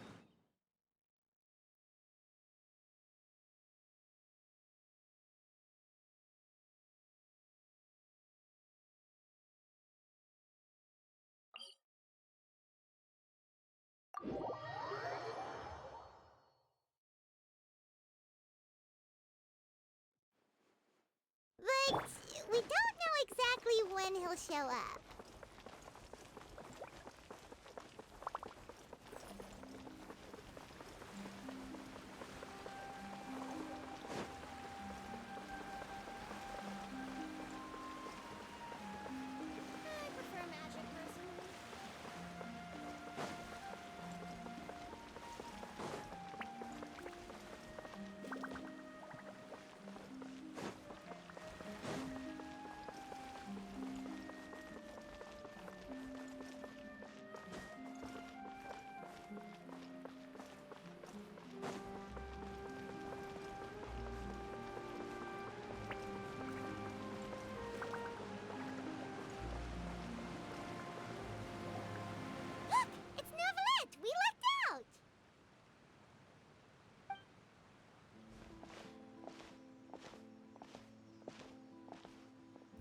It's you.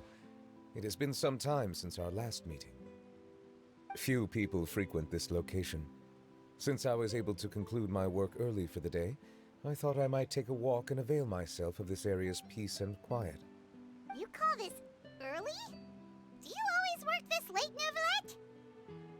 Strictly speaking, that depends on the agenda for the day. I am hardly bereft of time, however, so working late is of little consequence to me. Really? If you have so much time on your hands, then why did you only go to Chaoying Village for half a day?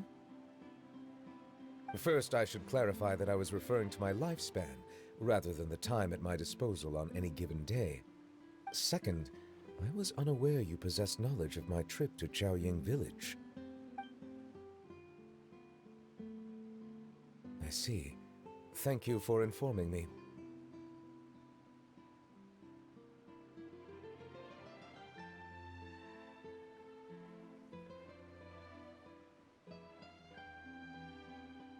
Yes, they have been safely delivered. I have to hand it to Clorant. Just a simple gift delivery, and she has the great and mighty Udex at her beck and call. I was just passing through. It was merely an act of convenience. All right. Then I hereby confirm receipt of the goods on behalf of the staff of the Fortress of Meripede. A verbal receipt of confirmation? Is such a formality really necessary for a small matter such as this? Guess not. This quantity of tea, though, seems a little excessive for a gift, don't you think? Before you know it, they'll start accusing me of taking bribes. About that. Much of that is my own excess, I'm afraid. Oh? Why? What happened? It was buy 10 boxes, get half off. Ah, that explains it then. Well, go ahead and leave them to me. I'll get through this stash as fast as I can. You have my thanks. Oh, there's something else I'd like to give to you. This is a stone slate, engraved with a symbolic design. While that is an apt description, it is in actuality a legal codex. A legal codex, huh? Before the advent of modern writing utensils, information was recorded on stone slabs such as this. The law was no different. Okay. Since ancient times, the scales of justice have symbolized the fairness and impartiality of judiciousness. As a tribute to that sentiment, this slate was designed after a traditional legal codex and engraved with a symbol instead of text. During my travels recently, I chanced upon a roadside stall offering tourists the opportunity to try their hand at the ceramic arts, so I decided to have a go. We joked with Clorant some time ago about gifting you a legal codex. So, here you go. Ah, so that's what this is about. I did not expect you to remember it as well. In any case, I hope this can be considered as a reasonable attempt to join in on the banter. It is a very good attempt. I suppose I shouldn't be surprised. Even your sense of humor centers around the law. That's an impressive level of commitment. Well, a gift of this significance deserves to be put on display, and I know just the place. Front and center in the Fortress's showroom. Surely there's no need for such a grand gesture. Just kidding. I don't have anything like a showroom. But we do have a storage room. We can put it next to all the mechanical parts Sijuin has collected. That sounds good to me. So that's what you were doing in Chaoying Village. Indeed. Of course, while I was there, I also took the opportunity to taste the local spring water. The aftertaste is much purer than what I have delivered to me in Fontaine. It stands to reason that the long-distance transport has a tendency to imbue the water with extraneous emotion. If you want to experience the true flavor, you simply... Then we are of the same mind. It appears my desire is justified. If you say so, but you know you don't have to justify a vacation, right? You can just take one. After all, you're hardly bereft of time. You can do whatever you want. You're quite right. I suppose I suffer not from a lack of opportunity, but rather a lack of inspiration. However, after reading a few articles about Liyue's holiday traditions, the idea popped into my head and made itself quite at home. Seeing as I was free of responsibilities for the morning, I decided to depart at once. Refreshing. My spontaneous outing seemed to inspire quite a few other spontaneous decisions as well. Take, for example, my foray into ceramics. At first, soil from the ground is granular and unforgiving, but add the right amount of water, and it becomes soft, moldable, and able to take shape.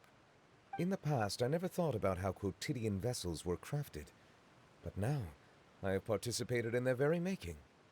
This is also something I made today.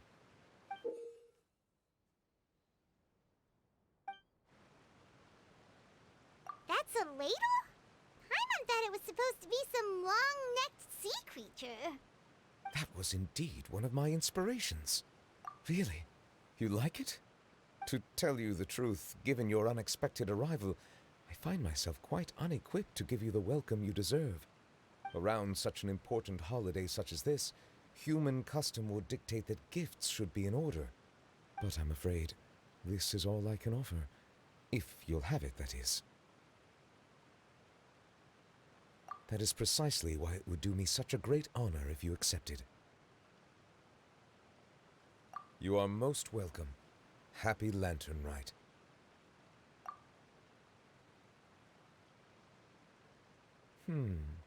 Approve a leave of absence request for myself.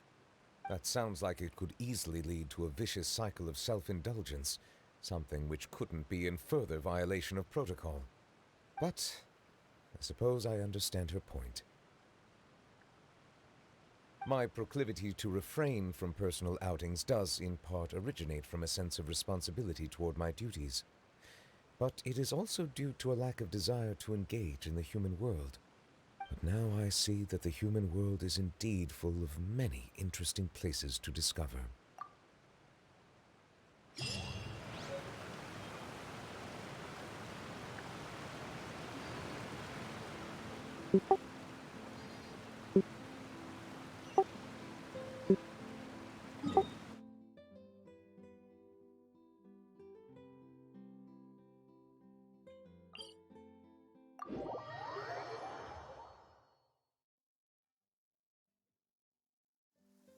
Taking a stroll in the middle of a downpour certainly rouses the spirit.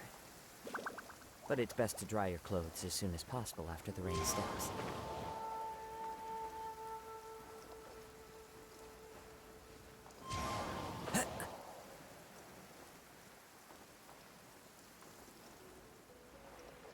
Time to go.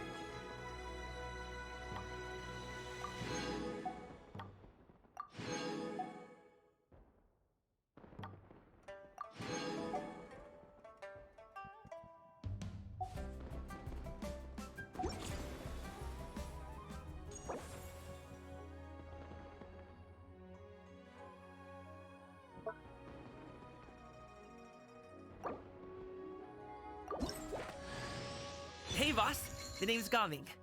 I'm a guard from the communications.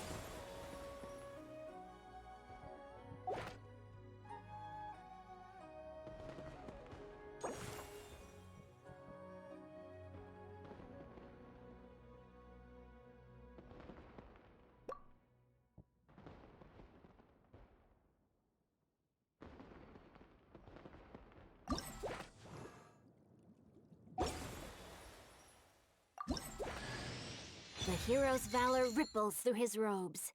His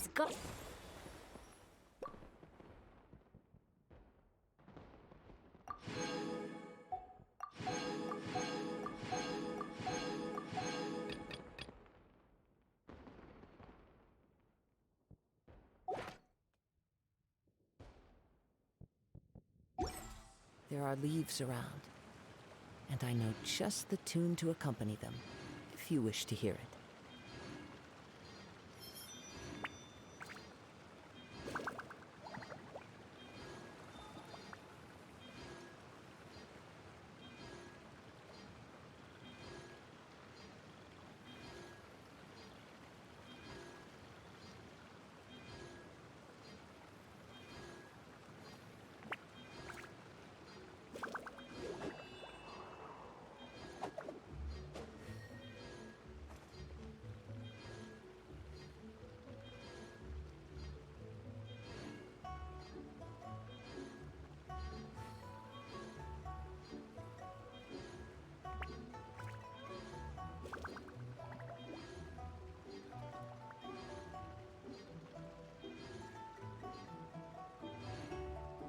Wherever in this world I roam, I carry memories of my home.